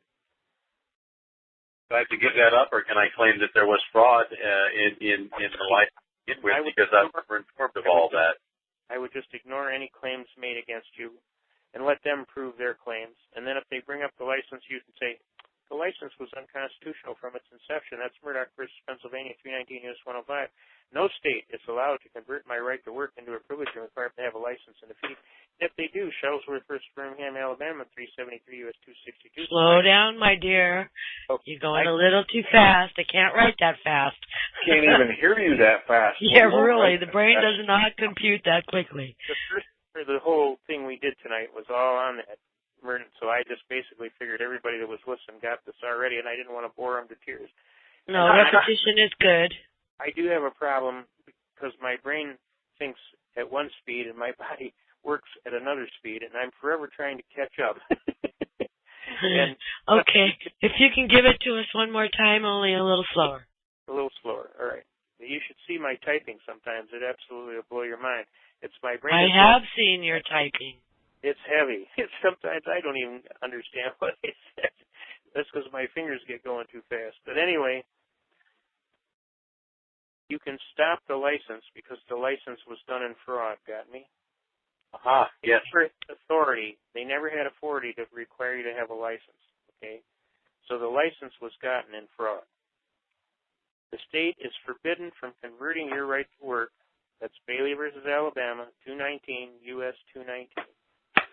Says your right to work is your property owned outright and fee simple absolute by you before the period even commenced. So it was your property from God. Then we go to Atkins versus Children's Hospital, which says Atkins versus Children's Hospital. I'll have to get you the. Wait a minute. Say it again. You got screwed up there. Hospital says the labor of hand. Say it again. I'm sorry. Atkins versus Children's Hospital. Okay. Says the labor of hand and brain is a gift from God. Doesn't come from the state. The state don't even get into it. The state has no right to even interfere with it. So the gift is your skill of hand and brain is from God. It's your property. It's owned outright and fee simple. Bailey versus Alabama says so. So the right is clearly established. The state has no authority to take that right, convert it into a privilege, and then they require you to get a license and pay a fee for the exercise of that right. And if they do, Murdoch versus Pennsylvania, 319 U.S. 105, very clearly says that's unconstitutional. The state is forbidden from doing that. Further, Birmingham, Alabama, 373 U.S. 262, says you may ignore the license and the fee and engage in the right with impunity. That means they can't punish you. Now, since you have relied on the decisions of the U.S. Supreme Court. Can you say that again? Because you're getting drowned out by some noise. All right. That you relied on the justices of on the information and teachings of 9 justices of the U.S. Supreme Court, you therefore have a perfect defense to the element of willfulness. A prosecutor is required to be able to prove, the burden of proof is on the prosecutor to prove that you did willfully and knowingly avoid a known duty or task under the law with a moral certainty. And he cannot perform that task because you have a perfect defense. That is stated in U.S. versus Bishop, 412 U.S. 346. That's 412 U.S. 346. It defines willfulness as an evil motive or intent to avoid a known duty or task under law with a moral certainty. It says that if you relied on the counsel of 9 justices of the U.S. Supreme Court, you have a perfect defense to any element of this willfulness. The prosecutor can't possibly prove that you did anything willful. He therefore does not have a cause of action. There is no genuine issues of material fact to support his complaint. Every claim he makes is nothing but fraud. Fraud voids the contract. That's U.S. versus Tweel, T-W-E-L-L. T-W-E-E-L. Yeah, T-W-E-E-L. And that is recorded at 550 U.S. 297-300. 550-300, which says fraud voids. You're getting muffled out there, honey. All right, I'm hanging. All right, let me think here. Now, so if they bring up that license and try to push the adhesion contract, you say you are operating entirely in fraud. Fraud voids the most sacred contract. So your adhesion contracts don't amount to spit. Great. Don't even go there. Just lay back and just keep doing what you're doing. Wait a minute. Who's ever pouring themselves a drink or whatever, please mute yourself out. Press star. While you're at it.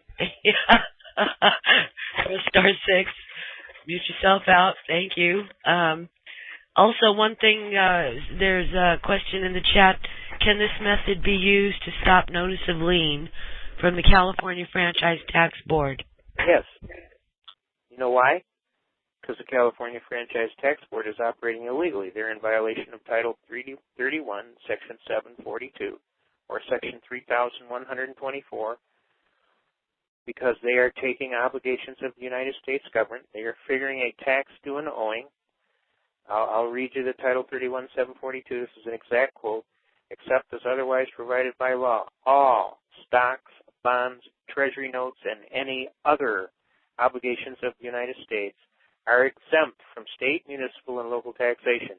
This exemption extends to every form of tax, which would require that either the obligations have some green things in your pocket or the interest thereon, or both, be considered directly or indirectly in the computation of the tax. My question to them is, are you using obligations of the United States government to configure this tax? Because Title 12, Section 411, very clearly says that those obligations are dead instruments of the United States government. They are technically tax exempt by any state, municipal, or local organization of government. Totally unlawful. That was upheld in the case of Memphis Bank versus State of Tennessee et al. Garner, which is also on that file that Angela has. You look up the file, it's called Title 31, Section 742 Explained. How do I take this battle to the... What file is that one? Title 31, Section 742. It's on that list of files that I gave you. Oh, okay. It's up on the wall there. So you want to look up Title 31, Section 742 Explained, and it goes in great depth, over 100 pages, tells you all the reasons why this is so. Gives you a copy of the exact case, Memphis Bank versus State of Tennessee et al. Garner. So you have an exact reference case from the U.S. Supreme Court that says that's the supreme law of the land, and they are duty-bound to honor it. So your California board is actually breaking the law when they configure a tax and obligations of the United States government, period, or the interest thereon, or both. I want to make sure I get the right thing. Hold on one second. That's Title 31 what? Section 742 Explained is the name of the file. 42 Explained. Okay, thank you. Go ahead. So the question is how do I take this battle to the state tax people who have a lien against my bank, one of my bank accounts? Well, for one thing, we explain to them who did it or what? Sorry, go ahead. All right. We explain to them very clearly that Title 31 742 file. We tell them that they are breaking the law. We tell them that they have filed a false and fraudulent lien against your property, which is a felony. We give them one chance for nothing and agree to hold them harmless if they fix it right now. But if they don't fix it, you're going to have to notify them that we intend to sue. You're going to lose. Eventually, you're going to have to pay me for my damage. It's going to be big. So my advice to you is start following the law of Title 31, Section 742, or Title 31, Section 3124, because in 1994, when they found out about this, they went in all the law books and they deliberately removed Title 31, Section 742, and they moved it to the back of the book at Title 31, Section 3124, deliberately to obfuscate and hide this statute law, because it locked out all states from collecting taxes based upon obligations of the United States or the interest thereon. So when they got this, they went and did this. For sure. No doubt about it. Well, that's fraud by silence. To induce a party to their injury by a species of silence, misinformation, or disinformation is fraud. They did fraud. Fraud voids the contract. We're right back to U.S. versus Tweel, 550 U.S. 297-300. And the reality is they broke the law. You're going to give them one chance for nothing. I want you to take that lien off my property, that fraudulent lien. I want you to leave me the hell alone and go away and don't bother me no more. If you're willing to do that, I will agree to hold you harmless and I won't proceed with legal action. But if you don't do that and you keep injuring me unjustly and unlawfully, I will sue your socks off. And when we get to federal court, and we will get to federal court, they are going to uphold the federal law. For sure. So let's get real here. Take that phony lien off my property. Please. I'm asking you nice. Leave me the hell alone. Go away. Thank you very much. Okay, we've got a couple more questions. All right, let's do it. Do it. It's so late here, and I'm going to get hollered at if I get to bed here shortly. My doctor will get a Claudio. phone call. I'm sorry. How good is, hey. Good evening. Hi, Angela. Hi, Claudio. Oh, okay. Hi, Carlos. No. This is Claudio. Carlos the other. Oh, my gosh, you sound like Carlos. I know. I always say that, but I can't tell you guys apart. When you first come on and say, hello, Angela, you say it exactly the same way. Yeah, well. That's amazing, isn't it? For you, Carlos. I know. It's Claudio. Hello, Mr. Did you have a question, my dear? Yes. I've got an issue with Cal Western Reconveyance Company trying to foreclose on my property. What are they trying to do on your property? They're trying to foreclose the trustee sale. They want to hold a trustee sale. Okay, you want to foreclose, okay. Yeah. And basically the servicer is a rural loan with MERS. And okay. You got MERS right all over the paperwork, do you? Yes. It says MERS right on it, right? Yes. Okay, good. This is called a Class 1 MERS case. Class 1 MERS case. Okay, very well. Yes, MERS is not a real party. They don't exist. In a April 21st Michigan Court of Appeals ruling, it was declared that MERS is a non-entity, a fiction, a straw man. They don't exist in law. They cannot even foreclose in the state of Michigan anymore because they have been declared to be a non-entity. So what we've been doing is we've been actually going and confronting the attorney on the other side, and we've been working on a deal and telling them, look, if we go to court, you're going to get hammered. My guy is going to sue, and it's going to be in the hundreds of millions. Now, you need to get real here.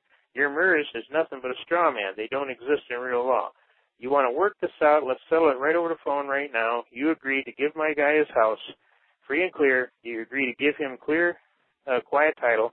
You agree to clear his good name and expunge the record on his credit so he don't have to worry about you people putting all kind of blacklisting and garbage on his name. And at the same time, you pay him back the money he paid in unlawfully because you frauded him. Now, the alternative is we're going to get the money back. We're going to get the house. We're going to sue you for $100 billion. And the reality is you cannot possibly win because your MERS guys don't exist in law. First of all, they're a 501c3 company, non-taxable, right in their bylaws, right in the very first page of their bylaws, it tells them MERS can't own nothing. So how did this matter get transferred to MERS? How could MERS possibly be foreclosing as an owner of anything when their own bylaws tell them they can't own nothing? And if they do start owning stuff, they violate their 501c3 non-taxable status, and now they got to file all those tax returns over, pay all that back taxes plus penalties and interest. And the reality is they're not going to do that, right? Right. So guess what? The attorney that proposes that little stupid idea will never work again, and he will be assigned to painting Eskimos in Antarctica white.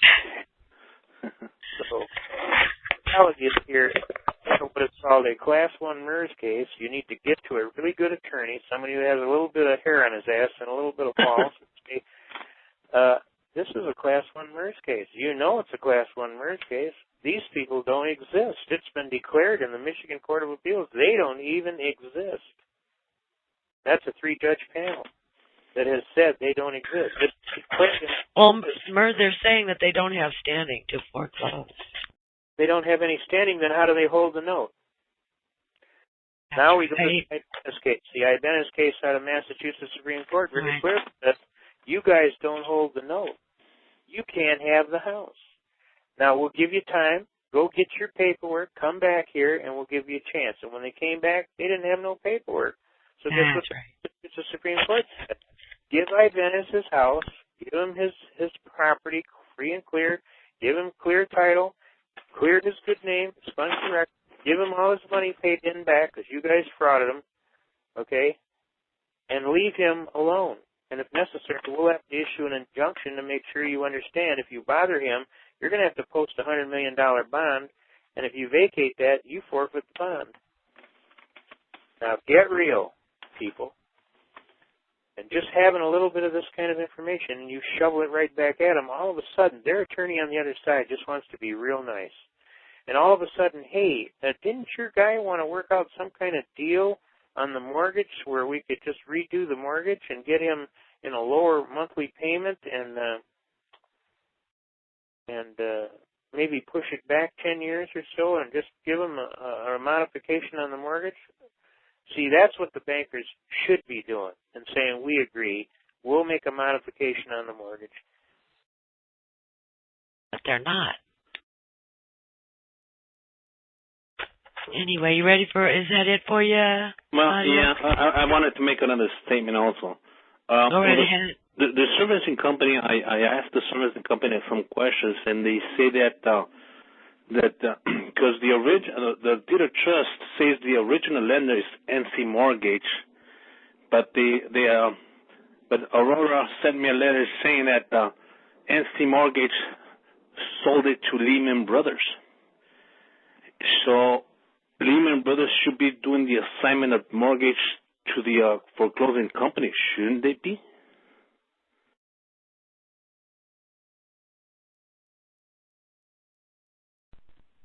Hello? I'm here. I'm here. I'm waiting for an answer. Constitution man, are you still there? We lost him? Looks like we lost him. Yeah, he's gone. He's gone? Yeah. Hopefully he'll come back. Comes back, yeah, he probably, his battery probably died. I think his battery only lasts like 4 hours. And we've been on for 4 hours, so. Huh? Well, my battery lasts only for 5 minutes, so he's better than mine. Well, you seem to be holding on okay. We had another question, too. Oh, gosh, California was waiting in line to ask a question. Yes, I'm the other half. Oh, hi, Carlos. There you are. Hi, Dan. Where do I find this gentleman, Dean, you were talking about on the IRS? Yeah, I put it up on the chat. Okay. Yeah, I'll put it again. Hold on. Okay. I'll put it again. Right. Hold on. That's it. I want to ask Mr. Constitution Man. There you go. Is he on? What? Mr. Constitution, is he on? Or do we look at forever? I don't see him coming back on. It's Southeast Michigan. Okay. That was all, Angela. Thank you. You're welcome. I put the link up there for you, Carlos. Thank you. Really good, too. Yeah, I'm going to check it out tonight. Yeah, I loved it. Even though he's Canadian and they don't have a constitution, but it's pretty much the same stuff. You know, he's a little bit like Robert Menard, only I guess he has a construction company. He's a carpenter or builder or something. So he does this at night, and he had only been doing it like a couple of years, I think. And then he said one night he had an epiphany, or one morning, and it all fell into place for him. I find people that say that, it really does click into place. And so I'm always... What? Isn't that disgusting when they have those things and you and I can't? Well, no, I've had a few of those moments. You see, I call it an aha moment. But you're 10 steps ahead of me then, because I've never had one of those. Oh, when you have one, it's really cool. You go, oh, finally, you know, it's like, geez, it was right there all along, you know, and it just made sense. But apparently for this gentleman, though, Dean Clifford, the whole picture came into view for him, which I am jealous of, because it's taken me a long time. I'm in this thing since 1999, and he's been studying a couple of years, right, and gets it. Been snooping around in this stuff since 1995 when I decided to quit filing, and I still don't know anything. I know, we sort of learned the hard way. I just learned trial about and error. Clifford. I just learned about Clifford today, Angela. Oh, good. Yeah, I just heard about him the other day. Robert Fox gave me the link. He sent me the link, and the link he sent me, it said, this is a private link, and, you know, nobody else can find it. And so I didn't say anything else about it. But then as I continued to watch the different segments, and he said he went to, you know, it was okay to go ahead and put it on YouTube, and about all the hits they were getting. So I'm assuming he's okay with it going out, because he doesn't want any money. He says he just wants the information get out there. And they have a website also, freemanitoba.org, I think it is. And they have a forum there and documents. You have to join it. It's free to join. I joined it today and got approval. I haven't had a chance to get back in there and look at the paperwork. I took all these notes because it's really good. I mean, gosh. It's really good. And that other guy was good too, that Kurt Kallenbach. That's how I learned about it today, about Clifford. I was talking to him. Oh, okay. Yeah, Dean Clifford. Dean Clifford, that's right, yeah. Yeah. It's you know, when I hear him talk, it's like a little bit of Gordon Hall, a little bit of Constitution Man, a little bit of Winston Trout. Everybody is like, you know, he's garnered all the information, which is what I do too, and pick out the best parts of all the different information we hear. I mean, that makes sense, and apply it. And he's taken all the good stuff and put it in an order that's easier to understand. I don't know, I just really liked it. It was good. Marvelous. Yeah. Hopefully I'll be able to get something out of it once I get in it. I haven't seen it yet, so I got to. Yeah, if you go to the YouTube channel, that's the link I put up in the chat, which is it's his subscriber, whatever you could call it, subscription. His YouTube channel. It's Free Manitoba. Good. So you'll find it that way also. It's I don't know if he's freemanitoba.com. Yeah. Instead of that's .org. The website. Sorry about that. Just wanted to make sure people had it. Thank you very much. I appreciate that, Dave. That was .org. I don't know why. But anyway, yeah. It's been a good call. Very, very informative. Yeah. Yeah, it was. I'm sorry we lost him. He hasn't been able to come back on, apparently, so his battery must have died. Probably takes a while for his battery to come back up, although sometimes you can plug them in and then redial, but I don't know whether he can do that with his. Yeah, I can't. Maybe it's, you know what? It's 3 hours. Let's see, it's 1 o'clock in the morning where he is, so he's probably going to hit the sack. Is Michigan Eastern time, is it? Yeah. I didn't know for sure. Yeah. I believe it is. You know that the Panhandle of Florida is Central Time, which is really weird, you know, but that's another story all unto itself, I guess. It is? Yes, it is. Most of the Panhandle of Florida is Central Time.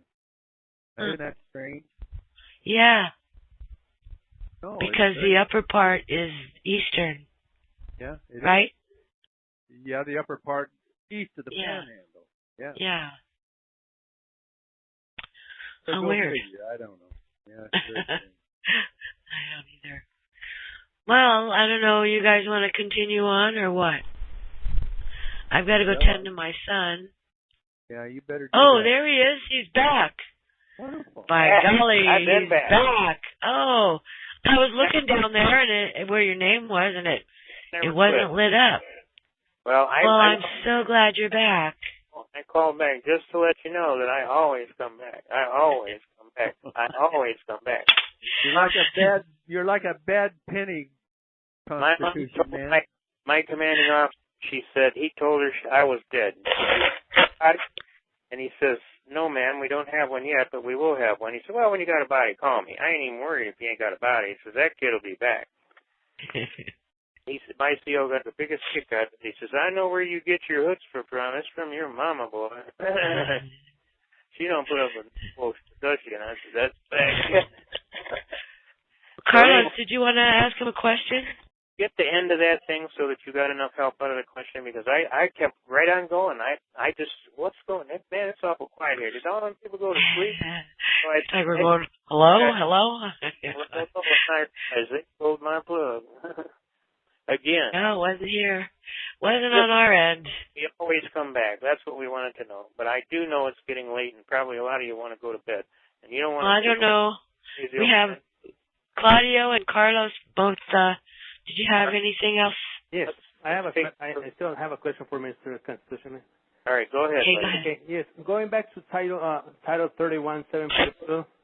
Yep. Obviously, it also pertains to property taxes. Yep. Now, I would like to. Is there any case law? It says any tax. If you read the thing, you're going to see it says, "Except as otherwise provided by law, all stocks, bonds, treasury notes, and any other obligations of the United States are exempt from state, municipal, and local taxation. This exemption extends to every form of tax, which would require that either the obligations or the interest thereon, or both, be considered directly or indirectly in the computation of the tax." Right. So all of it, anything to do with it, anything the state's doing is forbidden, because they're using obligations of the United States government. Why? That's the only thing that's out there, partner. Okay. You don't see anybody walking into the store wanting to pay for a bill in bags of gold, do you? Nope. You don't see anybody with any gold or silver coins actually going in with any success and trying to buy stuff, do you? Unless the people just are collectors and want the gold or the silver. Nope. Right. So no, I know there's no law that requires me to record my grant deed on the public records, right? Doesn't require it. You can do it if you want to. It's in your best interest to do it. Right. Now, what if I have a irrevocable spendthrift trust? What if I sell my property to the trust and notify them that I have sold it for cash to the trust, and then keep it out of records that way? All right, but they're going to want to tax you on that transaction. Yeah. I know it's illegal, but they're going to want to do it. Well, I would just go to them when they send you a bill and say, "This bill is illegal because you are using obligations of the United States government to tax me on. It's illegal, Title 31, Section 742. Right. Can I challenge them with affidavit? Yeah. Right. Okay. Right. Good enough. You just give them the information that's in that Title 31 742 explained file, Title 31, Section 742 explained file, and just tell them that information, and then it's called, if I have 4 aces and 2 jokers, does that mean I win? I believe so. The only thing that beats that is the royal flush. So the reality here is you have all of the answers and the issues. They have to honor it in theory of law. Right. The only reason it's going to happen, they're going to look at that data. They're going to realize, I don't want to screw with this guy. They're going to put your name on the bottom of the stack, and you're just not going to get a call for a while again until they get a new employee who finds your name at the bottom of the stack. Then when they call up again, you reissue the notice and say, "Look, you're violating Title 3742. You've already been told about this before. Now, what's the problem here? I got to keep telling you this every time you get a new employee? Is that what's going on here?" Right. And then they probably will never bother you again. Okay. The only reason I said that I wanted to sell that property to my irrevocable trust, Because and then I want to notify them that I sold it to the trust. I'm not going to give them any more details, and I sold it for. Oh no, they're going to want to know. They're going to want to know what you sold it for, because then they're going to want to try and charge you a fee for the profit on the property. Right, but I can sell it for whatever amount I want, right? You can sell it for whatever you want. It's none of their business, and you don't have to record it if you don't want to. Right. Because I sold a home to my kid for $500, and I paid like very little. But it was a legitimate sale, and I wanted to do the same thing to my irrevocable trust. Because once I convey it to the irrevocable trust, therefore I no longer own it, and I can be the trustee, and nobody has to know about it. Right. Right, and technically that's true, and you don't have to record it if you don't want to. Right. No, I don't want to record it. If I would, I will tell you one secret though. If the IRS picks up on that you are the trustee, okay, of that irrevocable trust, they are going to say that you and the trust are an arm's length relationship. Then they're going to say, and you owe us a tax for the profits of the trust. Right. And we are going to claim that you and the trust are one and the same, so you owe this amount of taxes, and you either pay it or fight it out, whatever we want to do. Yeah, but so I would not be giving out this kind of information. I wouldn't tell nobody. I would keep this very private. Okay. Okay. Even though it's a non-grantor, they're going to want you to pay the tax. Yes, but even though it's a non-grantor irrevocable trust, it's not arm's length. No, but they're going to claim it is. They're going to claim that you did this just to dodge taxes. That's what they're going to claim. I got it. Right. Excuse me, may I make a suggestion? That you and the trust are one and the same, really, that it was just a scam. And then they're going to try and come after you for the tax. Okay. I got it. May I make a suggestion? Yes, please, go ahead. All right, Carlos, you know who this is. No. Transfer the property for 21 pieces of silver and other valuable consideration. They have no jurisdiction over the lawful money of the United States, and they cannot tax it. Okay. Does it have to be 21 silver dollars? Yes, the reason he's doing that is because then they have to give you a trial by jury if they want to take you to court. I got it. Thank you. Where the value in controversy is over $20, the right of trial by jury shall remain. So if you do it for 21 or 22 silver dollars, then you have your right of trial by jury. If they try and violate you demand your right of trial by jury. They won't go there because it's a lot of money. So taking it out of their jurisdiction. It puts it out of their jurisdiction, exactly. Thanks, sir. But do know that they won't play fair on this. Do know that they will call you and the trust one and the same. They will file a complaint against you to try and get the taxes. Do you understand? You can argue all these good points, but guess what? If they don't know about none of it, then they don't know what to argue with, do they? Right. So I wouldn't tell them nada. Okay. May I ask you a question, Carlos, if I may, about the trust? Are you also the beneficiary? No, I'm not the beneficiary. I'm only the trustee. Who created the trust? It wasn't created by me. It's a non-grantor. I had somebody else convey that property into the trust, so therefore it's a non-grantor spendthrift trust, irrevocable. Why didn't you make it a charitable trust so it would have been for sure non-taxable? No, this is the same thing, sir. Spendthrift trust, it works identical to charitable remainder trust. I know what you're talking about. I know you do because we studied from the same person. That's how we met each other, through Christian Walters. But that's what I'm saying. If you specifically named it a charitable non-remaining trust, it would be, you wouldn't have this question. Nope. And I'm maybe you call me in the private. I don't want to take up time on the call. Okay. I need to know your thinking because you're missing a step. Okay. And that's why I'm here, because I want to do things right, and I want to take an opportunity to ask Mr. Constitution Man. And also, Mr. Constitution Man, what was the case law regarding they cannot collect tax? Is there a case law on it? Yep. Memphis Bank versus State of Tennessee, Ed L. Garner. Say that again? Memphis Bank versus State of Tennessee, Ed L. Garner, and that case is right in that file under that Title 31, Section 742 explained. I added that case into the file. Okay. Right And it's already posted on your website on my private audio. The exact date. Yeah.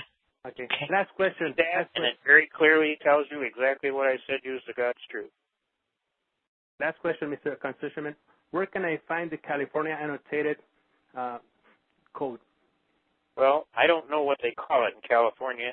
It may not be called the California Annotated Code, but what you would do is go to california.gov, and you would look up their files for their statutes at large, okay, or their statutes annotated, and whatever they call it, they'll usually have some type of California signification plus some number so that they can actually look it up to an exact page. And you just go online, go on your Google, look up california.gov, and then you'll see a list come up of things that are related to California, the state thereof, and one of them will be their codes, okay? Then you just click on that, and it'll give you the codes and the name of the codes, and then it'll have a topical outline that tells you what codes go for what topics. That's usually the way it goes. Right. It's called statutes annotated. Okay. Got it. Thank you. Thanks, Angela. True. It's called the statutes annotated. You're welcome. What's called? Carlos, also ask Rita. You know she has a law degree. She could help you find the annotated version that you're looking for. Yeah. Okay. And usually there's an annotated version of the statutes at large, and then there's an annotated version of the compiled laws at large. So there's two separate things there. In Michigan, one is blue in color, and the other is like maroon, okay? One is the Michigan Compiled Laws Annotated, and the other is the Michigan Statutes Annotated. But today, they don't very much use Michigan Statutes Annotated anymore. They basically go with the MCLA, or the Michigan Compiled Laws Annotated.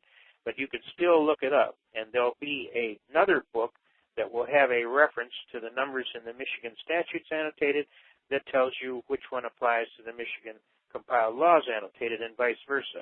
They'll probably have a book similar to that in California as well that'll tell you the difference between the Statutes Annotated and the Compiled Laws Annotated. I want the ones that come with the holding. I think that's it goes like subject matter. You pick up a subject and it'll tell you what the MSA is. Okay. Very good. Thank you. You look up in the index file what subject you want to talk about. Then all of a sudden it'll come up with a number reference, and then you go to that number reference, and then that usually will have a reference as to the compiled laws statute, so that you can walk all the way around this thing with a key. And then you read everything they have in there, except that the compiled laws will have legal pleadings and arguments and court cases that support holdings that will tell you where this is going, okay? And then you go look up those court cases, and that'll actually show you and tell you the holdings. That's how you make your brief. Very good. Okay? Thank you. All right. God love you in the field. Nice talking to you. Thank you. One of our callers has a question. Does Constitution Man know anything about New York City co-ops? Hi, Paula Gloria. New York City co-ops.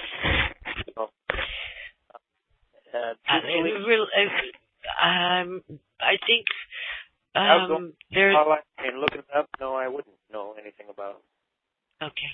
But I do understand they work kind of like similar to what we call here in Michigan what do they call that now? It's like a penthouse apartment complex type thing. It's like everybody lives in their own apartment, and they have an organization and a society, and you can actually buy and sell your individual apartment, condo they call them here. Condos. Have you ever heard the term condos? Yeah. Actually buy a condo apartment, and it's like buying a house, and you actually get a deed to it and everything. And yeah, but you have to pay association fees, and you have to put up with the neighbors that are sometimes connected to a wall or two, and so forth. I know what you're saying, and the noise level is just as bad as it ever was, and here you own the noise now. Well, it's an apartment. What you've done is you've bought yourself an apartment. I'm going to buy. Now, New York is rather exclusive, especially because they probably are the ones that pioneered the original ideas way back. Them in Florida, okay? Because a lot of elderly people got into these figuring, I'm going to do this, and then I don't have to cut the grass, I don't have to do nothing. I just go into my apartment, close the door, and boom. And the nicer ones, have all the sound deadening and what have you, so that you don't get all that extra close neighbor contact, okay? A lot of people that live in these things don't even know who their neighbors are. They just go in their apartment, and that's it. Close the door, and goodbye. But they got beautiful high-rises and a lot of beautiful views, especially over the New York Bay Harbor. And some of them are rather pricey. I mean, in the millions. I saw that one that John Lennon and Yoko Ono had.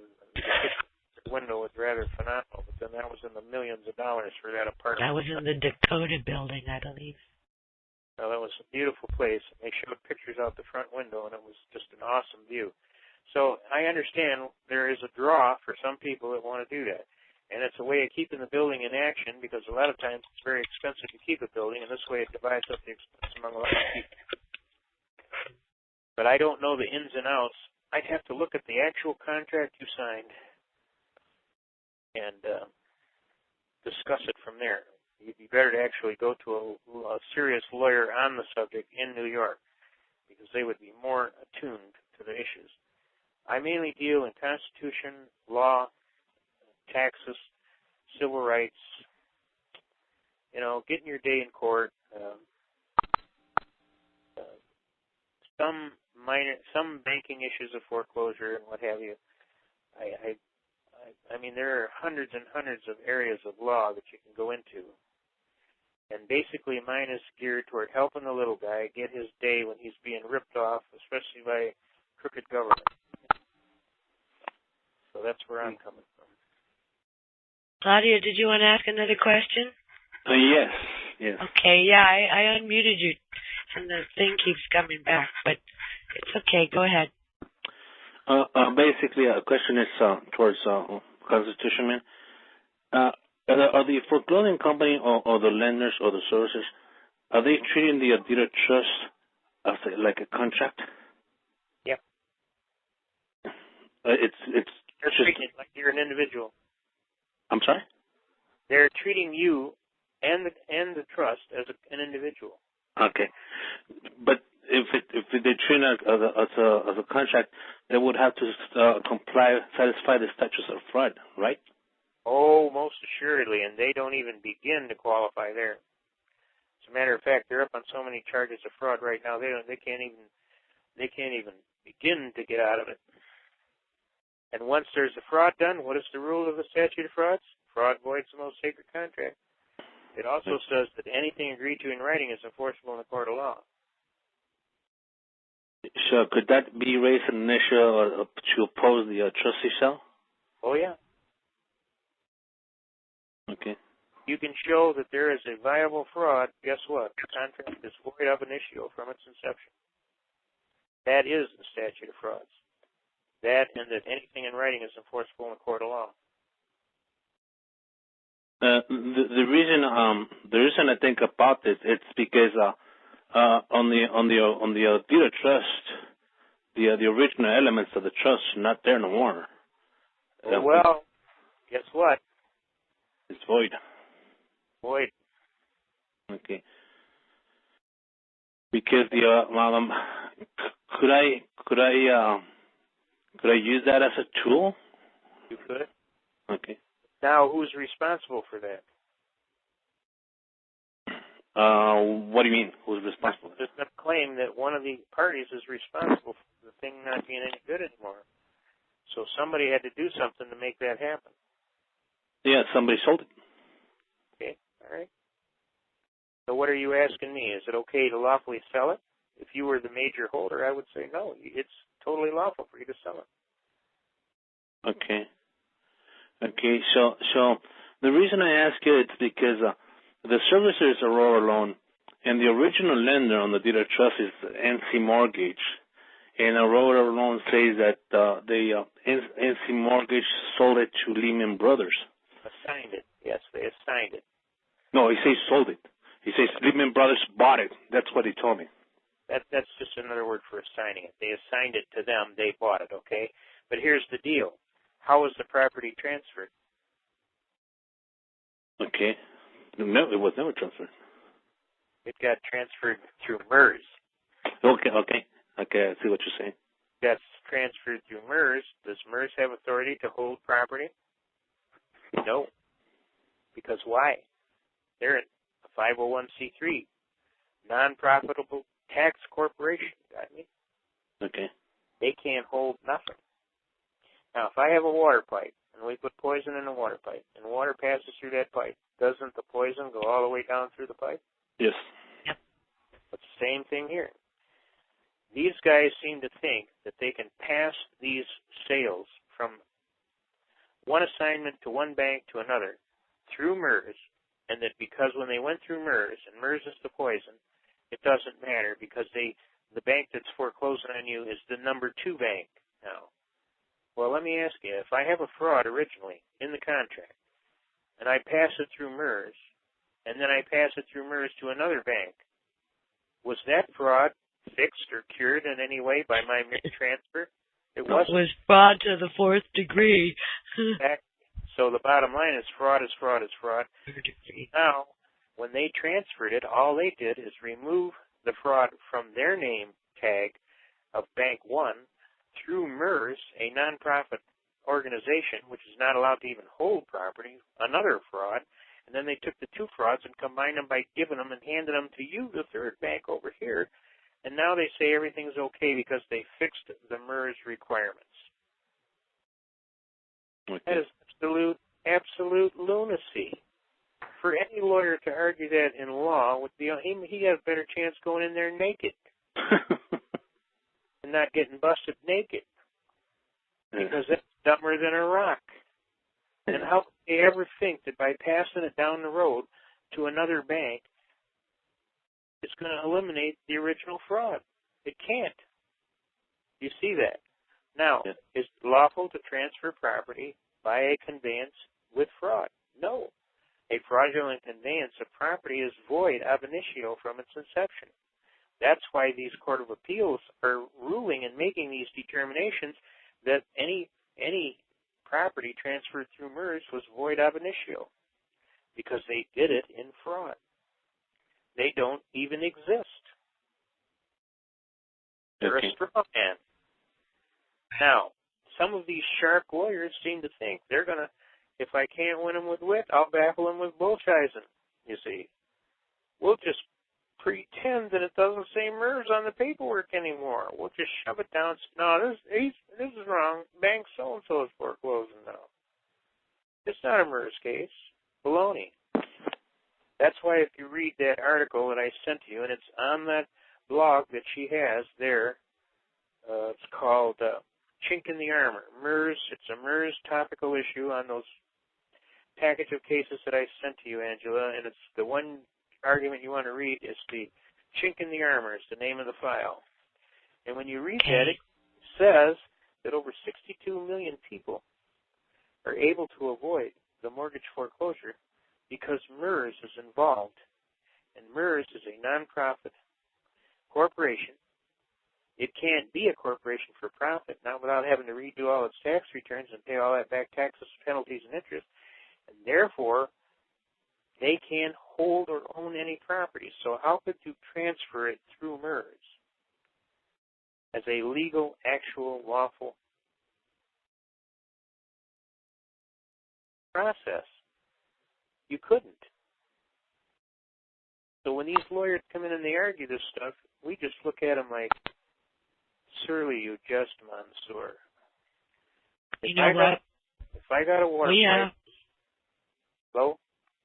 I'm going to say that we're going to run out of time here any minute. They're going to say you have 5 minutes left.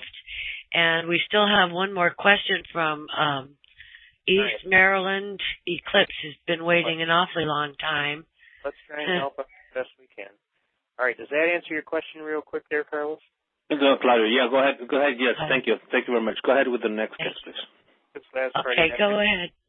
We did the whole job all night. Good morning, everybody. Here on the East Coast, of course. Can you hear me? Yes. All right. Yeah, how you doing, Angela? You might not know from the name change, but this is Kareem. I don't mind saying I see it on here. It says Abdul Kareem Ali. Oh, yeah, you can see. All right. Let me get your question. We're going to run out of time. Yeah. All right. So, all right, I had, on several occasions, a couple of people come and trespass, and, of course, one is an alleged person working for the bank, but he wouldn't tell me who he's working for. Another one. You got your property posted, do you? Well, I have my property posted where it says, do not trespass in violation of $5,000 with the United States Code. Land use fee. I know the trespass signs, the big black signs with no trespassing. Was it posted clearly on every approach to the property? Yeah, it's I got one in the window, one also on the gate, and one in the backyard, and two in the backyard. Okay. So send them a bill. Send them a bill. No. You said what you say? Trespass on my property. It's a $5,000 per day land use fee, no exceptions. That would be $5,000. Put your little company name or whatever it is on there. Send them a bill, just like any company would send another company a bill. $5,000 per day land use fee. I promise you that'll get to the top chair. Yeah, and one was actual peeping. He was like a peeping Tom, but he probably was some type of person working for the bank. But he looked through the window when I was like half dressed, and I was, ew, creepy. I know, right? And so this joker, I recorded him on my iTouch. I got out and I talked to him. That this is like today, right? He came today again. And I said, didn't you come and peep through my window, just a couple of weeks ago? And he's like, yeah, I thought the place was abandoned. I said, it doesn't look abandoned. That's exactly right. And they're checking to see if it's abandoned. And guess what? If they determine it is abandoned, they're going to come and kick the doors and take the locks and change them, and they're going to put all your shit on the front porch. Right? Here's my advice to you for sure. You need to be posting this property with serious signs all over anywhere you could walk up on this property. And one of them signs should state very clearly, this is not abandoned property. Then you want to mail a set of those, this is not abandoned property, to the bank, okay? Or the mortgage contractor, okay? You send them, this is not abandoned property. There is no trespassing on this property. You have been previously warned and noticed. No trespassing, and that means you. And I'm sending you a bill for $5,000 per day land use fee. Go on the record for having sent it certified mail to them, too. They'll get the idea real quick. It ain't a good idea to come trespass on your property because legally you are entitled to that $5,000. Actually done this. They came and kicked the door on my guy's property. They changed the locks. We charged them something like $550 for the new door and the new locks per door, and there was 2 doors, so that was $1,100 plus. We charged them $5,000 per day land use fee, and we sent it to their lender processing services goon squad that did the work. And guess what? They never came back. We're still waiting on getting paid. I haven't heard from the guy in a while to find out whether or not he got paid. But I'm telling you what, they don't come back no more. Yeah, that's something I haven't done, the abandoned. This is not abandoned property. I like that one. That right away, because I'm telling you, they will assume it's abandoned, and they will come kick your door and put your stuff right out on the stoop, and you'll come back from work one day, and everything will be out in the front yard that isn't stolen by neighbors. Yeah, because he said it was. He said, "What's your name?" I said, "Tell me your name." So I took down his license plate and his VIN number, because he haven't ran into the car. And I tell these people, who are you and what do you want? Do you have some authority for being here? Yeah, I asked him all that. I got all that information because he had a tablet with some information on it. He didn't know I was recording, but I got all the information as far as who he was working for Bank of America. They called it Bank of America Field Services Corporation, and I got his contractor name, and I located where they're located at and everything off of online. The lender processing services. It's BAC Field Services Corporation. So they're basically working for a quote-unquote servicer and the owner, Bank of America. They come out and they winterize houses in the wintertime and make sure the houses aren't going to have cracked pipes, and they do all kind of things. They kick your door, they change the locks, and they go into your house and put all your shit on the street. Now, that's what happens. And you got to let these guys know right off, you are trespassing on private property. This is not abandoned property. If you want to keep your retention period, you have to give them some idea that, hey, this is not abandoned property. So I would send them a notice to that effect, certified mail, return receipt requested, so that they know that they got it. And at the same time, I would post that property to the max. And if they keep coming back on there, I'd call the cops, charge them with trespassing. Oh, yeah, I talked to the cops. I called them, and I got to file a report for the peeping Tom and also for the trespassing as well. So, yeah, that's right on the money. Thanks for that. You got to take care of business. It's up to you. It's required. Sure. You have to do it. Nobody else can do it for you. You got to do it. Yes, sir. And I also go to these places and I get one of these little cameras that you maybe put up in a tree facing your property or something that catches anybody walking up on your property or driving in the driveway or any of that or going to your garage, and it gets it on a camera video.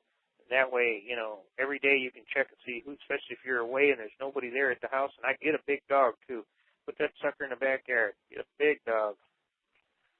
And I get one of those little boxes from Radio Shack or something. You push the button, and somebody comes to the door, you push the button. Roll, roll, roll, roll, roll, roll. Especially if they get that box. Because a lot of people come to the door, they push that button, and roll, roll, roll. Roll, roll, roll. And all of a sudden it's like, I ain't going in this house. This on you, man. That dog sound big. He sound like he could eat a horse. You know? Mm-hmm. Bottom line is, ladies, that's better than a gun. Because most people that are thinking of breaking in will not break in if there's a big dog inside. That's for sure. And that little box is about maybe 6 inches square. You got one little button and a place to put in a couple size D batteries, and that sucker works good. And you just put it in the right little corner near the door in a bookcase or something, and you push that button, and that thing starts off. Roll, roll, roll, roll, roll, roll. I've even talked to that box. Here, boy, Daddy's got a present. I had these two Irish agents come to the door, and they're looking for this guy, and he says, "We're looking down, killer, down." No, I said, yeah, exactly. You got the idea. And they says, we're looking for this guy. I said, well, keep looking for him. He goes, well, have you seen him? I said, it wasn't my day to watch him. I says, didn't you get the message? Didn't you get the memo? It wasn't my day to watch him. He said, we're looking for this guy. We know he's a friend of yours, and we're asking you if you've seen him. I says, I told you it was not my day to watch him, so I haven't seen him. You just be a smart ass the rest of this time. I said, it's not smart. You asked me an honest question. I gave you an honest answer. I haven't seen him. Okay? We know how to take care of smart guys. I said, excuse me? Are you threatening me? I said, you wait right here. I'll be right back. Don't go away now. And I closed that door and I hit that button. Roll, roll, roll, roll, roll, roll. I said, Keller, here, boy, Daddy's got a good present. You're going to love this. And I went to open the door, and these guys were hauling ass down the street. Oh, that is hilarious. You can't bust your gun or nothing. Yeah, but I also been doing the just to divert from the house to some debt situation. Well, it's the same matter, to be honest. I'm suing two banks in the federal court. One of them being Bank of America and Capital One, and on Capital One on 3 different lawsuits. Bank of America on one. They had basically tried to attempt to collect the debt. Capital One tried to say, their lawyer, they tried to negotiate because I'm hitting them for like 70, what was it? Oh, no, that's Macy's. I'm hitting them for like a total of $40,000 for all the, collection calls that they were given.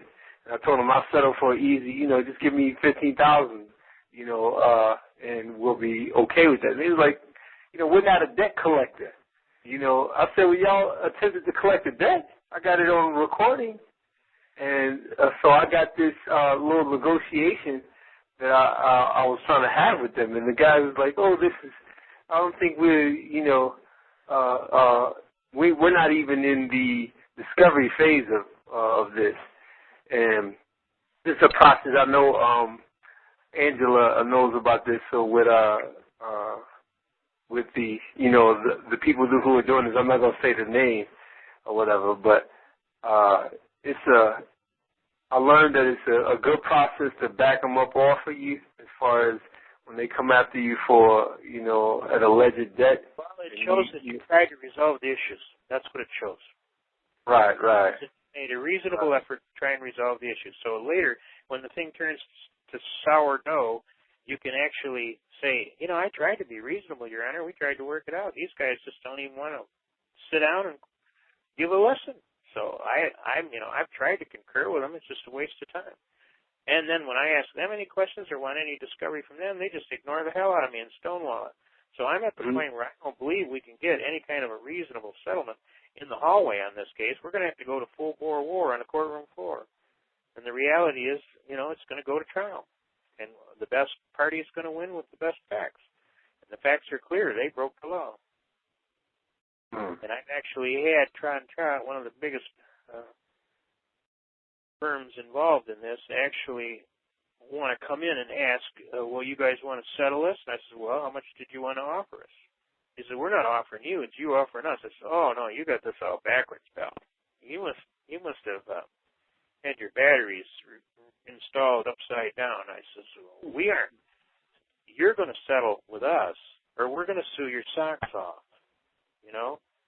Now you guys broke all kind of law. You violated the constitutional rights of this party, and you need to get real here because we're not backing down. So you need to understand that, and you need to understand that we are going to get to court. It's going to go in front of a jury. When the jury sees all the facts, you guys aren't going to have a leg to stand on. So if you want to settle, now would be the time to seriously make an offer and consider, what we're going to do with this. Because if you keep going, we're suing. Period. And this guy thought he was going to just walk into this federal court. It was going to be a done deal, summary judgment, boom, boom, boom. And when we got in there, this guy had snubbed this federal judge 3 times on his orders to honor the docketing statements and do exactly what he said and sit down and show that he had sit down and try to concur.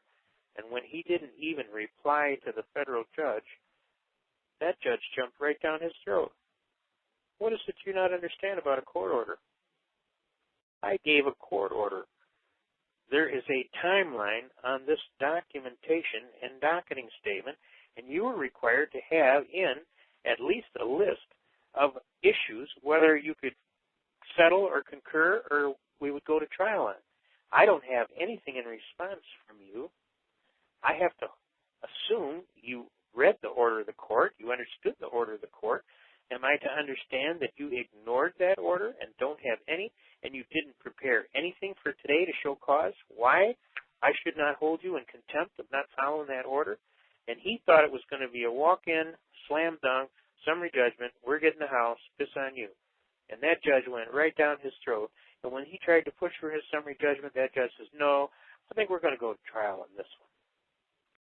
Mm-hmm.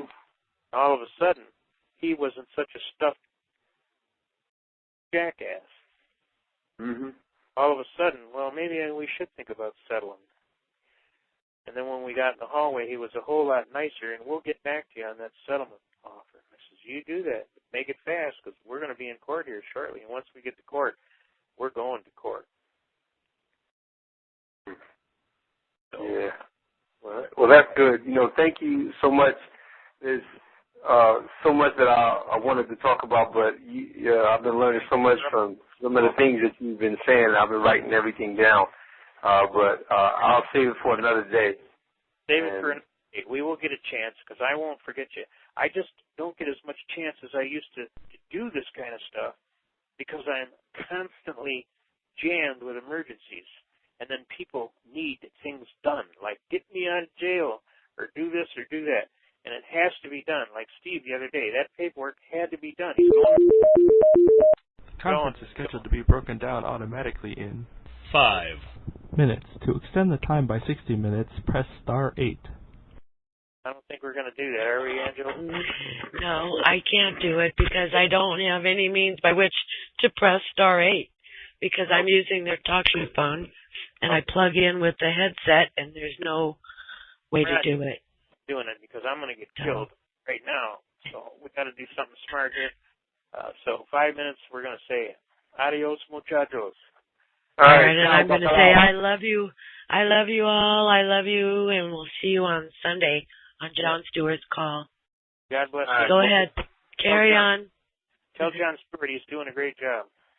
I will. I'll tell him you said that. If he needs any help, because I'm willing to help him, I'll get him totally off. So okay, far, I will tell him. I would have got Sam Davis off, but he wouldn't cop the plea. What can I say? You know, everybody does their own thing. And they got to be with God, and they got to talk, and they got to do what they got to do for their family and what's right for them. That's right. But the bottom line is these people are pulling fraud after fraud after fraud after fraud, and most of the time they don't have one lawful leg to stand on. But we got to be willing to at least give them a run for their money, or they get away with this crap. Too much, too much. This idea will only beat you up a little bit? No. They beat you up a lot. You need to understand. All right, I'll be back. God love you and keep you. Wish, as always, I love your show, Angela. Keep doing great work. You can tell by the questions that people are learning, like, unbelievable. Well, thank you so much for helping and teaching and sharing your time with us. I really appreciate it. It was an unexpected surprise, a pleasant surprise. Thanks so much. I didn't even expect it either. So, but it isn't like I forgot you guys. I haven't. It's just that I'm really jammed to the wall here, and I've got to get finished here. So I'm going to have to get back to typing and getting briefs done because I got to be in court first thing in the morning. So God love you. Well, thank you. God love you too. God bless you. We'll talk to you soon. God bless. Take care. All right, everybody. I love you. Take care. We're going to close it out because it's going to stop any second. I'll leave it on in case you want to chat. I've got to go tend to my son. Good night, everyone.